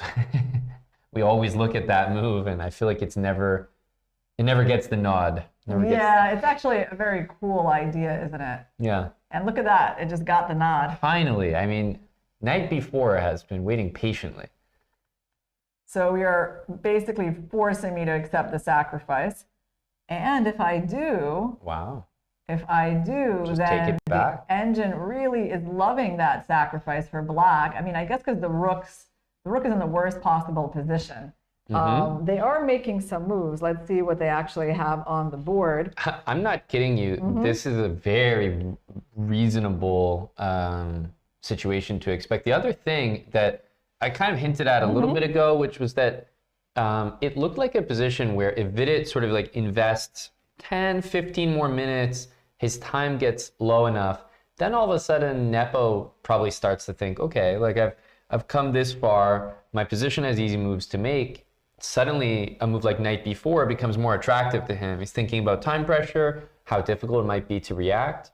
So couldn't see it. Actually, so after rook a1, a3, like all of this might actually happen, right? Indeed. Bishop c1 and knight b4 is not some preposterous fantasy variation. This is an actual move that has merits, and white apparently should not even be taking this knight, which means that king. Let's say you go, D2. I don't know, king d2 or d1. It's hard to tell which one is more appropriate here. Okay, let's say we go here. Yeah. And then the thing is, if I push, if I push, then you take my knight. And then my pawn is also hanging, which is the problem. Yeah. So I need to find another move here. I mean, I guess knight d5, there is rook a3. Yeah, rook a3. Yeah, if we go back, well, interestingly, the computer doesn't really mind this position. And I guess it's because we're just going probably, king e6. Yeah, we're not. Or maybe take, yeah. Maybe take, should I take? Maybe just finally take. and then go King e6 king e6. anyway. Yeah, you really want to improve that king, yeah? That's, I mean, king e6 has always stood out to me as the move. Without king e6, I'm kind of confused. Yeah, what else can black do other than that? Knight. You're not really threatening anything, but what am I really wanting to do, right? Yeah, knight. Okay. Nepo has played knight b6, so he is not really interested in this whole a3, bishop c1, knight b4. I wonder if he sees it. Yeah, that would be interesting to know, because I'll tell you what, I'm interested in it. It looks like a lot of fun to play, and I guess he sees a situation where he just defends these two pawns. And I mean, yeah, the only other move that I'm thinking of is bishop e3 here to hit c5. And then what happens? If a3, it's this cat and mouse game of retreating the bishop back to c1 whenever you see that. a3, but then bishop c1 is actually effective because the knight is in the wrong place, right? I mean, it's interesting, his choice of knight b6, because this was a very fun line to explore, and in a way kind of forcing, because, you know, you have rook b2 ideas. I think you have to play bishop c1. I mean, maybe you can allow the check and go king c1. Maybe it's not a big deal either, you know, but still, like, this was definitely the most active way for black to go, and just the idea that, like, sacrificing the knight for a pawn and black is suddenly winning should have been kind of inspiring, right? But you're not going to get lines like this when you retreat your pieces. That's right. Which, you know, he's in some ways probably happier not to have lines like that. Like, that one might have worked out for him, but in general, I don't think you want these super risky calculations in your head. Bishop e3, I guess, are we doing? I mean, we can't move the knight. Yeah, you can't move it back because you lose the pawn. And I guess we move the rook. I mean, of course, it's going to be rook b5 because he's already shown that that's how he wants to protect that pawn. He's a rook b5 guy. Yeah, that's right. They've already had something like this when they just made the time control, basically. If we, like right now, if we go back to move 40, let's go back right here and see how similar it is. It's very similar. I mean, the difference is that the bishop is there, and then the black king is kind of closer. So in a way, white's bishop is a bit better, but otherwise the position is very similar. The black pawn is on a4. It feels like an achievement for Nepo, right? He's got bishop e7, king f7, a4, as opposed to white's bishop just rerouting. So I would say you should be happy. So we're waiting for FIDE. Oh, actually, we have it on the board. Rook b5 is on the board. Yeah, that makes sense. So what else can FIDE do to get some chances here? And does he even want chances? chances here? To lose, right? Because if he gets winning chances for himself, he's by nature getting losing chances as well. I mean, if he tries to go for this idea, which is sort of the only active one, right? That's right. Okay, I don't think he's doing that. He just went back with his knight. e2, it looks like. Okay. I have an opportunity to play king e6, so I thought you had an opportunity to play like rook b3. Oh, that's a pretty cool one, actually. Like Firouzja against Nepo. What do you think? I mean, it's not so stupid, is it?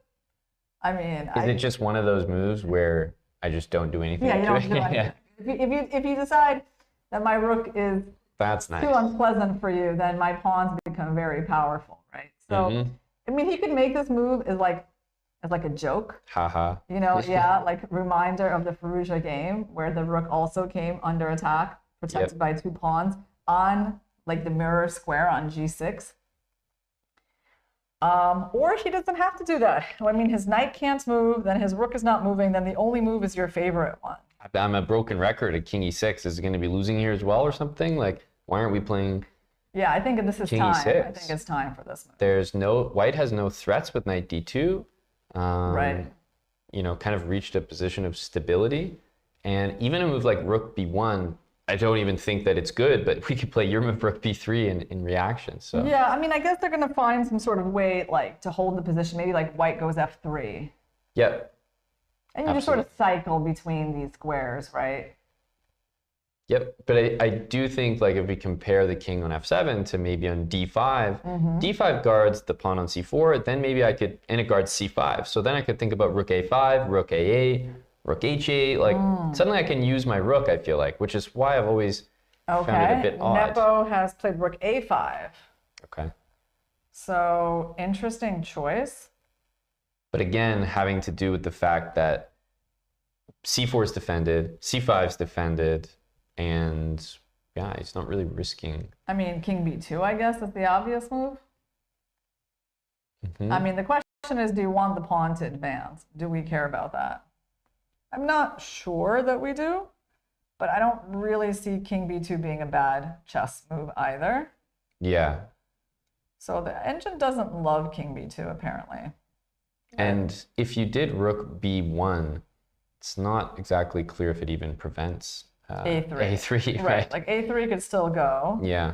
Since you cannot take the knight. So then you would just need to come back. So what move can we do? We can go knight b1. We can go and stop the pawn and block it with a knight. Seems like that seems to be a move the computer likes. This will be a shocker, Irina, but we can also go back to e4 yet again. I mean, and say that like we don't really care about this pawn advancing, yeah? Yeah, and like bishop c1. Yeah, bishop c1 and a2, king b2 or something. Yeah, bishop c1. But I'm just I'm not believing that white's achieving any, like if anything, maybe black is getting something. So it's kind of reminding me of the Vaishali game where it's like, if you are going to end up taking the perpetual, take it. And if not, then what are we really doing here? We're almost risking more for ourselves. So I'm wondering if that's the case for Vidit or not. Do you think that Nepo actually wants to go rook a8 to h8? Because the engine didn't love king b2, and that was actually Vidit's choice. So obviously, it's sort of like an offer of a draw in a way, I would say. Like if you go rook here, you know, here, here's one repetition. That's right. But I'm thinking maybe it's rook a8. I would be looking at the time situation and the fact that Vidit has been in this game for the last 10 moves and hasn't really made any progress. The pieces have been shuffling, but it feels like that the players, if they're both sitting at the table, probably feel like, okay, wait a minute, Nepo's a little bit happier. I love that comparison where you jumped back like 12 moves and it was like, okay, Nepo's done more than Vidit has. So for that reason, and with the time creeping down for Vidit, I don't know why you wouldn't at least probe with the rook, because it feels like if you want to draw, you've got it.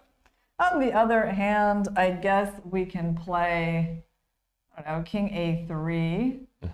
And even if you attack my pawn, you just defend it. Right. Is there a problem with defending it like that? Why are we suddenly? There could be like a knight d5, knight takes bishop, bishop takes g5 maybe. sequence. Although even this is really not a big deal for whites, yeah? Yeah, I agree. Knight d5, I guess we do take, you take,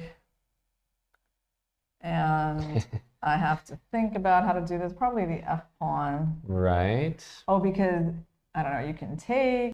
Yeah, rook check. Continue. Yeah, there's like, which way do I want to do it though? I feel like maybe let's start with this one. Yep. Okay. King e6 on the board by Nepo. So they reaffirms my understanding of chess. I don't know how this move has gone so many moves without being played, and here we go. And king a3 by Vidit, so blocking the pawn. So it feels like Nepo has a bit more time, like he might want to try to keep this game going. Yep. He's I got wouldn't blame him. A more active king, actually. I mean, yeah, the situation is that technically Black has an extra pawn, and it's requiring a king to sort of watch over it. The worst case is we've looked at a lot of situations where Black loses the a pawn, and it's just equal. So that's why I feel like Nepo's not risking a lot here. I think probably rook I don't know, rook a8 is still the first move I'm thinking about. You can try rook b5. Right. As well. You can go back to that. You know, what's funny is that, like, again, like, let's say on rook b1, I mean, I think there could be a lot of issues here. Rook b3. But definitely, like, this move, again, kind of comes to mind. Uh-huh. I mean, it could be that I'm just taking and, like, making your knight really awful. And then somehow making progress. King f5, e4. That looks, that looks winning. Like breaking through with the king, yeah? Yeah. Yeah, white's pieces have gotten, like, very, very passive. So we do see rook b5 on the board by Nepo. So we already found one losing move for white. So go rook h1 for white, and like, is rook b3 nonsense? Because you know, now we're actually taking a pawn, so it's not just, hey, here's this silly rook you can't take. Right. If you don't take it, well, I'm doing stuff as well. So this game actually is very sharp now. Yeah, if you don't take me, I'm guessing this is, just very good for black. Yeah. And if you do take me, I mean, then we get a super unbalanced position on the board, like equality, but who really knows what's happening here? I mean, I'm threatening. I'd rather play black in this type of equality. C4, A3, I mean, wow. I mean, definitely visually looks way better for black, right? And that's why Vidit played rook c1. He wants to guard the pawn. Right. And also maybe prepares c4. I don't know. Like rook b3, knight takes, and then maybe white has pawn to c4. But that's an important point. Yeah, like if I take, at least you can stop the knight from coming in. And then it's sort of a balance, right? Because I can't really move this knight easily. So rook c1, clever. Clever move that shows that Vidit is firmly on the defensive. He's the one who sort of rejected that repetition, but now I think he would be quite happy with to take it. Yeah, exactly. Nepo is the one pushing here, and I wonder what's going on. Let's take a look at this exciting game between Vaishali and Garyachkina, which is amazing. This game is still being played, and it still seems like a draw. Maybe it's finally going to wind up in some perpetual, but Vaishali down to like a minute on the clock, while Garyachkina has 5 minutes. So Vaishali definitely kind of gambling in this game. She's going king g3. Probably black will look for a check on c3, because by the way, black is threatened with checkmate. That's right. And this was all off the back of that knight c5 move from Vaishali to keep the game going, which, you know, I'll admit was, you know, I was a little bit critical of. The only thing I can say against that stance is that, you know, it's that type of ambition that gets you more than a half a point in these situations. And as much as white had to play accurately here, so did black. So yeah, I mean, right now black cannot afford to trade the queens. They'd be losing any king and pawn endgame they enter. So black really has to only go for the checks or find a way to like win this pawn. Right, and if queen like d4, king h5, queen h8, king g6, then queen g8, king f6, and it's kind of what you outlined there, that all of a sudden you can't trade the queens because white will have a pass g and b pawn, which are, it's always better to have the split pawns like that, because the white king can stand in front of the two central pawns. But yeah, it's kind of like... So wait, what's the draw here? The only check that it looks like we have is actually losing. Yeah, that's why... Yeah, so where exactly is Garyachkina's draw? Probably defending e7, so maybe queen f8. Well, she actually went from a different direction. She went queen b4 check instead of queen d4. we'll Oh, because she wants to take the pawn. Yeah, that makes sense. we'll absolutely see queen f4 here. But now there's no checkmate and no check for white. So this black queen can move just about anywhere safely. Right. Yeah, so for one move, black is safe. So what are we expecting? Maybe just queen back to c3? Queen c3 looks good. I don't see a way to threaten the g-pawn. Yeah, queen b7 looks a bit silly, so. And we probably don't want to go too passive, right? So probably staying active. But yeah, I mean, Vaishali actually has chances to win this game. I mean, she's up a pawn. She risks absolutely nothing. That's right. So I guess her decision to avoid the repetition paid off. Maybe we will actually see something surprising here. Yeah, I know that the other game in the women's section is still going. I can't remember where we checked that game last. Yeah, it seems like a pretty simple at this point end game that Humpy should win. She's positioned her rook. I mean, she didn't manage to promote her g-pawn. Right. Maybe she could have won in a more tactical way, but she had the black rook in the worst possible spot, and eventually black will run into Zugzwang and lose this game. So I think Humpy will wrap it up. And as for this one, oh wow, look at that losing move by Garyachkina. Now we just have to figure out why that move is so bad. That's very surprising. I mean, she's trying to make her own pawn kind of dangerous. She's avoiding the queen trade. But do we have something really? Is it like a matter of our king maybe walking up? Yeah. Like walking up somewhere to just maybe even, I can see that king going to g6. Yep. Look at that. Nope, that's not the winning move. I thought maybe, you know, this would be a cool idea, but that's not it. So where is the win? Vaishali's about to make a move. She moved her queen. She moved that queen to e5. Oh, wow. That is the winning move. And so the trick involves queen f8. So king d7, queen g7 check. Wow. And you can't take that pawn on d6 with the king, which is really remarkable and completely missed by Goryachkina. Because she probably assumed, okay, I have d3 check, right? We can throw that in. Yeah. Well, this is actually a very cool move by Vaishali because she's like letting her king get checked and letting the black pawn promote to closer. But I guess king g3, there's no more checks. That might not even be, maybe king f3. No, king f3, queen b7. King, I was thinking of king like h5, g5, but then queen b5. It's kind of a embarrassing loss. If we go there, we lose, right? Because they trade the queen and promote their pawn. It feels like f3 to maybe catch that pawn. Yeah, it's probably, we're getting closer to the pawn, so this check is not really a big deal because we're like moving closer. But queen e5 is an exceptionally strong move, isn't it?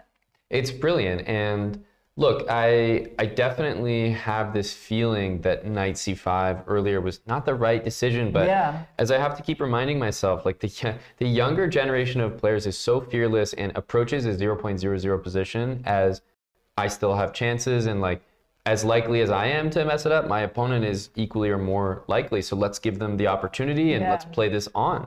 So that fighting spirit is amazing. Like she's just attacking that pawn. And black has no way to really guard it because, like you said, this one runs into this, and you can't take the pawn because of the little detail that your queen gets skewered. So, and if I go here, I'm sure some really bad stuff will happen to me. Maybe even, well... Yeah, now... You know what it is? It's king Can g5? It be? I think so. No. Yeah, because queen d2... I still thought we were winning this one. Yep.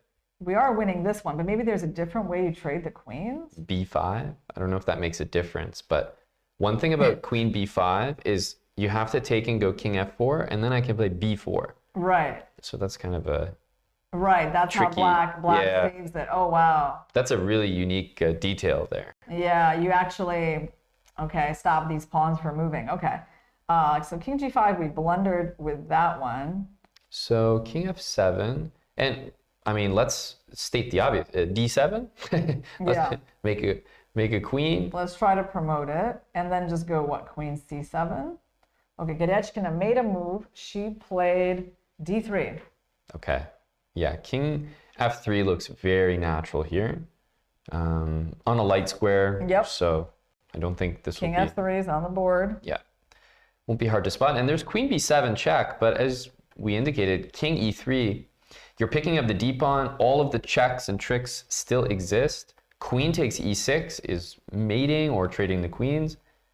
This looks like it's on the verge of... What happens on d2? I think it's just as simple as us taking this pawn. Mm-hmm.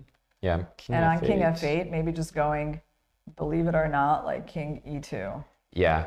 Yeah. Either queen e7, king e2, or king e2 straight away. There's just never anything here, right? You cannot get that pawn to promotion. Mm-hmm. All right. So, I mean, if Vaishali defeats Goryachkina, that's just a very big result in many ways. Absolutely. I mean, Goryachkina, one of the most solid players in this tournament, the top seed, always in it to win it, right? So for her to lose 2 in a row, she's not going to really be in a position to win this candidate. No. And losing to Vaishali, who had suffered such a losing streak somewhere in the middle of the tournament, Indeed. It's going to be quite a turnaround. Yeah, and we also saw, obviously, Tan with the win is just extending that lead that she has over the competition. Is it just queen f4? Do we just trade the queens now?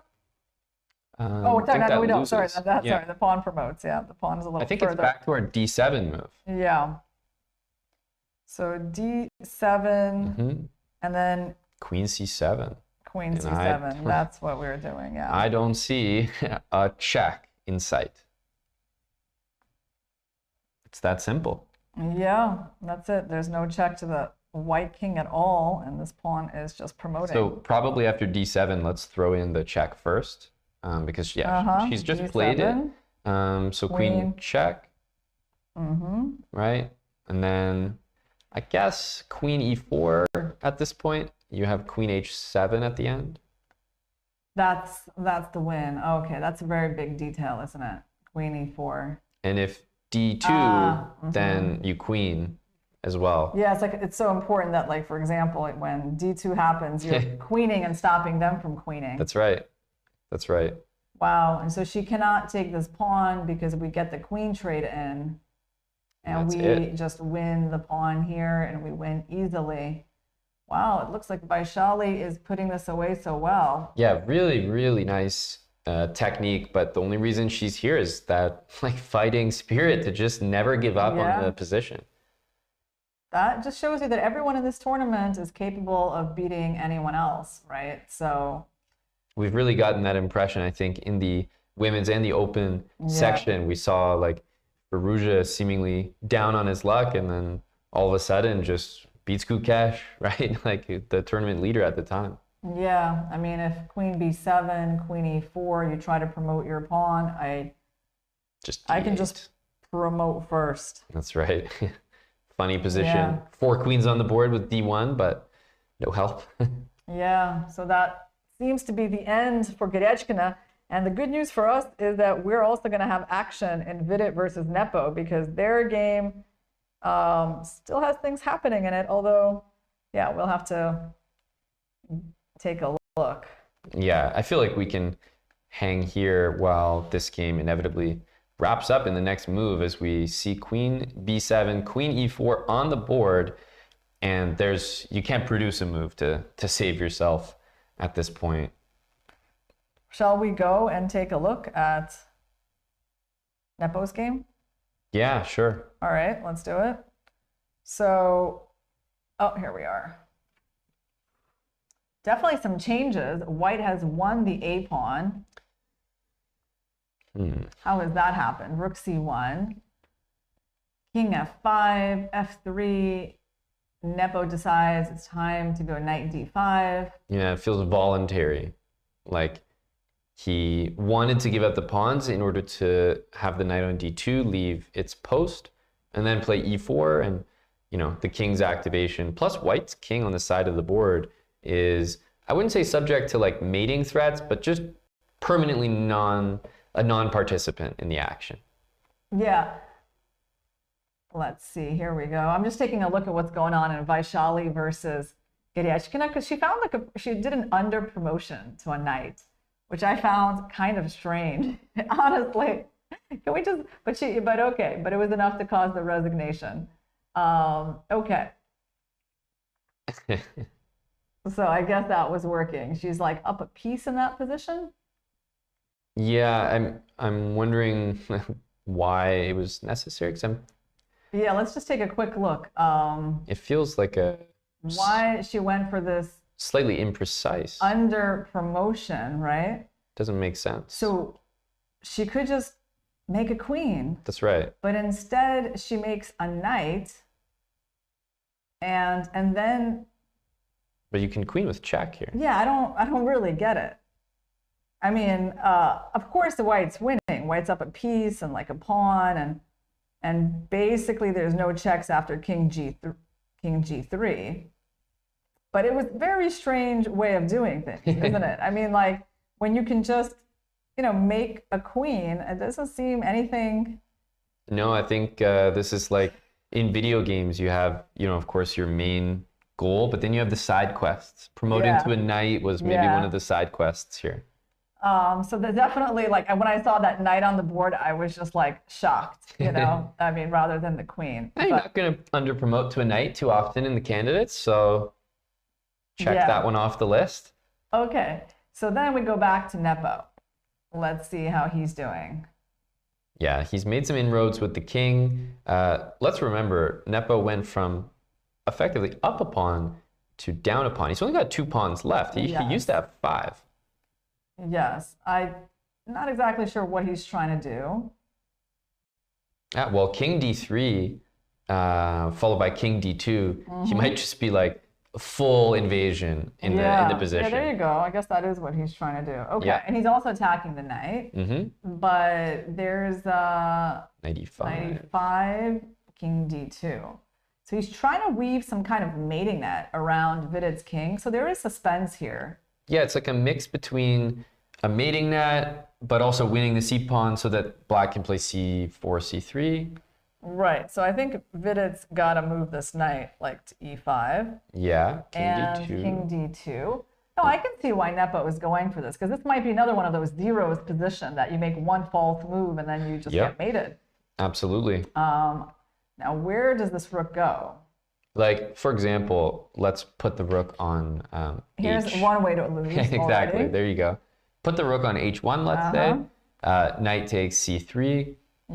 We can start with king a3. Right. c4. Checkmate. Checkmate in 2. There we go. And then king a5. Maybe at this point there's like knight e4, and just if white ever tries to throw in knight takes g6, it's like a funny move, bishop d8 check, to just get your bishop to safety. Bishop d8, you at can all send times. the king all the way here. I mean, it's funny, you can pursue this king for a while, but he doesn't. Knight b5. I mean, it's like it's almost getting mated, right? Almost, like you drive him all the Bishop way into d7, the corner. knight d7, only move. Wow. Bishop c7, yeah, and then this move. There's even some win here for white. Knight c4, excuse me. me. Knight c4, okay. Yeah. But if you want to draw by repetition, you can do knight c7 and knight b5. So Right. the game could end in something like that. So funny. But let's see. Draw. Right now, Vidit is under pressure. He's getting closer to a minute, and he still is the one with some issues around his king. Let's remember, choosing the right square for that rook is not an easy task. There's just so many available. It does seem to me like h1 is the safest, it's out of the way, but that is not He went to easy. g3, like that's not an obvious move at all, right? Like, wow. He's just counterattacking on that rook, like that didn't even cross our minds. Amazing. And to play that with just over a minute I know. is courageous. That's a good word. I mean, okay, now, yeah, if the king takes the knight, then you take the rook, and black is not doing as well. So black needs to move this rook somewhere. And I guess his point is that, like, he wants to have a chance to move his king in. Even King to B3. B5. Oh, yeah. Yeah, maybe B3. I guess both of them The pawn. don't have a check Right. available, but I want to defend the pawn, Yeah. So Nepo needs to kind of stay on this file unless Nepo wants to go for knight c3. And then kind of like going in for rook c3, king c3, you know, bishop b8, king c4. And white should find a way to make a draw here, but obviously sort of white's the one who was making it, right? If white can decide to go for this. I mean, I'm not like, if I saw this as white, I wouldn't feel instantly very comfortable. Yeah, it looks like I'm almost thinking bishop e5 and then h5, like some sort of... Yeah, I think you have to go for these big ideas of counterplay right away, right? But even this could backfire, like king d5. Or even like, so like here, I guess you're in time, right? You're sort of like, you're making it. And then this position is still holding on for white. But let's see what Nepo is going to come up with. He's down to like 3 minutes now. Yeah, knight c3 is there, and he knows it as like a bailout. So he's probably feeling not too stressed about letting the time go, because if he doesn't find something he likes, he has knight c3 waiting. What's the move other than knight c3? It looks like rook b7. Yeah, rook b7 is kind of the only way to stay on the b file. And you'd never really think about knight b6 as a move. So yeah, I feel like he's between those two decisions. You're saying knight b6 even. Yeah, I just feel like that's not really what you want. Probably like king b3 or something, right? I mean... That's kind of funny. Or maybe, you know what, king b5. Yeah. Yeah, There's just no good way to deal with it. Then the rook's under attack and I want to take your knight. Okay. Yep. So this is a big moment for him. Let's see. Oh, look at him. He's doing his expressions again. So that means he's going for knight c3. Yes. Yeah. Look at that. It's so easy to interpret Jan's facial expressions now. Yeah. He needs to make it a little harder because knight c3 tells us, oh, I'm not happy because I think I have to make a draw.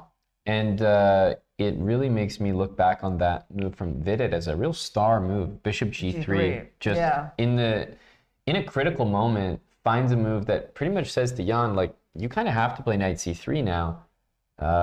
Admittedly, I think FIDE probably has a few more accurate moves he needs to make in that potential bishop endgame. But that's about it. Well, he's definitely got to take this knight. That's for sure. I mean... Otherwise, he's just lost a really important pawn. Then his king will get checked, and he might lose more stuff. So he needs to take that knight. However, he is getting me to calculate king a3 here. The longer he sits there, I'm like, wait a minute. I don't even want to look at it. I just don't. And it's not a great move, but I mean, maybe it holds, but it's not. How could you not play rook takes knight, though? Okay, he's letting his time get pretty low. And what move are we on here? It's just that, is that almost move 60. Yeah, it doesn't matter too much. Oh, wow, he didn't take it. It's astonishing. He didn't take it. He did play king a3, which is like the move that we didn't really want to be bothered to calculate because it leaves. See, look. Okay, let's look at Jan again. Jan was certainly surprised by that as well. He has 2 minutes to figure things out. But it did not look like rook takes c3 when you have 30 seconds ticking down. You see a position where you can't play h5 comfortably in terms of recalculation, and black has 2 pass pawns. So very, very tough decision to make. I mean, it's just interesting. Yeah, like he's kind of holding himself because after rook a8, there's king b3, and you hold the knight, and there's no more checks. So okay, maybe just visually that this move looked wrong, but the rook is still like. What if I go, rook b7 or something like that? Yeah, you have this like funny knight e5, bishop f4 check, like. Or maybe I just blundered some way that I'm. Are we losing with like knight b2 or something? Yeah, it feels like a situation where the knight on c3 will be corralled. So Nepo needs to be a little careful here as well. He played rook b4. Okay. Is that very different? Okay, it is different somehow. With knight b2 now? Yeah, yeah. Okay, Vidit is moving back to b2. So what's the issue here? Wait, no, Nepo is winning. I mean... Is it... Oh, he's holding f4. He's holding f4, so it must be king d2, right? Which is the whole point of his move. Yes, that was why he played rook b4, so there's no check. Suddenly, he is winning. Oh, man, I don't know, is there c4 coming at some point, or like... Vidit is in a state of shock right now. And rook to g1? That will never be the move. Rook f1. Wow. And... I mean, you can win a piece by... no, I guess not by force. Just trying to think how to do it here. I mean, c4 looks very tempting, yeah. right? c4, just kind of like open up all the threats. Indeed. Threat of checkmate. No. Lots of threat of checkmate this way. Wow. This is so crazy. It really is. Nepo is, I mean, he's got that face on where he knows there's something wrong with this. Vidit is probably holding more of a poker face, not trying to give any info, but Vidit knows this is not at all what he signed up for. It's kind of impressive. It was exactly what you said. Rook b4, he totally missed that the f4 square was covered in that simple variation that he was always counting on. Yeah, okay, he made some move and it is pawn to c4. Okay, and this is very bad. And how do you even come up with a move? I don't know. Well, we have a bunch of checks to look at for Vidit. The active king really won. Let's Nepo go bishop this game. e1. Right, so king e2, just hit that rook, because we have bishop c3, rook anywhere but b3, I guess. Right, and then if I take... Yeah, just hold on, let's just see. He's about to make a move. So let's see where Vidit's going to go. He's down. He just played his rook to f2. Fair enough. So now we have kind of a pleasant move, knight e2 perhaps, to examine. Mm-hmm. Wow. Wow. That seems to be the main one. Although I have to say king e3. Yeah, not crazy. Looking pretty nice. I mean, there's no follow-up checks, right? Well, yeah. I wonder what is the best here. Is it really? Okay, he did go with knight e2. Yep, that's what the computer likes the best. And I think knight e2 is so powerful because now you can just go c3, c2. Like, you can leave this nasty discover check there. It always exists. Well, we're threatening rook b3 winning the bishop. That's one small detail. Mm-hmm. Oh, and then we're threatening so many things. Yeah, I mean, even c3. Like it feels like c3 is actually the biggest threat because the rook will always have a threat. c3 is a new threat you're introducing. This is just such a crazy thing that Vidit declined the repetition. Yeah, this is what I was saying. The time getting lower, it did not look... This is the luck, right, that they always talk about in these tournaments, which like the luck of your opponent deciding to overpress when he shouldn't, right? It's like, who is this person gonna choose to self-destruct against? Are you gonna be the one to collect that lucky point? Absolutely. Bishop e5. Okay, so he tries to save his bishop. c3 yeah, looks... Nepo just pushed the pawn. Yeah, because you can take on c3, but the king is just going to take back. And let's remember this threat, discover check, is still there. Check and win the rook, yeah. So if the bishop takes, we just take, and then we win the rook in the end. So c3. I mean, there's no moves. This is the knight is actually kind of trapped, isn't it? Knights are not supposed to be on b2, g2, b7, g7. They fare pretty poorly. At some point, the rook can just move and take that rook. Yeah, that's the thing. You pretty much have to play bishop takes e3. He's got 10 seconds. It's over for white. He plays rook f7. Okay, at this point, we might just be able to promote or wait. Let's calculate a little bit. If I take, you're going to take with your bishop. That's what you're hoping for. So what's the best way to do this? Also, by the way, sometimes our pawn can promote this way. Yeah, I think that's a funny way it could happen. Yeah, I think that's actually it, isn't it? It's going to be rook b7. Like, let's say we go here. Yeah. You move, and I don't Knight know. c1 at this point. Yeah, knight just c1. wins. Okay, there you go. Okay. Yeah, it looks like rook b7, you have to take it.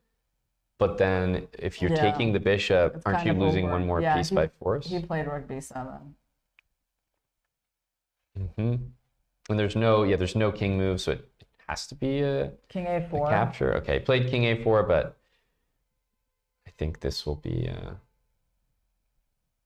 this should be a win in a couple moves. So I guess what he's hoping for is pawn takes b2, bishop takes, you know, and then rook takes, something like that, rook takes e7, but don't think he's gonna get something so fortunate as Nepo does, sidestep the knight entirely and just promotes. I guess knight c4, we just need to get out of check, like king d3. Yeah. And that's it. And then the pawn promotes. And the You knight can go hangs. back to b2, but then I guess king e4, and finally everything's taken care of. Nepo knows. Wow, Nepo was moving to a big +3 score. We thought Naka would be tied with him, Yeah, but that is not how it and worked not out. even tied with him. We thought Naka would be tied with Gukesh. Right. Because at that point, Jan had played d5 and was even going to lose that game. Okay, we have a result in the game between Salimova and Yeah, I think Humpy. Humpy won that one pretty nicely. Saw the rook endgame technique up a pawn. and she actually gets her revenge on her loss to Salimova in the first half. Right.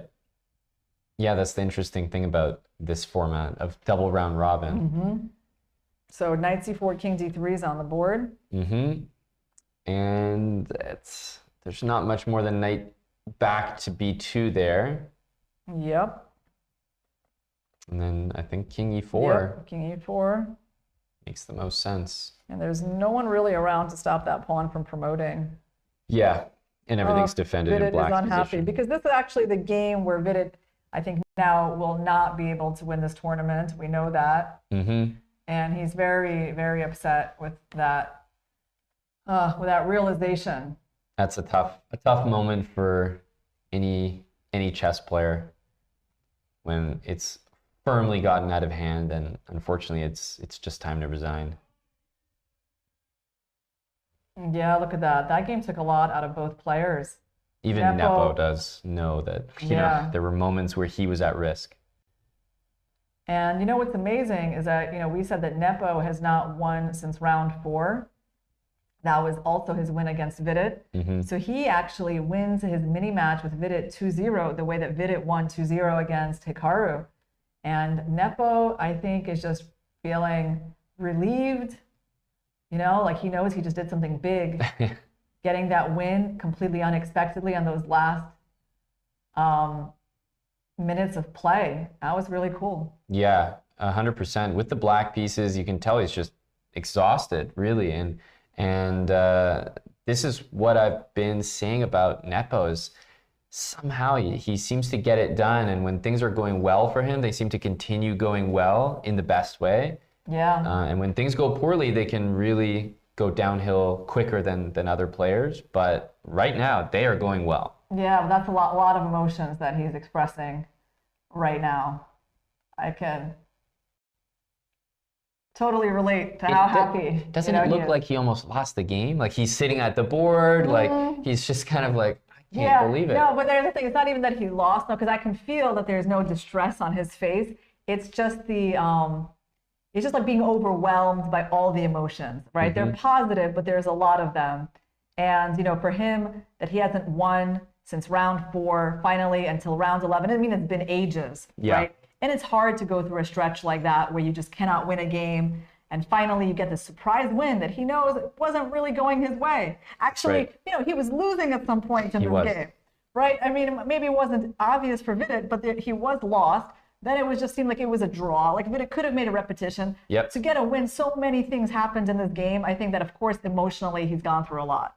He has, yeah, and he's feels that he can't even leave the scene because there's just so much that he's processing right now. But I always say that the strongest players always seem the most confused after the game. They're always processing things. Like all they can think about are the poor moments from the game. Yeah. But he was remarkably resilient, and he always had an idea that he was playing for. When Vidit was shuffling, he was shuffling but improving his pieces, it seemed like, just a tad bit better than Vidit was. And it could be that candidate's experience coming in here as he finally exits. Yeah, it was not like he won this game by a lot, just kind of slightly better play on those final minutes. It did seem like he was more comfortable with like that pressure. And he managed to outmaneuver Vidit. So really big day here at the candidates. 3 decisive games in the open section. We definitely have a turnaround in the standings. We now have a sole leader with Jan Nepomniachtchi at +3. So right now, let's take a look at what Lei Tingji said in her post-game interview before we come back to you with a recap of the day's events. Lei Tingji finished her game against Anna Muzachuk in a draw, but it was an absolutely crazy game, very double-edged, with chances for both sides. Did you feel that you were losing at some point, actually, because it was like really, really difficult for you? Yeah, when I play Queen G5, I think both of them in time trouble, but at that position, I think Queen G5, Knight F5 maybe is the only way I can try. But during the game, I don't know, I just, how to say, I just, to be normal, because maybe there is a chance for me to get a draw. But okay, so you played this because you thought it's your only chance to make a draw. But did you actually feel that it's a draw, or there are chances for her to win? Did you see any winning chances for her? I think maybe there's some way like she can run the king. But right now, I'm also not sure, maybe. What the game? Maybe I think when I play Queen F6 and she should play King E8. And Queen C6, I think then just King D8. And Queen C4 maybe must be something for black. Yeah. So black would run with her king to the queen side, and probably she was afraid of your f passed pawn. I think she missed because the bishop h5, then queen g5, king f8, and then queen f6. She missed the queen takes c6 here. I'm in the last position. If I don't have a queen takes c6, I think it should be winning for black. Yeah. Well, and before that, you played a really interesting game. You sacrificed, you tried to create some attack on her king. So you were really taking risks in this game. And you have a good tournament situation. So do you think it's a good strategy to take risks, or maybe it's better to play more solid?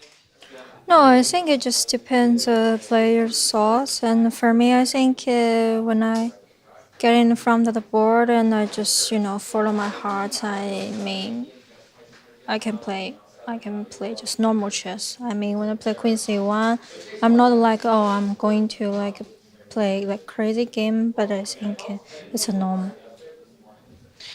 Well, 3 games to go. No special strategy. You told me many times that you will be just playing game after game. But your compatriot Tine is one of the leaders, is in the lead. How do you feel about you and her being rivals here, playing for the first place? I mean, actually, it's like a good thing, because if one of us can become the first and the world champion title can, stay in China, so for me, it's like it's a good thing for Chinese chess. And Now I think she's leading right now. So for me, I have no pressure at all. Yeah. So if either of you wins, will you celebrate together? I think hard to say. Yeah. So are you friends in real life or not so much? Yeah, we are like also from the same city, and she also was like how to say our team coach before. So yeah, we have like a long relationship from since long ago. Yeah. Well, thank you very much. Thanks.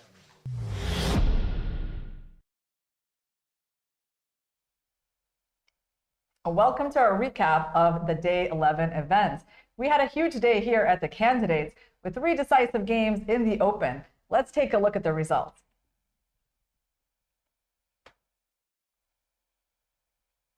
So Hikaru Nakamura won with the black pieces against Prague from a seemingly innocuous symmetrical opening that resulted in an early endgame.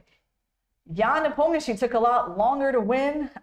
His game was one of the last to finish in the tournament as he defeated Vidit with the black pieces in a very dramatic endgame.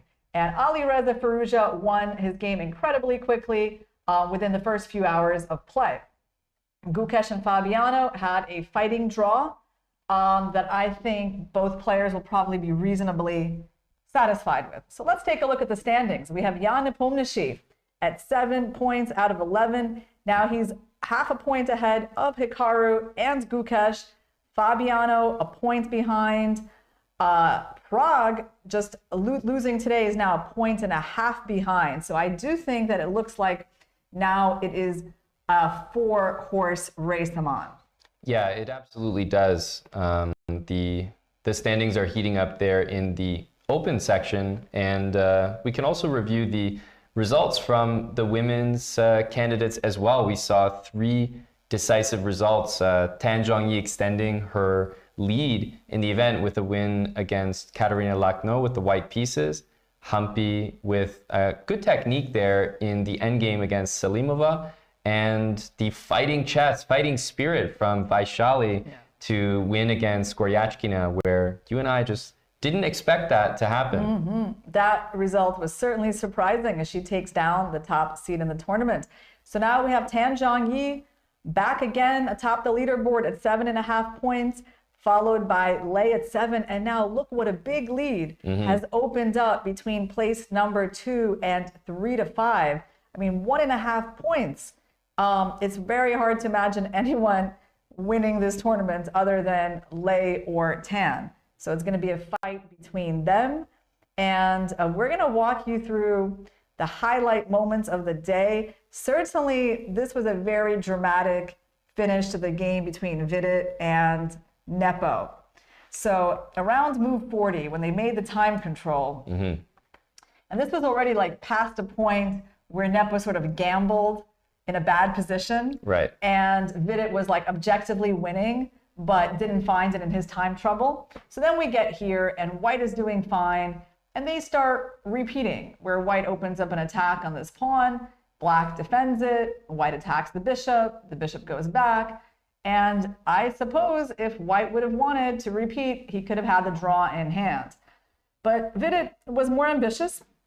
Okay, he goes knight g3, decides to attack the pawn in a different way because the bishop cannot protect it from d6 anymore. There's some tricks with h5, and we get into this phase of the battle, both sides kind of maneuvering.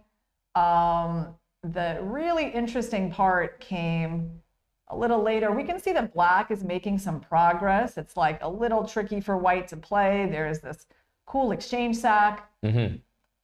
Yeah, on the cards. It definitely seemed that at this point, everybody was shuffling, the balance was being maintained. You see the evaluation bar just never, ever wavered the entire game. But it was, I think, Jan's decision to actually sacrifice the majority of his pawns. He was up a pawn, and then this crazy move, knight d5, really opened the game up. Yeah, I mean, this was surprising for us. Like, we saw all of his pawns disappear, and we were like, how can this be that great, but it was actually a really tricky practical decision by Nepo. And in this moment, White came up with this very interesting intermezzo bishop g3, or like, you know, without moving his knight, he attacks the rook. And we really thought that after knight c3, Nepo was sort of resigned to a draw. That's right. Because it seemed like he'd calculated this line with rook takes c3.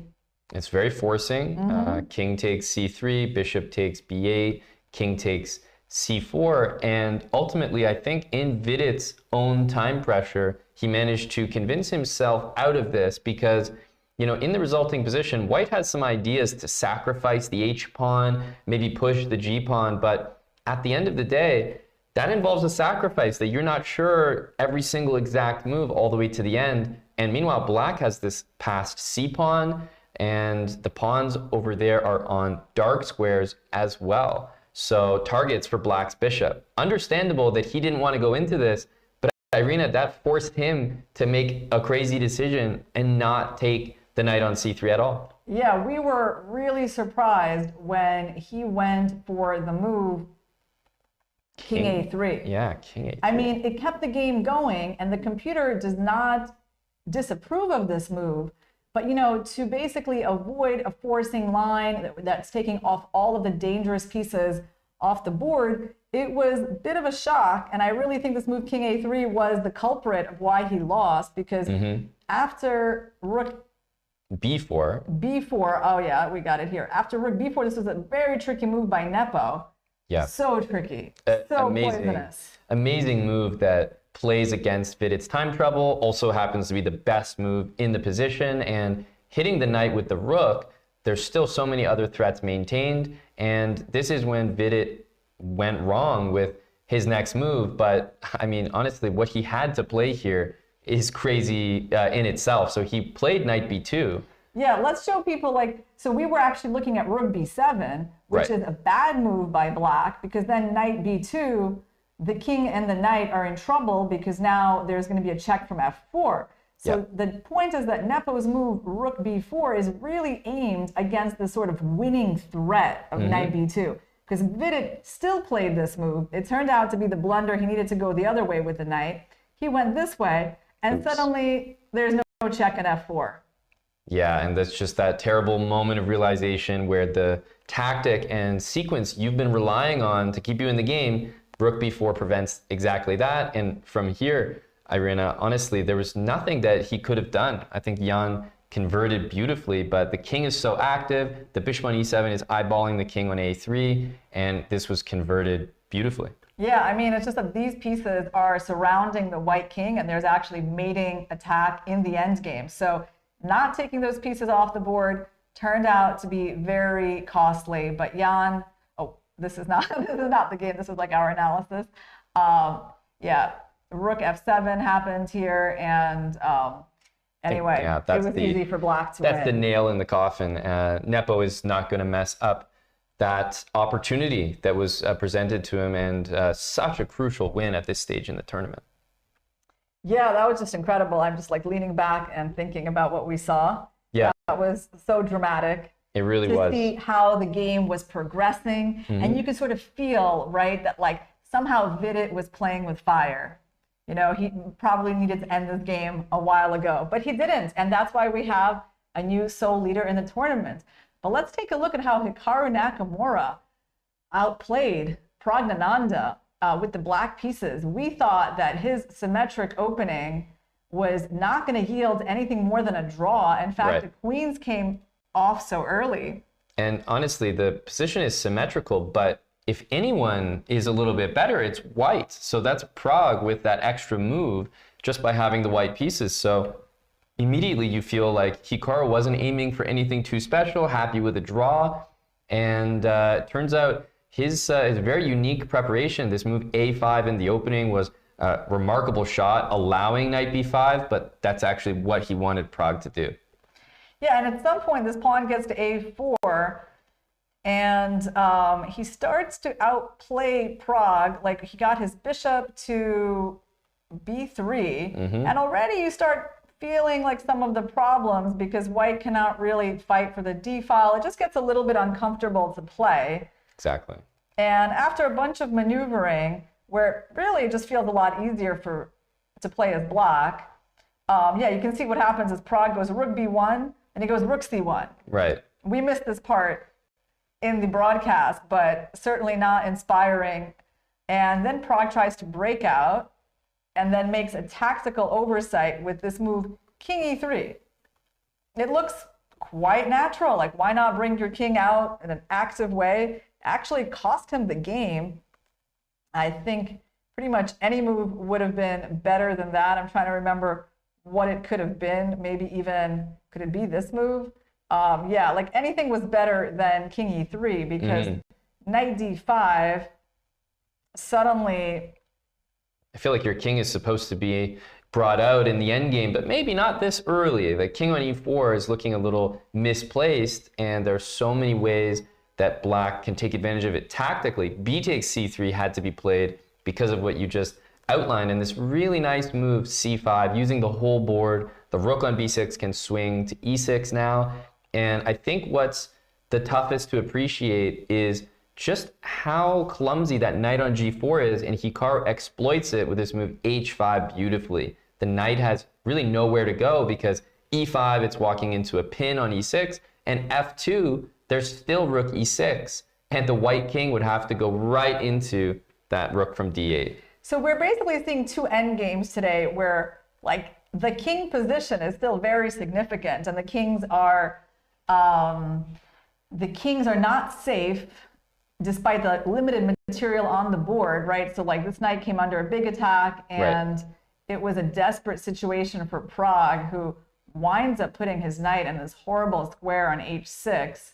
And I guess this is where he lost that knight. And then Hikaru converted with his extra piece. Yeah, and he made the conversion look easy. So Hikaru Nakamura wins late into this candidate's event when he needs a win to catch up to the leaders. He's not quite there yet after the heroics from Nepo, but he's putting himself in a huge position to contend for first. And the game in the women's that had a lot of significance was between Tan and Logno. Tan gets another win. They had a very complicated game, and probably the key moments were somewhere around here. Such an unusual position. White played rook c5, which was apparently not a great idea by Tan, but she was trying to use some tactical means to defend this knight, or, you know, she was threatening the pawn, putting pressure here. And black had some ideas of f4 that were quite beautiful. Yeah, I mean, this can really, if you take with the g pawn, then suddenly your h pawn is loose here as well. And obviously the e pawn capturing just opens up some huge threats on that diagonal, as the king on g1 is feeling very exposed and very tough to deal with. So Tan was kind of overextending in this game a little bit with that rook c5 move, but Irina kind of paid off for her due to the reaction from Logno not being the best. Yeah, Logno did not seize the moment. She went here, attacking the knight, and then she actually blunders on the next move. f4 was still an option for her. Right. But she blunders with bishop takes b3. She tries like some discovery on the rook, which really just doesn't leave her in very good shape. Like, she's still down a pawn, and it was just downhill from here. Yeah, it's the queen and bishop are both eyeballing the g7 pawn now for checkmate in one. And from here, I think Tan's technique, which has been her strong suit this event, once again is pretty much perfect here as... Nope. There's a checkmate threat. Yeah, I mean, g7 threat means that the bishop had to go to f6, and so many exchanges happened. And with that extra material, I think Tan was able to honestly make it look easy from only being up one pawn. Yeah, so pretty convincing win by Tan. Well, Logno had her moments of opportunity, but she let it slip. So therefore, we have Tan leading the tournament again. Right. We got 3 rounds left to go. It's so exciting every day. I mean, we got 3 decisive games in each section today. I know, it's unbelievable. I feel like this candidates, the open and the women's, has both been so exciting. It's really a treat as a chess fan, especially as a commentator, to have so many exciting games to look forward to every day. And it also means the standings feel like you're never assured of who's leading and who's going to win this tournament until the very final rounds. Yeah, well, Nepo has put himself in a great position. Right. Because this gift in a way that was presented to him by FIDE, I think is going to be very important. It's also going to just give him that confidence that he hasn't had in a while. So, he's been the leader from early on, but without having tasted a win for like 6 games. Yeah, he's just been so solid, making the draws. He's been in this candidates tournament so many times and been successful in it that I feel like he knows something and it's working for him. So all those draws, but then in the clutch, he comes in those final rounds with a win. But I think Hikaru is not going to make it easy for him. No, we learned that, I think, both today and in the last round, a couple wins from Hikaru, and he's reminding everyone who counted him out early, maybe after some early an early loss, that he's absolutely a contender for first place, and Nepo's not running away with anything. Well, the amazing thing about Hikaru is that he's played 4 decisive games in a row. So he's added so much action to this tournament, and that's why we've been really enjoying watching his play. And we're going to be back for round 12 tomorrow, the candidates at 2:30 p.m. Eastern Time.